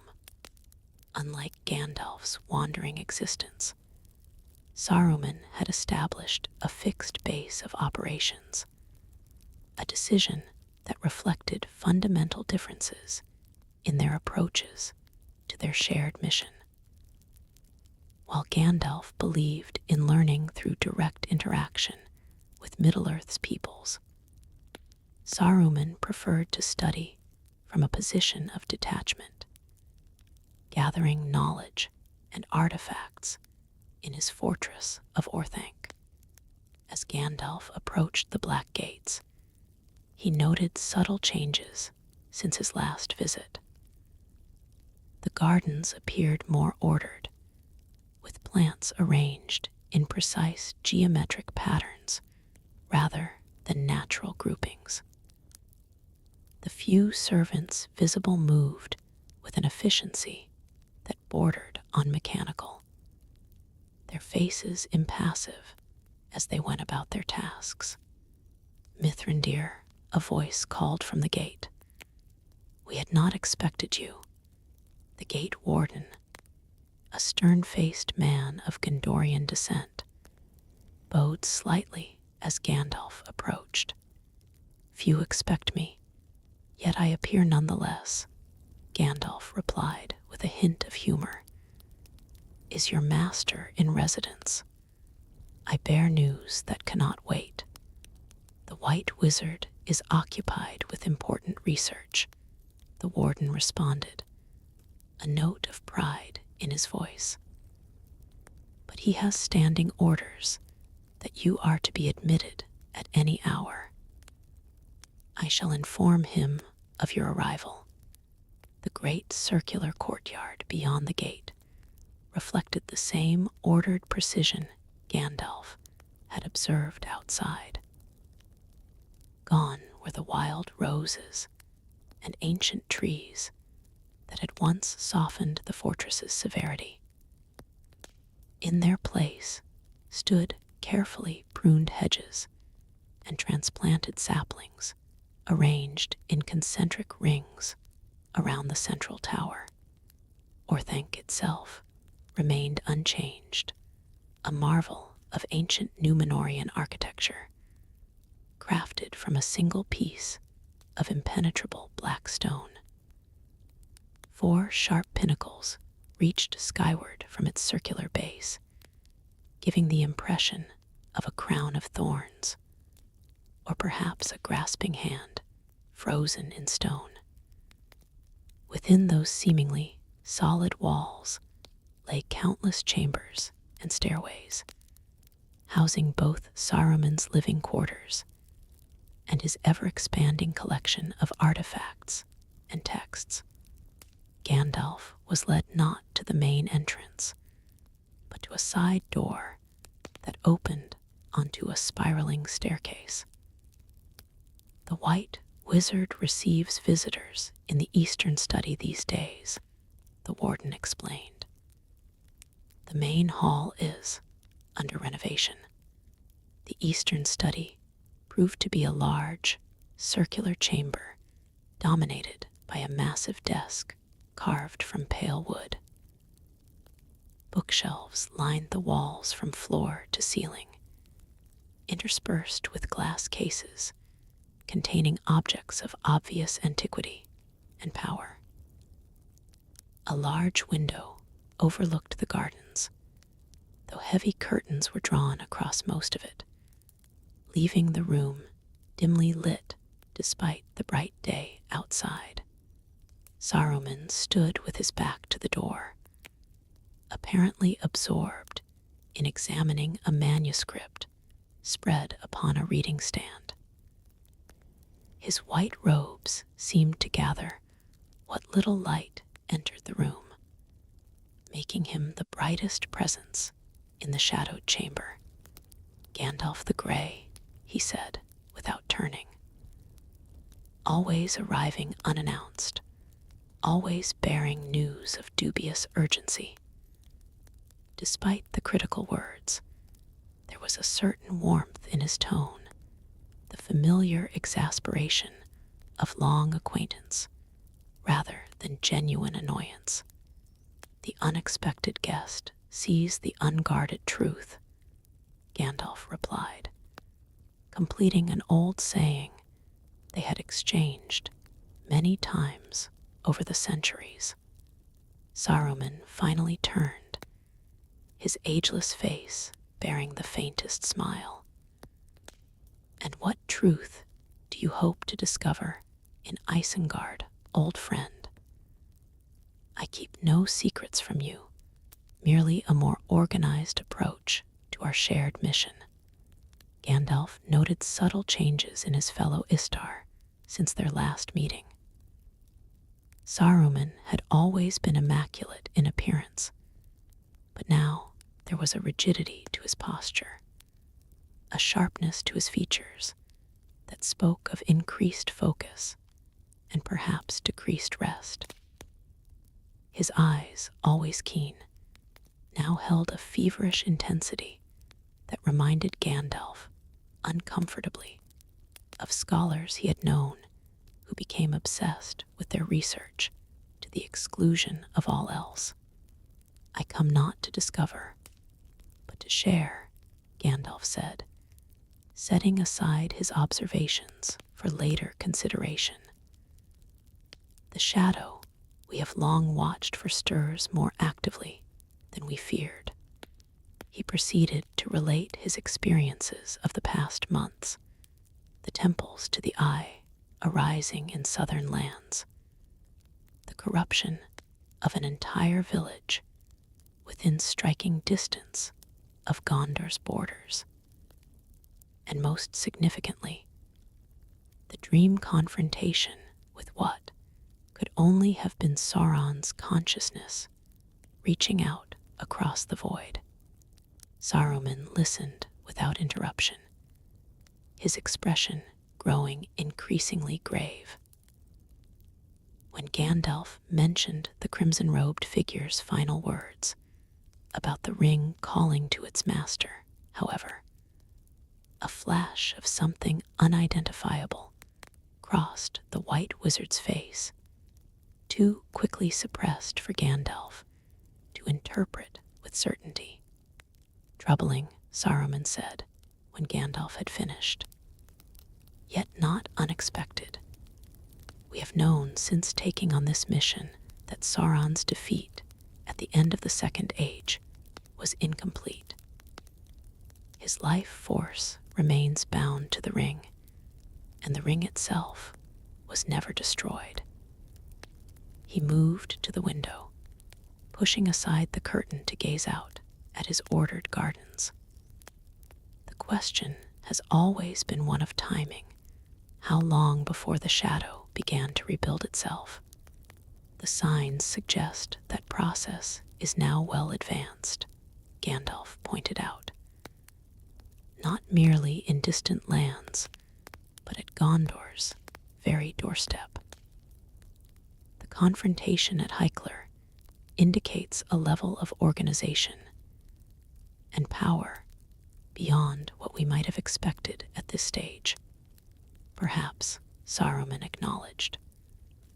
Or perhaps it represents an isolated incident, the work of a lesser servant seeking to impress a master, not yet strong enough to direct such efforts personally. He turned back to face Gandalf directly. You have always had a tendency to see patterns where others might perceive only scattered incidents.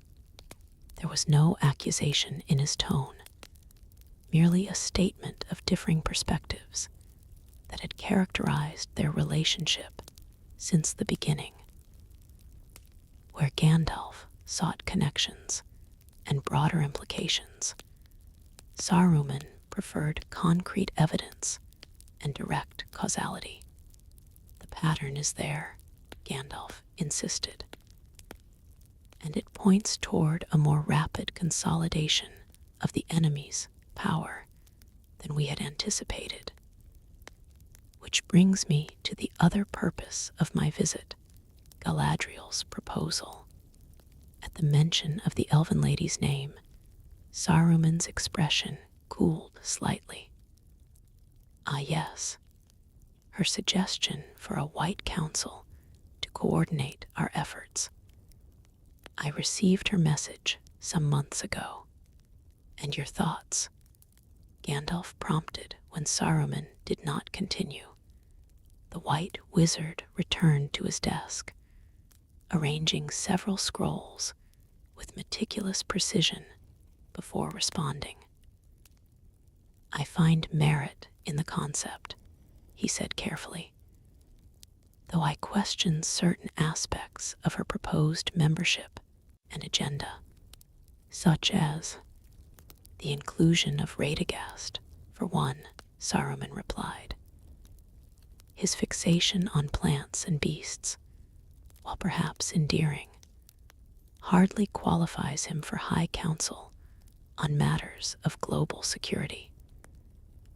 And her suggestion that we actively seek the One Ring seems premature at best, reckless at worst.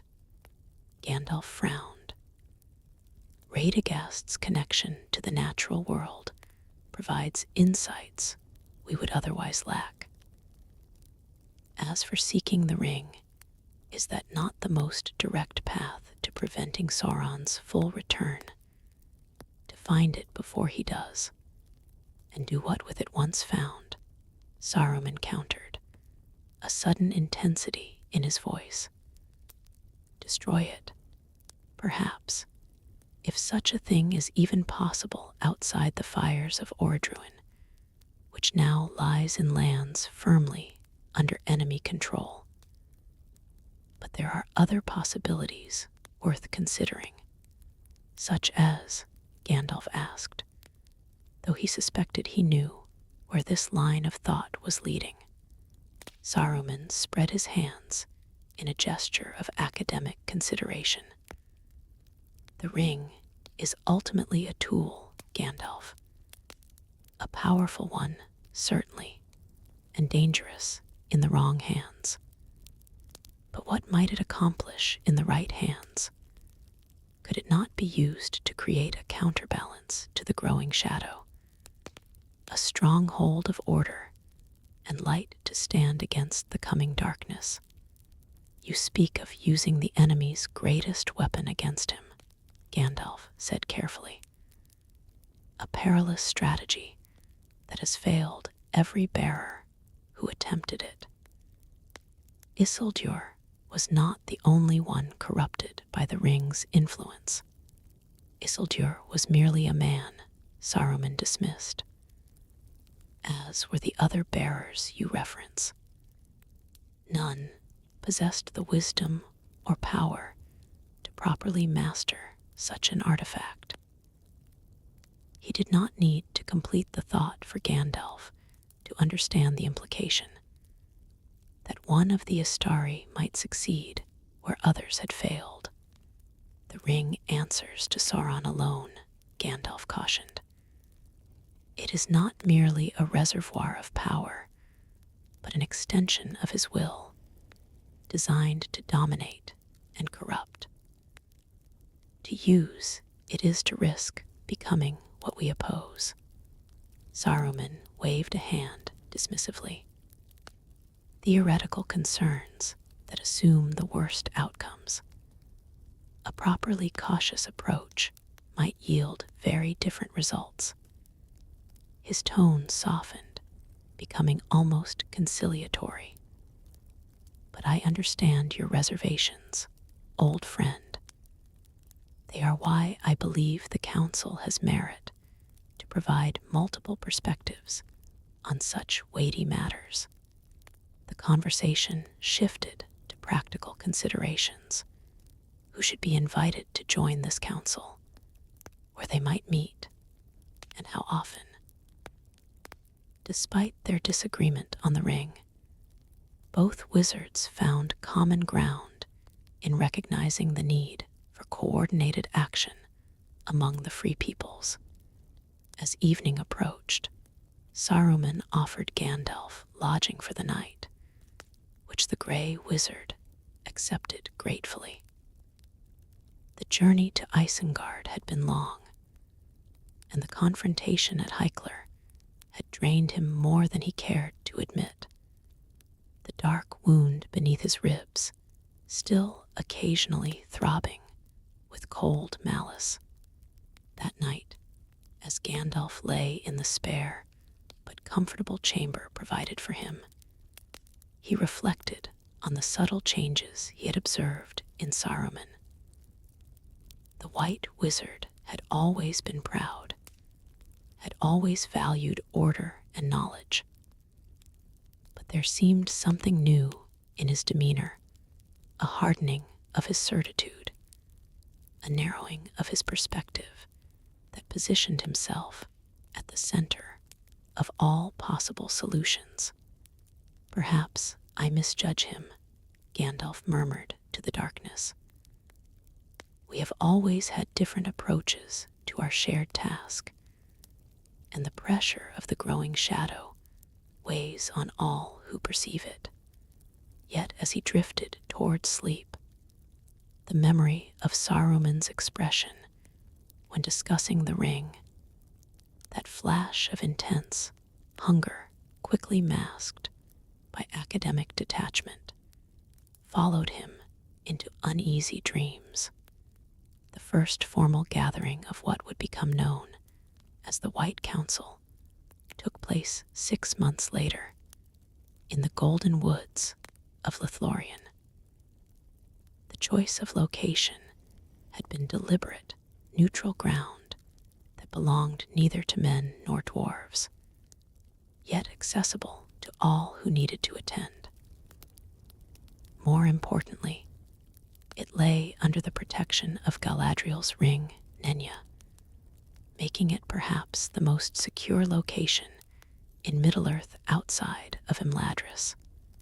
Gandalf arrived early, spending several days in quiet conversation with Galadriel and Celeborn before the other members began to assemble. The Lord and Lady of the Golden Wood had been among the first to perceive the stirring shadow, their ancient wisdom making them particularly sensitive to changes in the world's underlying currents. He builds his power differently this time, Galadriel observed as they walked beneath the Malorn trees, their enormous silver trunks glowing in the misty morning light. In the Second Age, he came as Anator, the Lord of Gifts, appearing fair to deceive the unwary.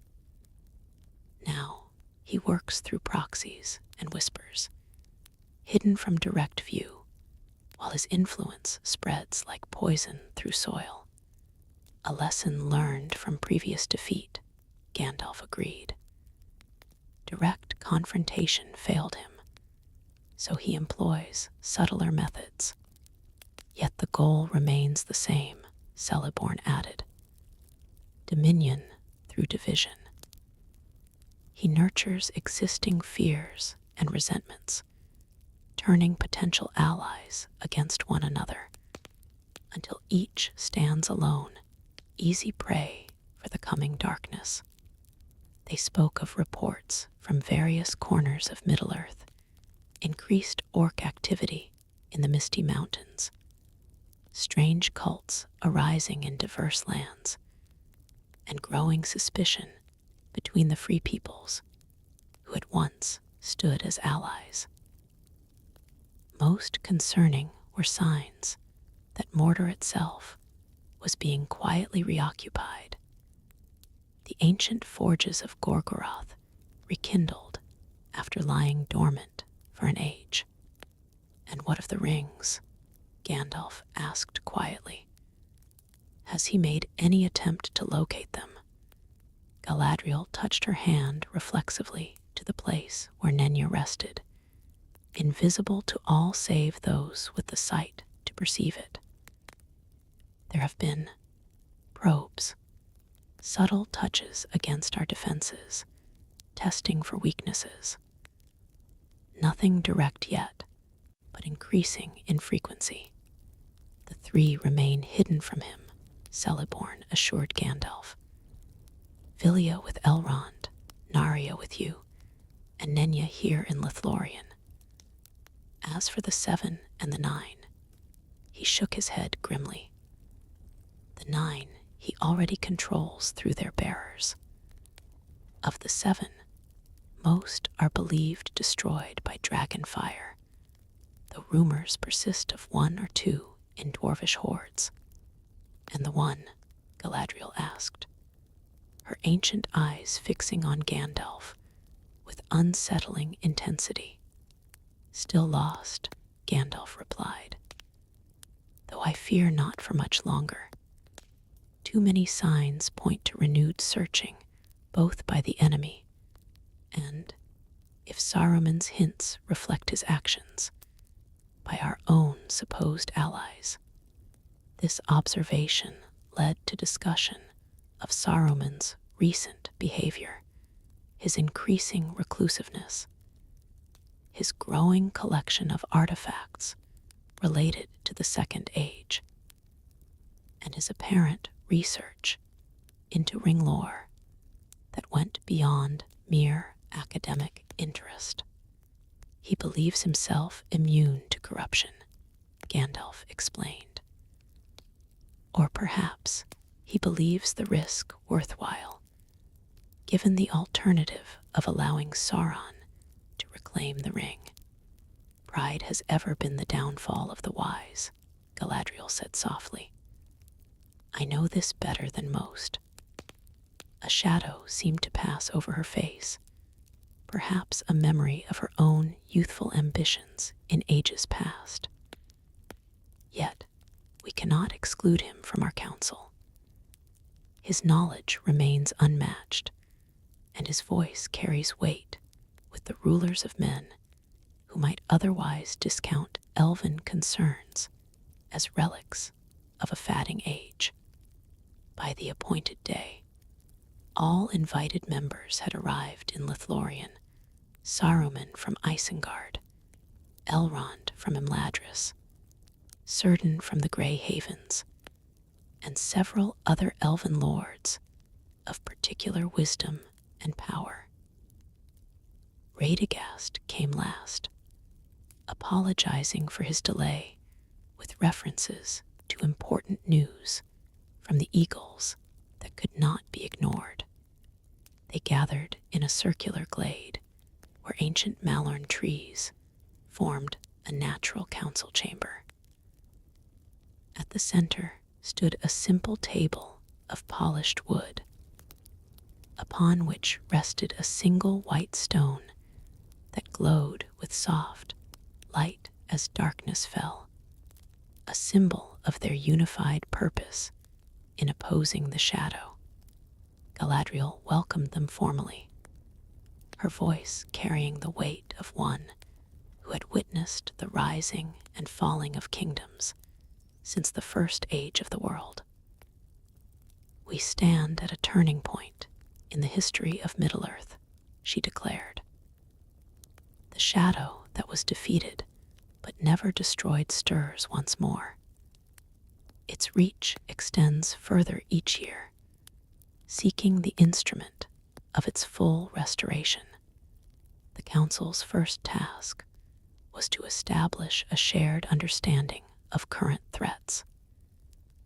Each member presented information from their respective domains, confirmed sightings, disturbing patterns, ancient prophecies that suddenly seemed relevant to current events.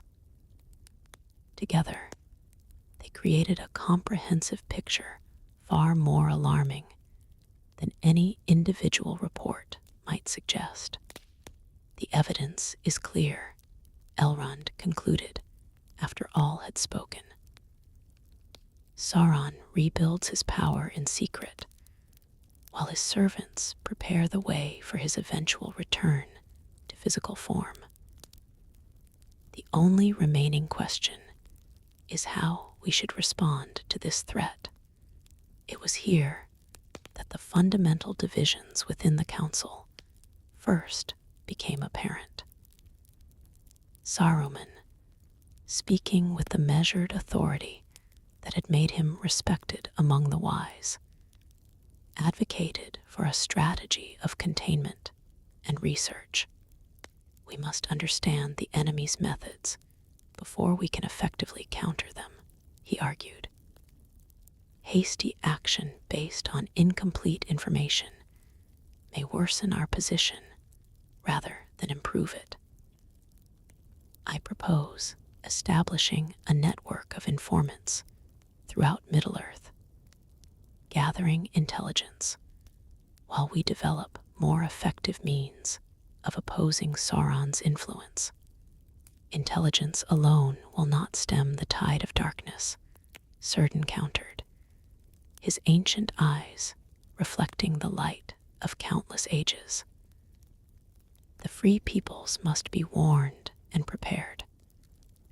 Alliances must be renewed, defenses strengthened. We cannot afford to merely observe while evil takes root in vulnerable lands.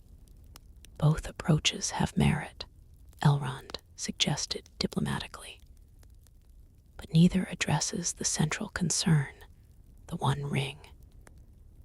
As long as it exists, Sauron cannot be permanently defeated. He will always retain a connection to the physical world through this anchor. Then our priority must be finding the ring before Sauron does," Galadriel stated simply. Saruman's expression remained neutral, but Gandalf noted a subtle tensing of his shoulders. "And if found," the White Wizard asked, "what would you propose we do with such a dangerous artifact?" "It must be destroyed," Elrond said, without hesitation. "Cast back into the fires of Mount Doom where it was forged."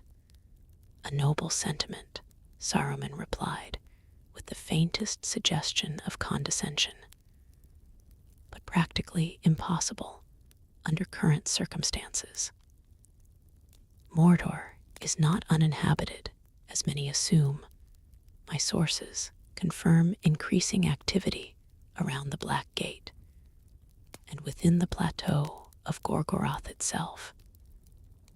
Any attempt to reach Orodruin would be suicide. Then what alternative do you suggest? Círdan asked directly. Saruman spread his hands in a gesture of reasoned consideration. Secure the ring, certainly, should it be found. But rather than attempting the impossible task of destruction, we might consider more practical approaches. Containment, perhaps, using our combined powers to seal it away where even Sauron could not reach it. No containment is permanent, Galadriel observed. What is sealed away may eventually be unsealed, or we might consider more direct applications, Saruman continued, as if she hadn't spoken. The ring is ultimately a tool of power. In the right hands, hands guided by wisdom rather than ambition, it might serve as the instrument of Sauron's final defeat rather than his restoration. A heavy silence fell over the council at these words.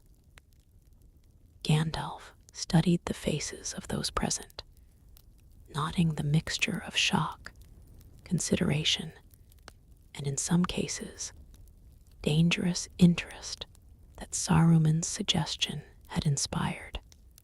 The ring answers to Sauron alone, Gandalf stated firmly, breaking the silence. It was made to dominate and betray. Any who claimed it, regardless of initial intent, would eventually become a new Dark Lord, perhaps worse than the one we now face. You cannot know that with certainty, Saruman replied, a new edge in his voice. You speak from fear rather than knowledge, Gandalf. None of the ring's previous bearers possessed our understanding of its nature or the power to properly master it.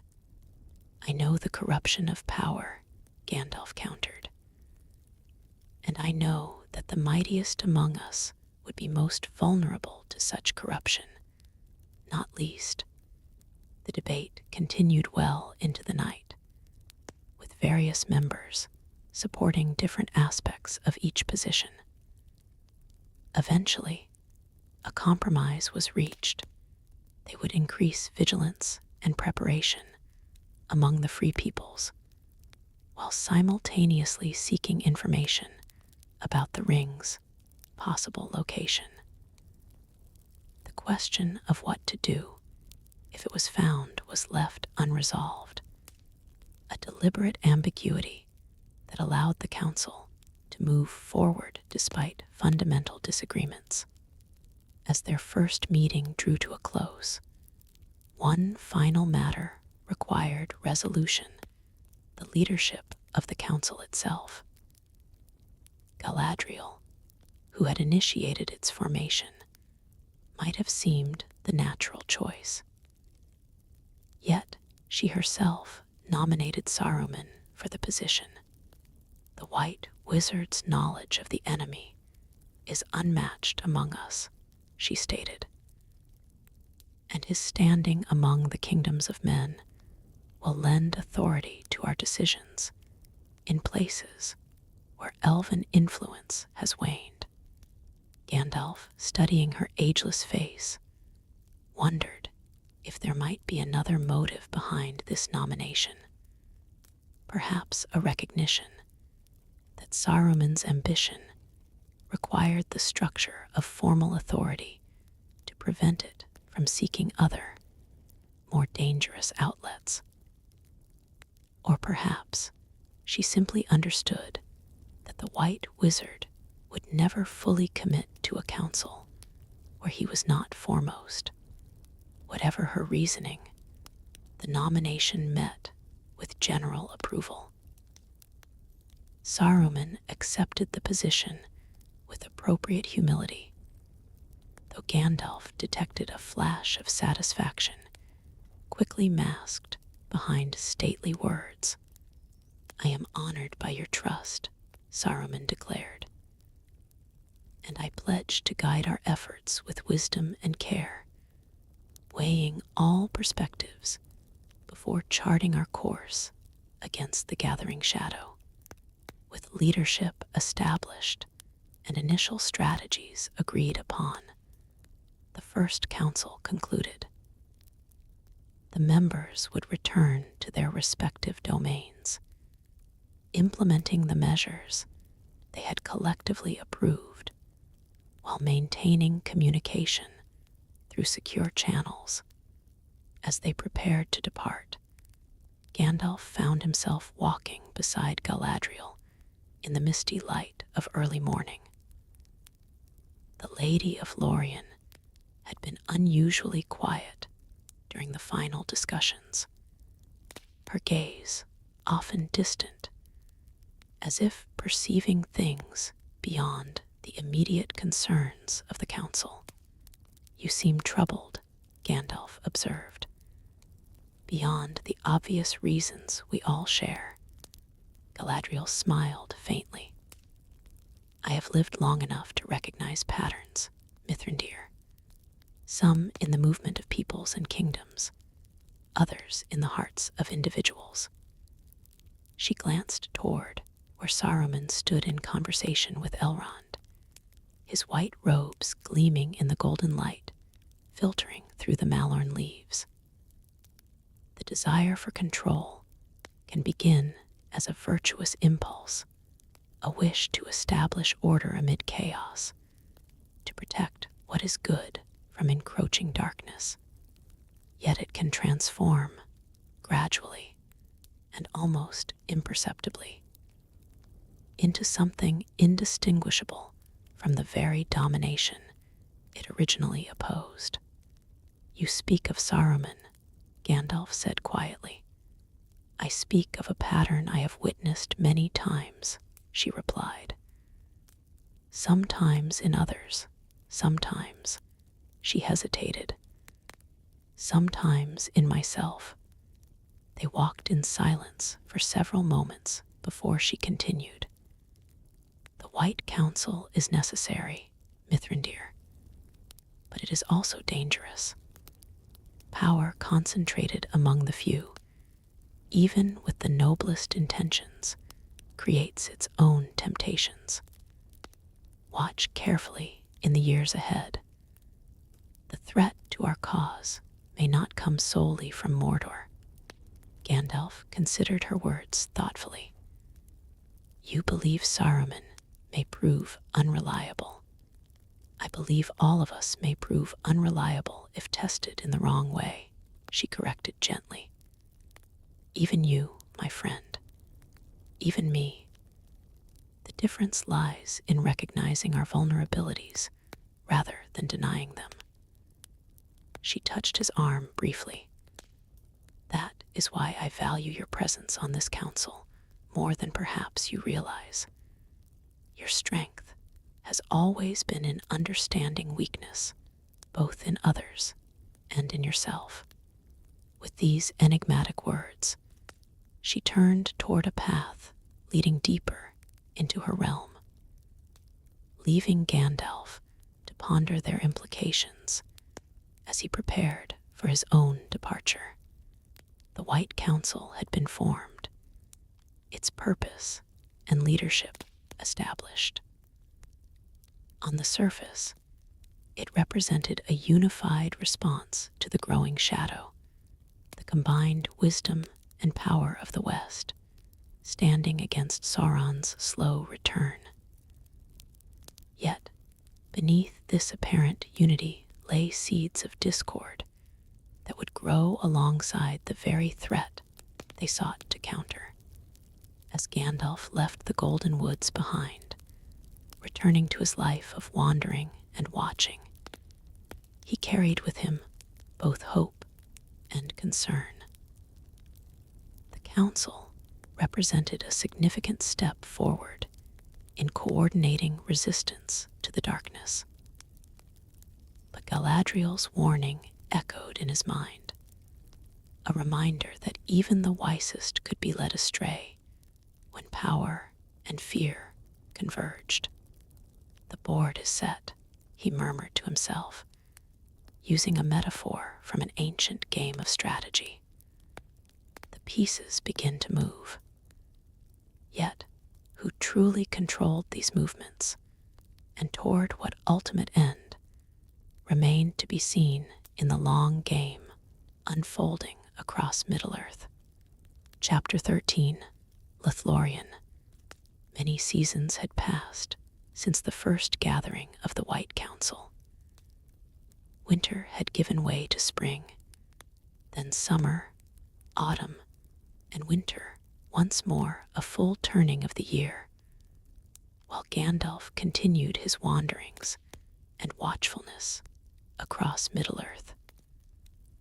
The Council's network of informants and allies had grown, knowledge had been gathered, and preparations quietly made among those who understood the growing threat.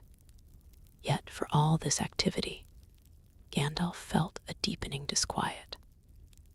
Reports from various corners of Middle-earth painted a troubling picture, not merely of Sauron's increasing influence, but of the Free People's vulnerability to it. Ancient alliances continued to fray, with dwarves retreating further into their mountain halls, men focusing on immediate concerns rather than distant threats, and many elves looking westward toward eventual departure rather than standing firm against the coming darkness. It was this sense of scattered purpose, of fragmented resistance, that led Gandalf once more to the golden woods of Lothlorien. If any wisdom remained in Middle-earth that might illuminate a path forward, it resided with the Lady of the Golden Wood, who had witnessed the rising and falling of darkness since before the first sunrise. Unlike his previous visit for the White Council gathering, Gandalf came alone and unannounced this time, approaching the forest's edge as autumn painted the surrounding plains in hues of amber and bronze. The outer trees stood like silent sentinels, their leaves turning to gold, even as those beyond maintained the perpetual spring that was Lothlorien's hallmark. No challenge met him at the forest boundary, a silence that might have concerned those unfamiliar with elven ways, but which Gandalf recognized as recognition rather than negligence. The guardians of Lorien were well aware of his arrival. Their absence of response was itself a form of welcome. As he passed beneath the ancient boughs, Gandalf felt the familiar transition, a subtly altered quality to the air, a softening of the light, a deepening of silence that seemed to absorb the very concept of time. Lothlorien existed partially outside the normal flow of the world, preserved by Galadriel's ring of power in a state of perpetual memory, neither fully of Middle-earth nor entirely separate from it. He had traveled perhaps 2 leagues into the forest when a small party of elves materialized from among the trees, led by one Gandalf recognized from previous visits. Haldir, he greeted the Marchwarden with a respectful inclination of his head. "Me Gavanen," Mithrandir, the elf replied, touching his hand to his heart in formal greeting. "Your coming is expected, though the hour of your arrival was unknown to us." A slight smile softened his serious demeanor. "The lady's mirror has been restless of late. She bid us watch for you at the forest's edge. The mirror shows what it will, Gandalf observed. I am merely a wanderer whose feet follow paths, revealed one step at a time. Yet those paths seem increasingly to lead toward decisive moments, Haldir replied with elvish directness. Come, you are awaited in Karas Galadhin. The journey through Lothlorien was itself a form of healing for Gandalf. After months of traversing lands, increasingly touched by shadow where caution was necessary and trust rare, the Golden Forest offered respite. Here, beauty remained untainted by fear, and wisdom had not yet retreated before expediency. The very air seemed to cleanse the spirit, dissolving accumulated concerns like morning mist before the sun.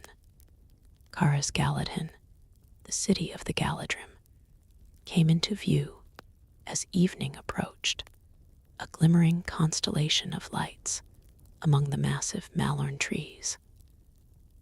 Unlike the stone cities of men or the mountain halls of dwarves, the elvish capital rose organically from the forest itself, with dwellings built upon and within the great trees, connected by an intricate network of stairways and platforms that spiraled upward into the canopy. As darkness fell fully, the city transformed into a vision of otherworldly beauty. Soft lights glowed from lanterns crafted to resemble stars, while actual starlight filtered through the golden leaves above. The effect was a gentle illumination that defined without harshness, revealing while preserving mystery, a perfect metaphor for elven wisdom itself. Gandalf was escorted to the largest Malorn at the city's heart, where the Lord and Lady of Lothlorien made their dwelling. Ascending the spiraling stairway that wrapped around the massive trunk, he emerged onto a great flet, a platform large enough to hold a sizable hall, open to the air, yet sheltered by the trees' spreading branches. Celeborn and Galadriel awaited him there, seated upon chairs that resembled growing things rather than crafted furniture. They rose as one to greet him, their ageless faces bearing the serene gravity of those who have witnessed the entire history of Middle-earth, yet remain unbowed by its sorrows. Mithrandir, Celeborn greeted him formally. You are welcome in our realm, as always. Your coming was foretold, Galadriel added, her voice carrying harmonics beyond normal hearing. Though the purpose remains veiled, even to my sight, after sharing a meal of extraordinary subtlety, foods that seemed to capture not merely flavors, but memories and emotions, Gandalf found himself alone with Galadriel. Celeborn had departed to attend to matters requiring his attention, though Gandalf suspected this had been arranged to allow private conversation between himself and the lady. They sat in a small garden set upon another flet, this one offering a view of the entire city below, glittering like earthbound stars in the darkness. Gandalf noted that despite the lateness of the year beyond Lorien's boundaries, flowers bloomed here with springtime vigor, their scent sweetening the night air. You are troubled, Galadriel observed after a comfortable silence. It was not a question. The shadow grows, Gandalf replied simply. Yet those who should stand against it remain divided, focused on immediate concerns rather than the greater threat. Such has always been the way of Middle-earth, she reminded him gently. Even in the greatest alliances of the past, unity came only after devastating losses forced cooperation. Foresight is a rare gift among mortals, and increasingly so among the elven kind as our time here wanes. Yet without unity, there can be no effective resistance, Gandalf argued. Sauron's strength lies not merely in his personal power, but in his ability to corrupt and divide. The free peoples, standing alone, will fall one by one, just as they did before the last alliance finally arose from the ashes of earlier defeats. Galadriel studied him with eyes that had witnessed the creation of the sun and moon. "You seek a catalyst," she said at length. "Something to awaken those who slumber in false security, to bind together those who stand apart in stubborn pride." "Perhaps," Gandalf acknowledged, "though I know not what form such a catalyst might take, nor how it might be brought about without the very devastation we seek to prevent." "The mirror may offer insights," Galadriel suggested, "though rarely those we expect or desire." The mention of her famous mirror, a basin of silver filled with water from her fountain, capable of showing things that were, things that are, and some things that have not yet come to pass, caused Gandalf to consider carefully. Looking into the mirror was not without risk, even for one of his nature. The visions it granted could be cryptic, disturbing, or misleading when taken at face value. Yet he had not come to Lothlorien merely for comfort or reassurance. "I would look, if you permit it," he said finally. "Though I know better than to expect clear answers to specific questions." Galadriel nodded, rising with fluid grace. "Come then. The mirror awaits, as it has since I first established this realm, what it will show to one of your kind." She left the sentence unfinished, a rare admission of uncertainty from one who had seen so much of the world's unfolding. They descended to a secluded hollow, where a small stream fed a silver basin set upon a pedestal of carved stone. Ancient trees surrounded the clearing, their massive roots forming natural walls that ensured privacy. No artificial light brightened this space, only starlight, and the faint luminescence of Galadriel herself provided illumination. With ceremonial deliberation, she filled a silver ewer from the stream and poured its contents into the basin. The water seemed to capture starlight as it fell, glimmering with an inner radiance that transformed it from mere liquid to something more profound, a medium connecting physical reality with deeper truths normally hidden from perception. Even for the wise, looking into the mirror can be perilous, Galadriel cautioned. It shows many things, some that have been, some that are, some that may yet be. But often, the most dangerous visions are those that show what we most fear or most desire, for these can mislead even the discerning heart. Gandalf nodded his understanding. "I have faced shadow and fire in many forms," he said quietly. "Whatever the mirror reveals, I will receive it as guidance rather than certainty."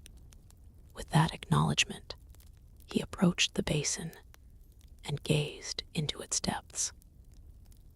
At first, he saw only stars reflected from above, their familiar patterns comforting in their constancy. Then, the water seemed to darken and deepen, as if the basin itself extended downward into infinite space. Images began to form, at first indistinct, but rapidly gaining clarity. Unlike mortal viewers, who typically saw a succession of separate visions, Gandalf experienced something more complex, multiple layers of time and possibility, overlapping, interweaving, forming patterns that conveyed meaning beyond simple visual representation. He saw the White Council in heated debate, Saruman's face contorted with an ambition he no longer bothered to disguise. He saw a mountain fortress consumed by dragon fire, dwarves fleeing their ancient home, while darkness crept into abandoned halls. He saw a ring, small and golden, unremarkable save for the weight of destiny that hung about it, passing from hand to hand across centuries, its journey weaving through the fate of Middle-earth like a thread of molten gold through dark fabric. The visions accelerated, showing glimpses of potential futures. A great eye wreathed in flame, searching tirelessly across blasted landscapes, armies marching beneath banners bearing the white tree of Gondor. A small figure with bare feet standing at the edge of a fiery chasm, something clutched in his hand that glowed with malevolent purpose. Most disturbingly, Gandalf saw himself, or rather, multiple versions of himself along branching paths of possibility. In one, he fell through darkness, locked in combat with a creature of shadow and flame. In another, he stood robed in white rather than gray, his power expanded yet somehow altered in ways that disturbed him deeply. In yet another, he knelt before a throne on which sat a figure wearing a simple gold ring, its bearer's features shifting between forms both familiar and terrible. As the visions reached their crescendo, everything converged on a single image. A hobbit, one Gandalf recognized despite never having seen this specific individual before, standing at a crossroads with a ring hanging from a chain around his neck. The hobbit's face reflected both extraordinary determination and profound weariness, as if bearing a burden too great for his small frame, yet refusing to set it down.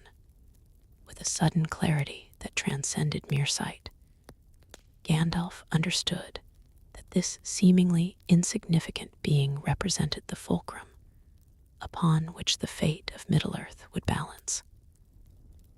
Not great armies or mighty wizards, or even the combined wisdom of the White Council, but a single hobbit making choices that would reshape the world. The vision faded gradually, the water in the basin returning to placid stillness. Gandalf found himself gripping the edge of the pedestal, his knuckles white with tension he hadn't realized he was exerting. Slowly, he straightened, turning to find Galadriel watching him with a gaze that seemed to perceive his thoughts before he fully formed them.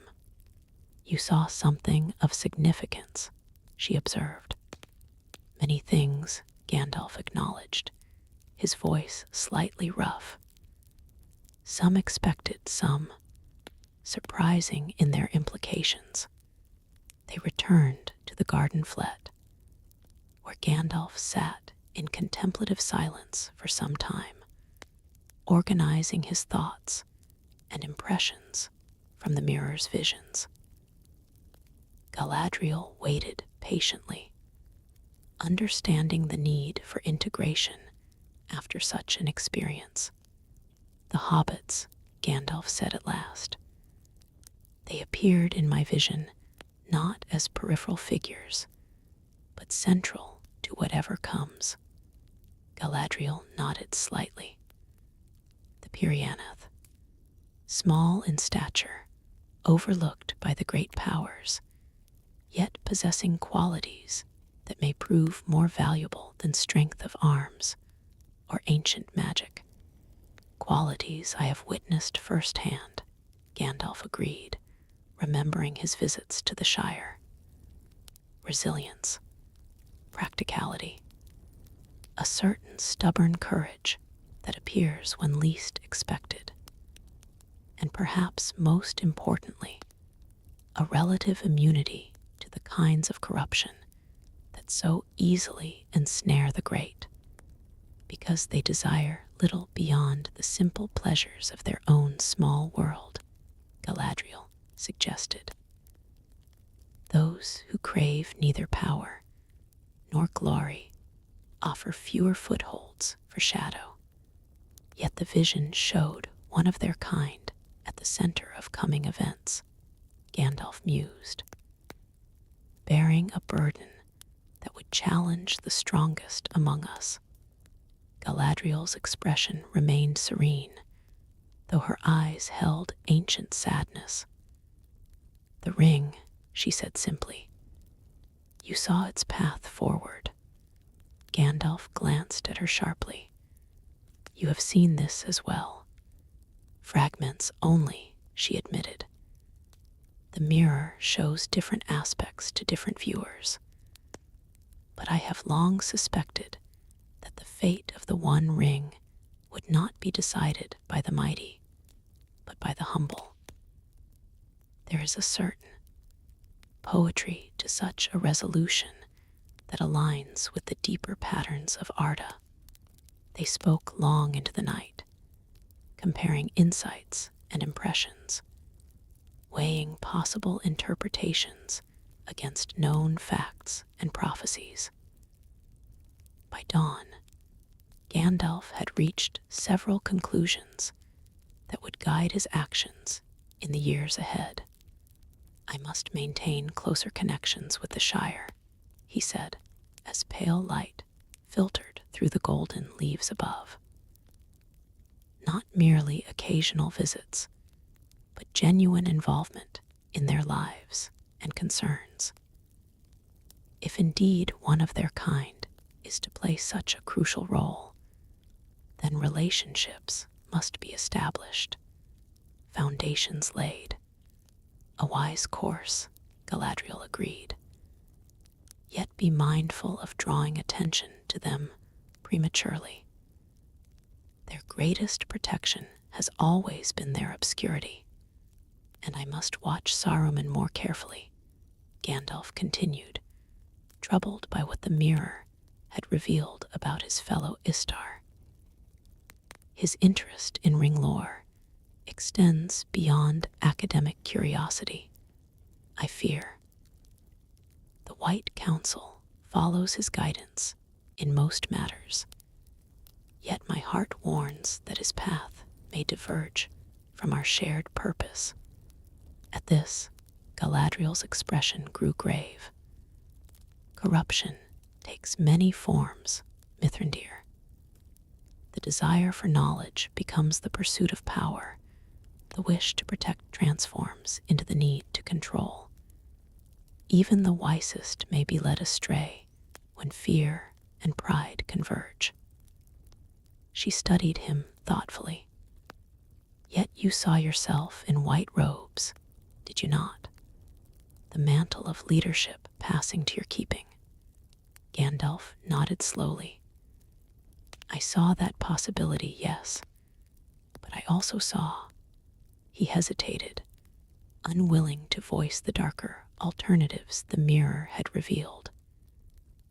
I saw paths I must not take, temptations I must refuse regardless of circumstance. That awareness is itself protection, Galadriel observed. The most dangerous corruption is that which disguises itself as necessity or virtue. As morning fully arrived, birds began to sing in the branches overhead, not the hesitant chirps of ordinary woodland creatures, but complex melodies that seemed almost conversational. Gandalf listened, finding unexpected comfort in their intricate harmonies. "There's one more insight I gained from the mirror," he said after a time. "Something I had perhaps known, but not fully acknowledged. Our struggle against Sauron cannot be won through direct confrontation of power against power. Even if we found the One Ring, using it would merely replace one Dark Lord with another. Victory through apparent defeat," Galadriel mused. "Surrender that becomes triumph. The willing relinquishment of power rather than its accumulation." Her ageless eyes met his directly. Such concepts run counter to conventional wisdom, especially among those who have known only the methods of strength and domination. Yet they align with the deeper truths we both serve, Gandalf replied. The same patterns that shaped Arda from the beginning light emerging from darkness, creation from void, hope from despair.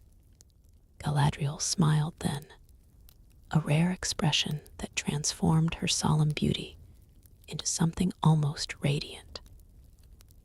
"You understand better than most of your order, Mithrandir.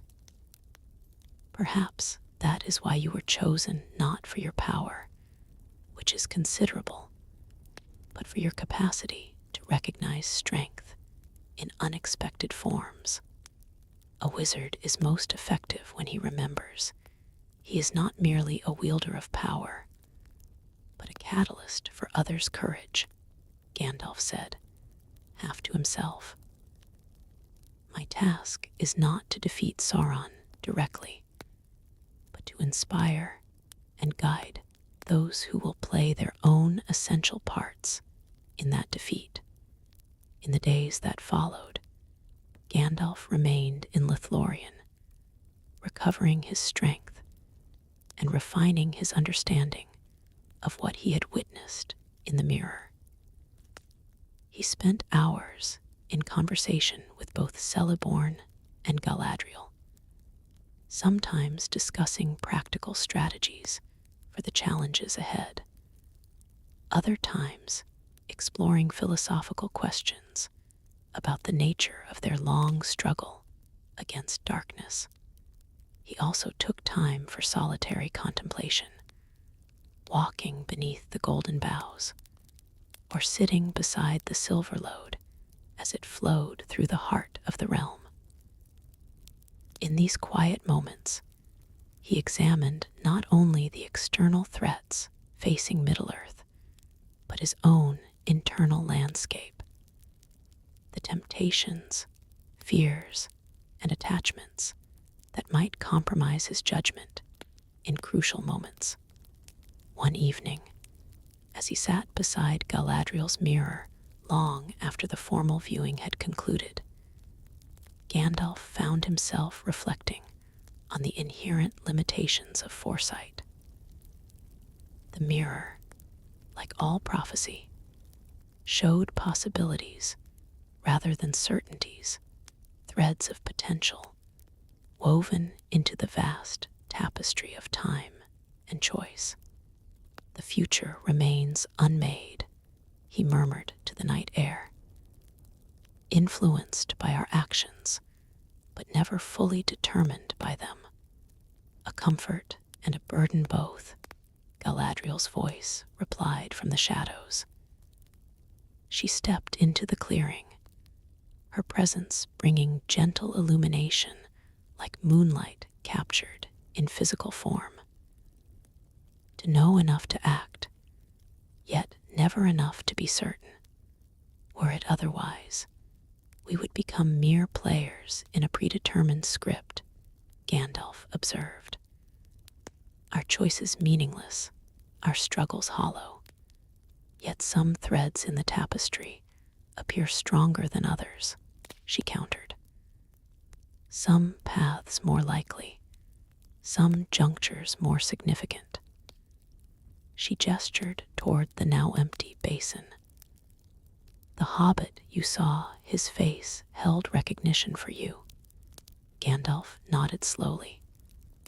Not a specific individual I have met, but something familiar nonetheless. A quality I have observed among their kind, perhaps, or a potential I have sensed during my visits to the Shire. He frowned slightly, trying to articulate an impression more intuitive than rational. It was as if the mirror showed not merely a possible future, but a necessary one, a convergence of factors too perfect to be coincidence, yet too complex to be engineered by any single will. The music continues to unfold, Galadriel said softly, referring to the great theme established by Iluvatar at the beginning of creation. Even Sauron, with all his disruption, cannot fully silence it. His discordance becomes, despite his intention, part of a greater harmony. This perspective, seeing even the darkness as ultimately incorporated into a larger pattern of meaning, brought Gandalf a measure of peace he had not expected to find. The challenges ahead remained daunting, the outcome uncertain, but he need not bear the entire weight of Middle-earth's fate upon his shoulders alone.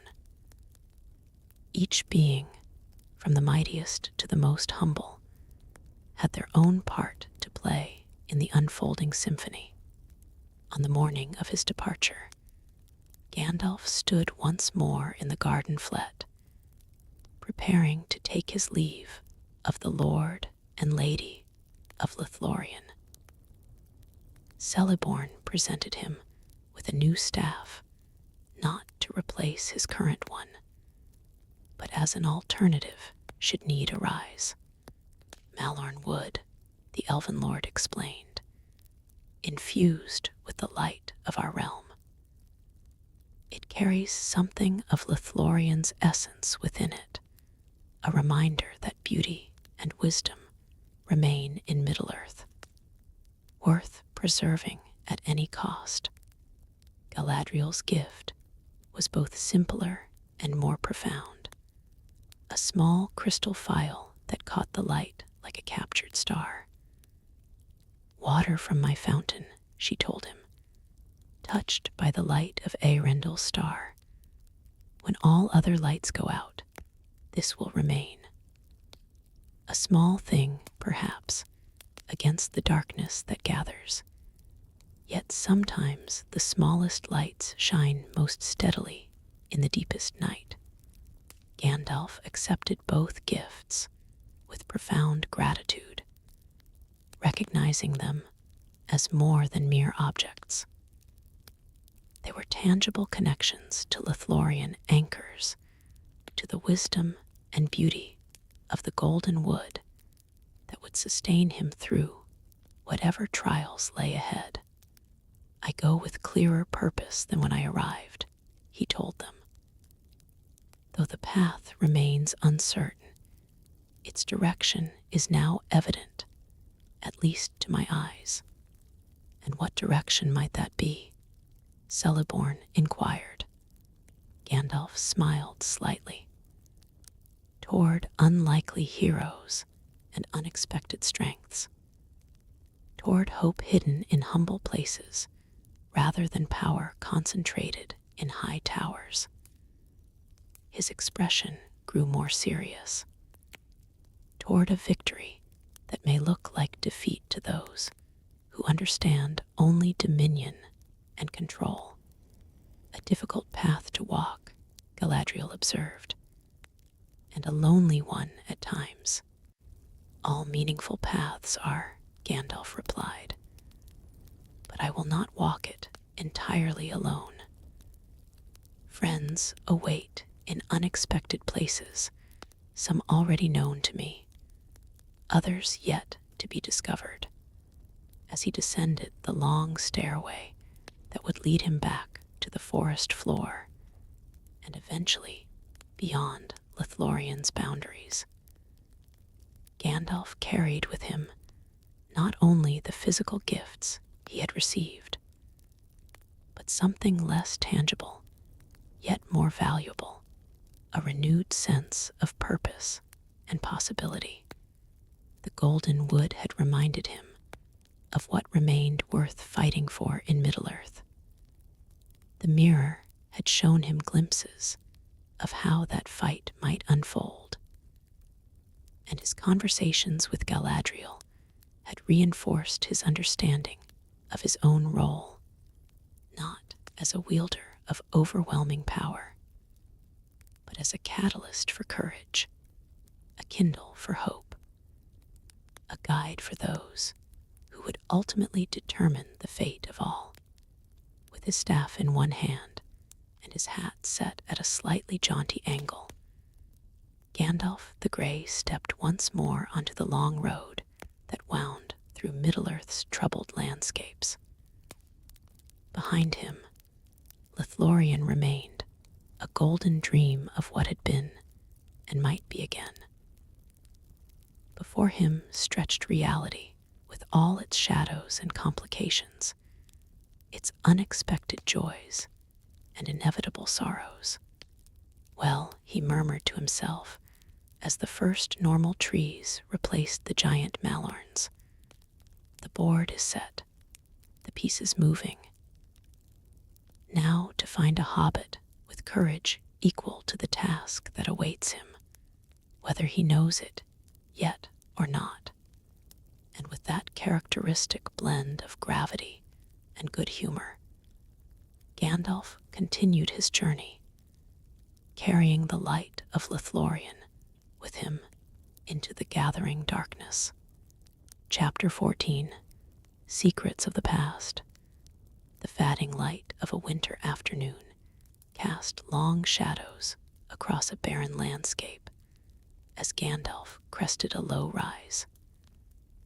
Before him stretched a wide valley, seemingly unremarkable save for scattered stone foundations and occasional broken columns protruding from the frost-hardened ground. To untrained eyes, it might have appeared as nothing more than natural rock formations weathered by time. But Gandalf knew better. Eregion, he murmured to himself, a name laden with both glory and sorrow. Hallen, in the common tongue, once the greatest realm of elven craftsmanship east of the sea. It had been nearly 3 years since his visit to Lithlorien. Years spent investigating the growing signs of darkness across Middle-earth. The visions in Galadriel's mirror had sharpened his focus, directing his attention toward the central problem that lay at the heart of all their struggles. The One Ring and its connection to Sauron's potential return. After much consideration, he had determined that the answers he sought might be found in Eregion, the realm where the rings of power had been forged under Celebrimber's guidance in the Second Age. Though the kingdom had been destroyed by Sauron himself in his rage at being discovered, ruins remained, and with them, perhaps, records that had escaped both the initial destruction and subsequent looting. few now ventured to this desolate place. The land itself seemed to remember the violence that had ended Eregin's brief flowering, the soil reluctant to nurture more than sparse grass and twisted shrubs, where once beautiful gardens and groves had flourished. Even birds seemed to avoid lingering here, their songs fading as Gandalf had approached the valley's edge. As the wizard made his way down the gentle slope, his staff occasionally tapping against buried stonework, he recalled what was known of Eregin's history. Founded early in the Second Age by Noldoran elves seeking to establish trade with the dwarves of Khazad-dûm, the realm had flourished under Celebrimbor, grandson of Feanor and greatest elven smith since his legendary grandfather. It was here that the Gwaitheimer Dane, the Brotherhood of Jewelsmiths, had established their guild halls, creating works of such beauty and complexity that their fame spread throughout Middle-earth. And it was here that Anatar, the Lord of Gifts, had come with his seductive knowledge and seemingly benevolent purpose. Anatar, Gandalf said the name aloud, as if testing its taste upon the air. Sauron in his fair form, before the mask was dropped and true intentions revealed. The deception had been masterful. Appearing as a being of light and wisdom, Sauron had offered knowledge to the craft-loving elves, particularly techniques for creating objects of power that could preserve and protect the beauties of Middle-earth against time's erosion. Only later did his true purpose become clear: to bind all the free peoples through rings of power secretly controlled by his own master ring. Celebrimbor had eventually perceived the deception, but too late. The 3 elven rings had been crafted without Sauron's direct involvement, thus remaining free of his immediate corruption. But the 7 given to the dwarf lords and the 9 presented to men had been touched by Sauron's hand, containing within there, making the seeds of his domination. When Celebrimbor finally recognized the betrayal and hid the 3 from Sauron's grasp, the Dark Lord's wrath had been terrible. Eregin was utterly destroyed, its people slaughtered, its buildings razed, its knowledge scattered or lost. Celebrimbor himself died under torture, his body used as a banner by Sauron's forces as they continued their campaign of destruction. Yet Gandalf held hope that not all knowledge had perished with Celebrimbor. The elven smiths had been meticulous record keepers, and the hasty destruction of their realm might have left some archives intact, particularly if they had been hidden away from obvious locations. His first day of searching yielded little. The main structures of Eregin, its great halls and forges, had been so thoroughly destroyed that barely their foundations remained. Whatever records might have been kept in these public buildings would have been primary targets for Sauron's forces, eager to erase any detailed knowledge of the ring's making. As dusk approached, Gandalf made camp beside a half-collapsed wall that offered some shelter from the bitter wind sweeping across the valley. While preparing a small fire, he noticed peculiar markings on some of the stones, not the obvious decorative patterns of elven architecture, but subtle scratches that might easily be overlooked as mere weathering. Leaning closer, his keen eyes perceived a pattern. Using his staff to enhance the failing light, he recognized elements of a script rarely used even among the Noldor. A technical shorthand developed by craftsmen for knotting complex formulas and processes. Interesting, he murmured, tracing the marks with a finger. These aren't builders' marks or standard inscriptions. These are workshop notes, never meant for decorative display. This discovery altered his approach for the following day.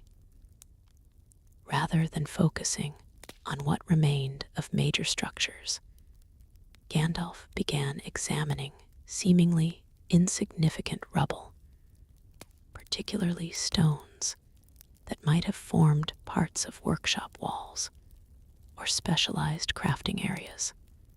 By midday, his methodical search had led him to a depression in the ground that, upon closer inspection, appeared too regular to be natural. Clearing away accumulated soil and debris revealed a stone trapdoor, its surface carved with intricate designs that had been deliberately defaced, yet not thoroughly enough to completely destroy an underlying symbol that Gandalf recognized as the mark of Celebrimber's personal workshop. "Ah," he said, with quiet satisfaction. Perhaps not all was lost after all. The door was heavy, but not sealed by any spell that Gandalf could detect. With considerable effort, he managed to shift it enough to reveal a narrow stairway descending into darkness. Using his staff to provide light, he carefully made his way down steps that showed remarkably little deterioration despite the centuries that had passed. The chamber at the bottom was small but perfectly preserved, a secret archive, or perhaps a personal study, sealed against both the elements and casual discovery. Unlike the destruction that had claimed the surface structures, this hidden room remained exactly as its last occupant had left it, save for a thick layer of dust covering every surface. Shelves lined the walls, holding scrolls, bound volumes, and curious objects that appeared to be experimental pieces from the ring-making process. A workbench occupied the center of the room, various tools laid out as if their owner had stepped away only momentarily, expecting to return. Gandalf approached reverently, aware that he was likely the first to enter this space since Celebrimber himself. The air, though stale, carried no corruption, only the musty scent of ancient parchment and metals long untouched. "What secrets have you kept safe all these years?" he asked the silent chamber. Over the next several days, Gandalf virtually lived in the hidden workshop, emerging only briefly for air and to make minimal preparations for sustenance. The texts he discovered were beyond price, detailed notes on the creation of the rings of power, observations on their properties, and most significantly, Celebrimber's own records of his growing suspicions about Anadur's true identity and purpose. One journal in particular held Gandalf's attention. A small volume bound in mithril-strengthened leather that appeared to be Celebrimber's personal diary during the crucial period when the One Ring was forged and its maker's treachery revealed. I dreamed of him again last night. Read one entry. The elegant Tengwar script betraying a hand that trembled slightly as it wrote. Not as Anator the benefactor, but as he truly is, terrible and beautiful both. In the dream, he stood upon a mountain of my people's bones, wearing a crown of simple gold that outshone the sun. And I knew, with the certainty that comes only in dreams, that everything we have created under his guidance serves but one purpose: to chain all free wills to his own. Later entries documented Celebrimber's desperate attempts to understand exactly how the One Ring might control the others, searching for weaknesses in Sauron's design that could be exploited to protect the 3 elven rings that he had crafted alone. The binding is not merely symbolic, but metaphysical. Another passage explained in technical language that challenged even Gandalf's considerable knowledge. The Master Ring contains essences extracted during the making of the other 16 given to dwarves and men. These essences create resonance patterns that allow the bearer of the One to perceive and influence the thoughts of any who wear the lesser rings. Gandalf paused at this, considering the implications. The 9 rings given to men had successfully corrupted their bearers, transforming them into the Nazgul wraiths, entirely enslaved to Sauron's will. The 7 given to the dwarves had failed to subjugate their bearers in the same way, their natural resistance to outside domination proving stronger than Sauron had anticipated. And the 3, made by Celebrimber alone, remained free of direct control, though they were still bound to the One's fate. Deeper in the journal, Gandalf found what he had most hoped and feared to discover: Celebrimber's assessment of the One Ring's true nature. Written in haste, as reports reached him of Sauron's armies marching toward a region. The One is unlike any craft attempted in this age, where the lesser rings channel and focus existing powers. The ruling ring is a vessel into which Sauron has poured much of his own native strength. This was the revelation that came too late. He has diminished himself to create it, binding his power, and ultimately his very being to this physical object. Gandalf drew a sharp breath at these words. This confirmed what he had long suspected, but had never been able to verify: that Sauron's connection to the ring went far beyond mere ownership or control. The Dark Lord had invested essential aspects of himself into his creation, making the ring not simply a tool, but an extension of his own being. This explains how he survived the War of the Last Alliance, Gandalf murmured to the empty chamber.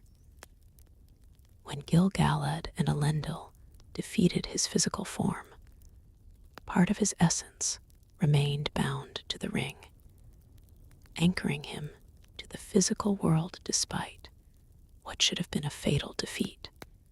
The final passages of the journal were hastily written, the elegant script deteriorating as Celebrimber recorded his last thoughts while preparing to defend his realm against overwhelming forces.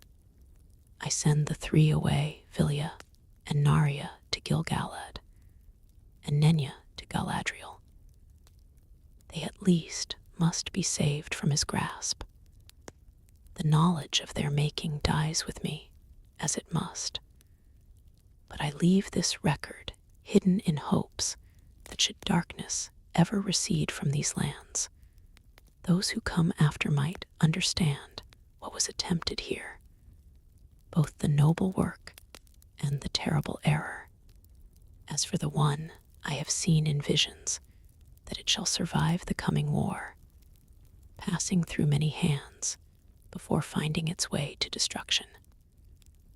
The path to that end is long and winds through sorrows unnumbered, yet I perceive a glimmer of hope at its conclusion. Sauron has overreached in binding himself so thoroughly to a physical object.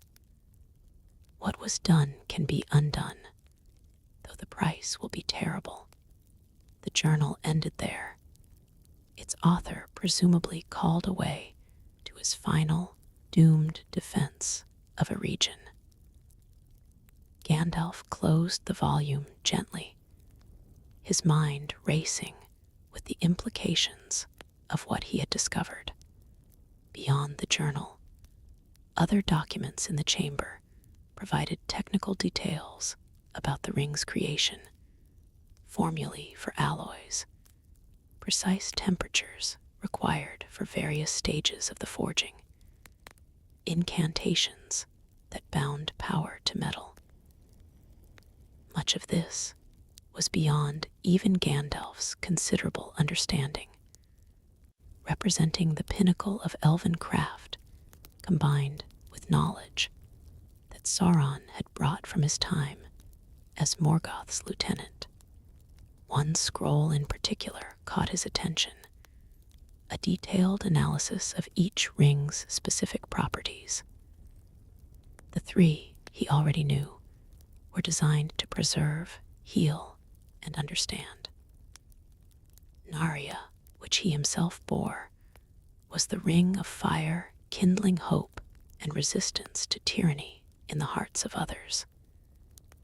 Nenya, which Galadriel kept, was the ring of water, with powers of protection and concealment.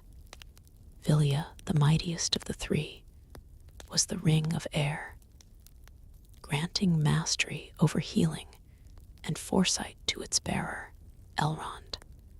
The seven given to the dwarves had been designed to amplify their natural abilities, primarily their skill at discovering and creating wealth. This, Gandalf realized, explained the legendary dragon hordes that had accumulated around several dwarf rings before they were lost or reclaimed by Sauron. The rings had functioned as intended, helping their bearers amass tremendous treasure, but without achieving the control Sauron had intended. The 9 given to men had been tailored to their specific weakness, the desire for extended life and power over others.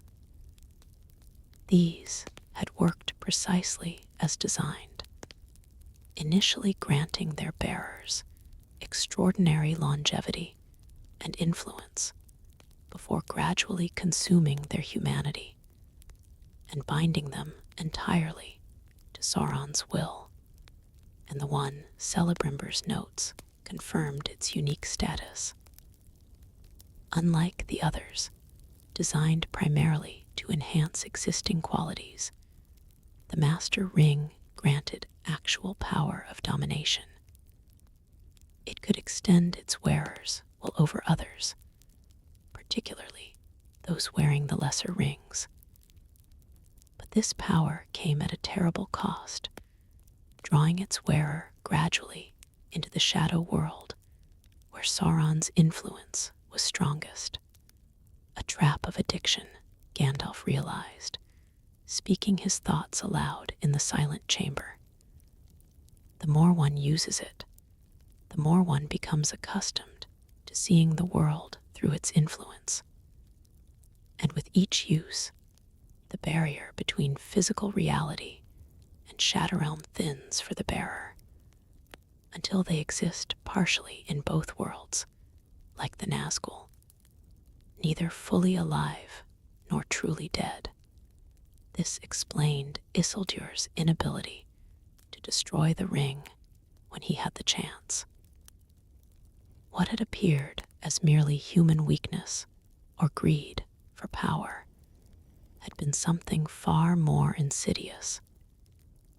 The ring actively exerting its creator's will for self-preservation, exploiting whatever weaknesses existed in its temporary bearer. As his research continued into a second week, Gandalf discovered additional texts hidden behind a false wall. Records not of the ring's creation, but of Celebrimber's investigations into how the one might potentially be destroyed. Conventional means are useless, one document stated flatly. Neither the greatest forge fire of the elves nor the hammer of the mightiest dwarfsmith can mar it in the slightest. Even dragonfire, which can consume lesser rings, would prove insufficient against the one. This is partly due to the exceptional materials used in its making, but primarily because of the portion of Sauron's own power that resides within it. The conclusion matched what Elrond had told the White Council, that the ring could be unmade only in the fires of Mount Doom where it was forged, the volcano's unique properties being essential to the initial binding of Sauron's power, and therefore necessary for its undoing. But the most disturbing discovery came on Gandalf's final day of research. In a small hidden compartment beneath the workbench, he found a thin metal case containing what appeared to be Celebrimber's final written words, a hastily scrawled note added after his formal journal had been completed. Perhaps, even as Sauron's forces breached Eregions' outer defenses, I have received confirmation of my worst fears. The note began without preamble. The One Ring contains not merely a portion of Sauron's power, but a fragment of his actual being, his Fe'a, his immortal spirit, bound through means forbidden and unnatural into physical form. This goes beyond any perversion of craft I had imagined possible. Gandalf felt a chill that had nothing to do with the underground chamber's temperature. This was the missing piece that explained so much. Why Sauron had been able to gradually reconstitute himself after his physical defeat. Why his spiritual presence had remained active in Middle-earth despite what should have been his destruction. The implications are staggering, Celebrimber's note continued. So long as the ring exists, Sauron cannot truly be defeated. At most temporarily disembodied, his consciousness forced to slowly rebuild itself through gradual accumulation of power. Only the ring's unmaking can release the bound portion of his spirit, and with it, remove his anchor to physical existence in Arda. The note ended with a final, chilling observation. I perceive now that this was always his insurance against defeat, not merely a tool for domination, but a vessel for his continued existence should his physical form be destroyed. How bitter to realize that we, in opposing him, may have inadvertently preserved him through Isildur's claiming of the ring. The victory we thought complete was but a temporary setback in a game spanning ages. Gandalf sat motionless for a long while after reading these words, their full weight settling upon him like a physical burden. What had been theory and suspicion was now confirmed knowledge. Sauron could never be permanently defeated while the One Ring remained intact.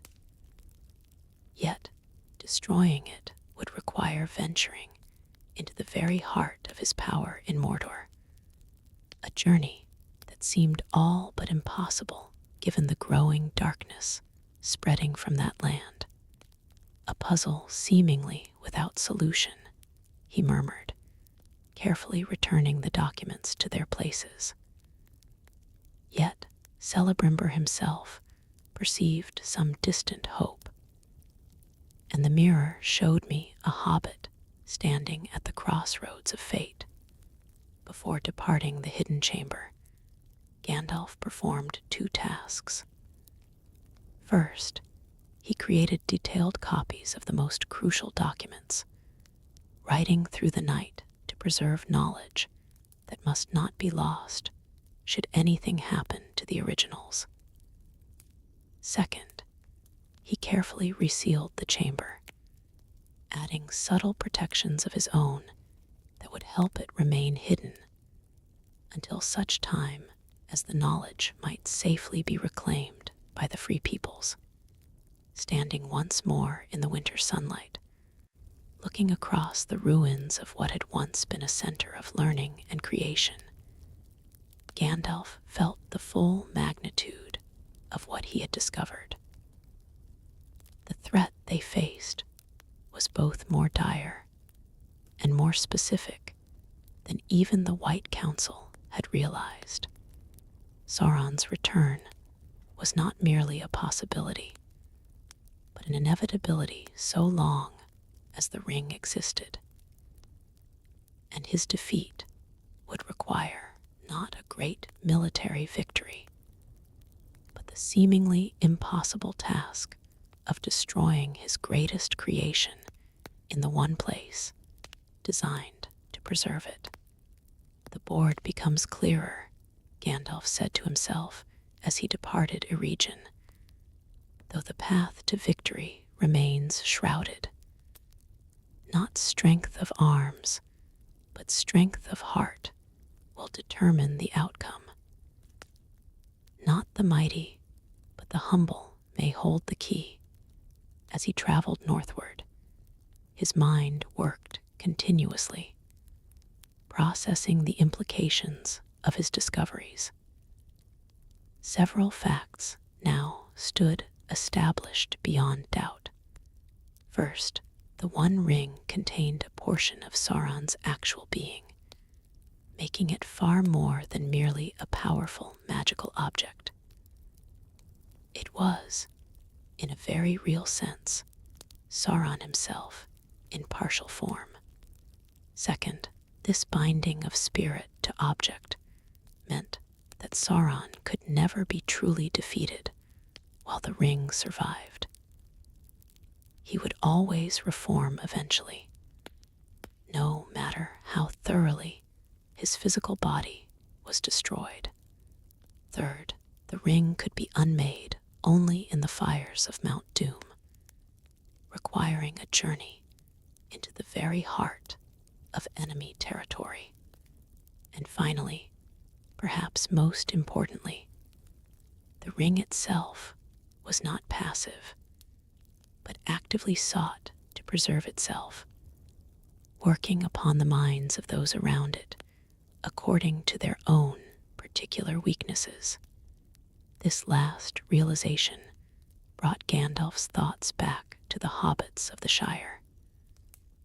Their natural resilience, their focus on simple pleasures rather than power, their relative innocence regarding the greater struggles of Middle-earth.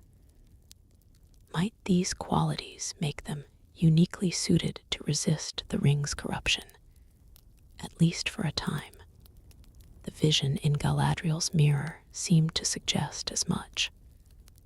a hobbit standing at a crucial juncture, bearing a burden that would destroy most who carried it. Perhaps the very qualities that the great powers of Middle-earth dismissed as insignificant might prove to be salvation against an evil that fed upon ambition and the desire for domination. I must return to the Shire, Gandalf decided as the leagues passed beneath his feet. Not merely as an occasional visitor bringing fireworks and tailies, but as a watchful guardian. Whatever hope we have may emerge from that peaceful corner of the world, though its inhabitants remain blissfully unaware of their potential importance. And so, with new purpose and clearer understanding of the challenges ahead, Gandalf the Grey continued his journey north and west, carrying the burden of knowledge that would shape his actions in the coming years. Behind him lay a region with its hidden records and sorrowful history. Before him stretched a path leading eventually to a green and pleasant land where small folk lived simple lives, unaware that the fate of Middle-earth might one day rest in their unlikely hands. Chapter 15: The Grey Pilgrim. The western shores of Middle-earth stretched before Gandalf as he stood upon a high cliff overlooking the great sea. Behind him lay years of wandering and learning, meeting the various peoples of this troubled land, understanding their strengths and weaknesses, witnessing both their capacity for nobility and their susceptibility to darkness. Before him, the endless waters reflected the setting sun, a reminder of distant Valinor, where his journey had begun. It had been nearly a century since his arrival in the Grey Havens, a century of discovery and contemplation. In that time, he had walked many paths and worn many names, Olorin of the Maiar to none save himself, Mithrandir to the elves, Tharkun to the dwarves, and various titles among the scattered kingdoms of men. Each name represented a facet of his identity, a role he had played in his quest to understand this complex world he had been sent to help. But now, as the third age of Middle-earth matured, and the signs of ancient shadows stirring became increasingly clear, Gandalf sensed the time had come to settle upon a single identity, one that would define his approach to the long struggle ahead. Not Olorin, he murmured to the wind and waves. That being remains in Valinor, unchanged by the sorrows and joys of mortal lands. He considered the name the northern men had given him Gandalf, which in their tongue meant elf with a staff, or wandelf. There was a certain irony in the name, given that he was neither an elf nor defined by his staff. Yet, perhaps, that very misconception served a purpose. Gandalf, he repeated, testing the sound of it. Gandalf the Grey.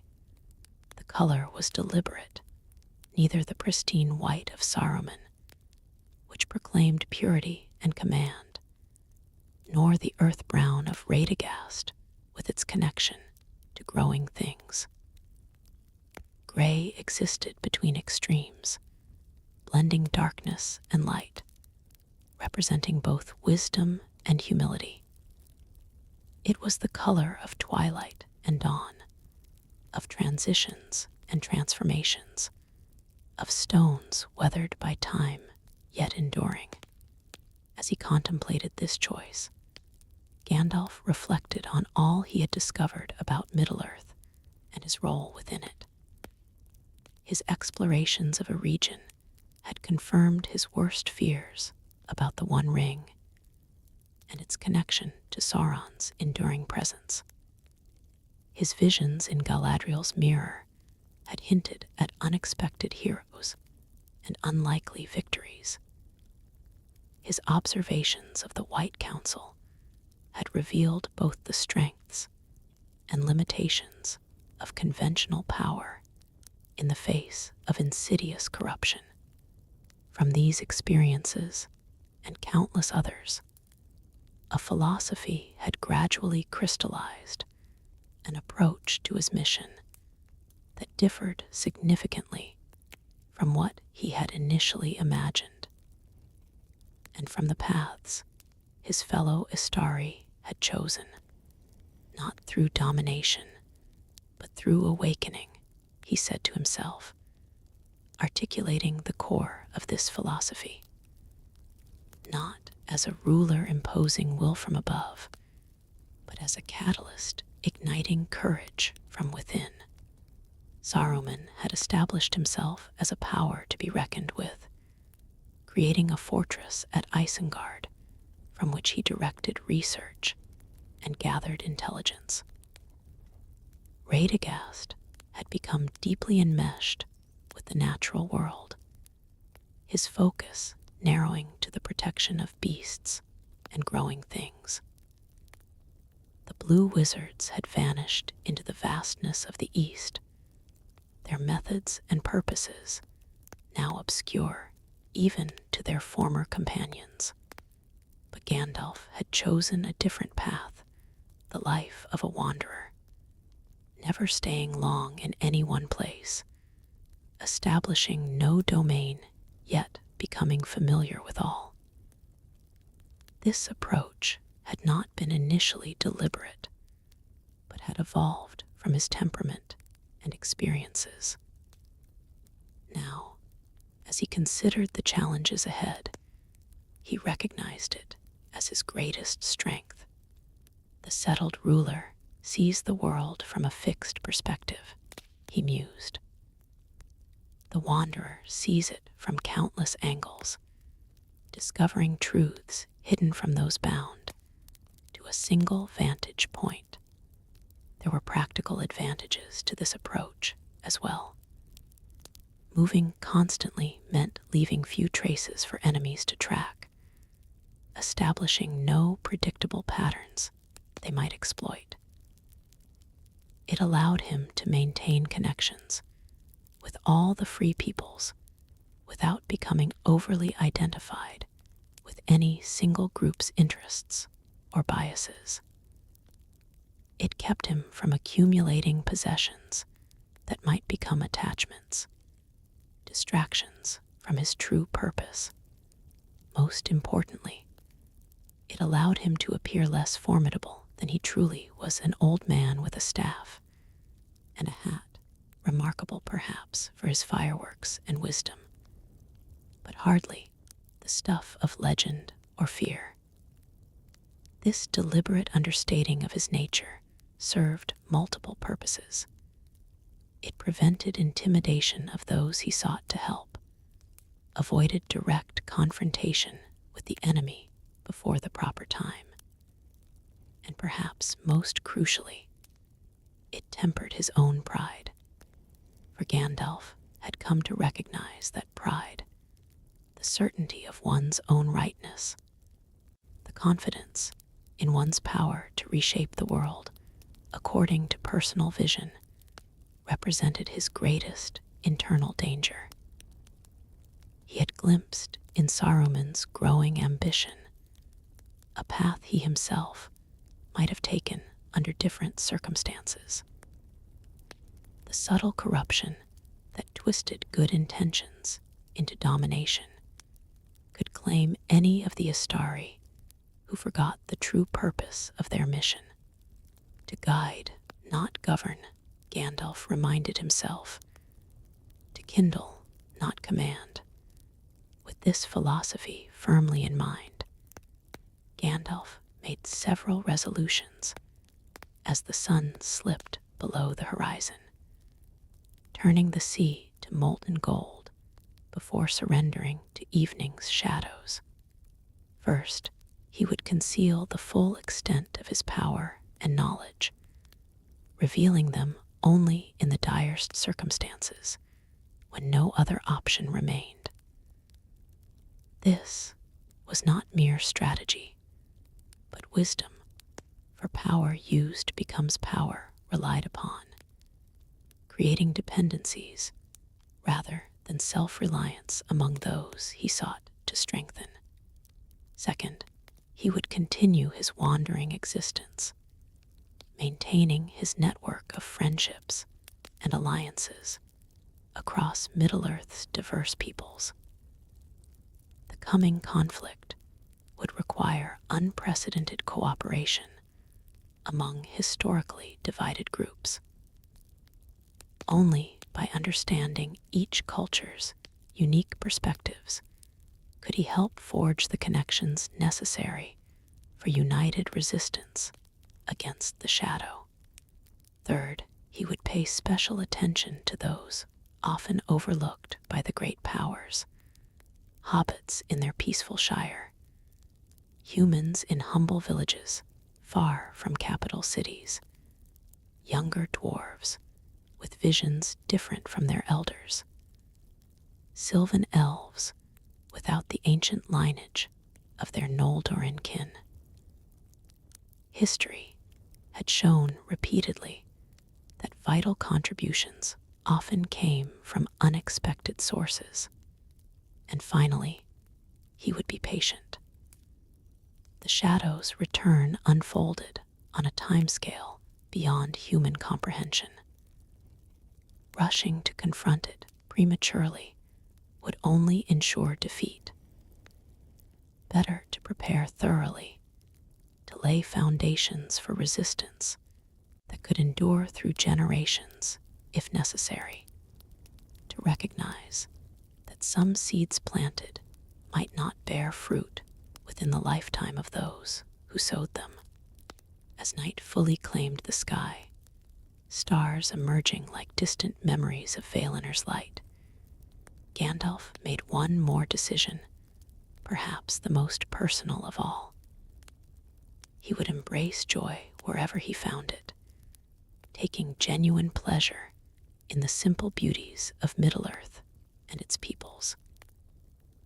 The struggle against darkness required not only courage and wisdom, but also a clear vision of what made the struggle worthwhile. Too grim a warrior forgets what he fights for, Gandalf murmured, becoming merely the mirror of what he opposes. This resolution explained his fondness for hobbit celebrations and dwarvish feasts, for elven music and the laughter of children in the villages of men. It justified his delight in crafting spectacular fireworks that served no strategic purpose, yet brought momentary wonder to ordinary lives. These were not distractions from his mission, but essential components of it, reminders of the light that existed to counterbalance shadow. With these principles established, Gandalf the Grey turned from the sea and set his face toward the interior of Middle-earth once more. The path ahead was long and uncertain, leading ultimately toward a confrontation that might not occur within this age of the world. But the first steps were clear enough. To the north first, he decided. The Shire should be checked upon, connections maintained with those small folk who may yet play roles beyond their imagining. From there, his journey would likely take him to the kingdom of Arnor, increasingly troubled by divisions among the descendants of Númenor. Then, perhaps eastward to the Misty Mountains, where rumors of awakening evils beneath the stone had reached his ears. After that, south to Gondor, the greatest bastion of human resistance against the shadow, yet increasingly vulnerable to corruption from within as much as assault from without. And always, throughout his travels, he would watch for signs of the One Ring, the linchpin upon which all other strategies ultimately depended. Whether it remained lost in the depths of the Anduin, where Isildur had fallen, or had already found its way into unsuspecting hands, its discovery and destruction represented the only permanent solution to the threat of Sauron's return. As Gandalf made his way down from the cliff toward the road that would lead him inland, he felt neither the confidence of certainty nor the despair of hopelessness.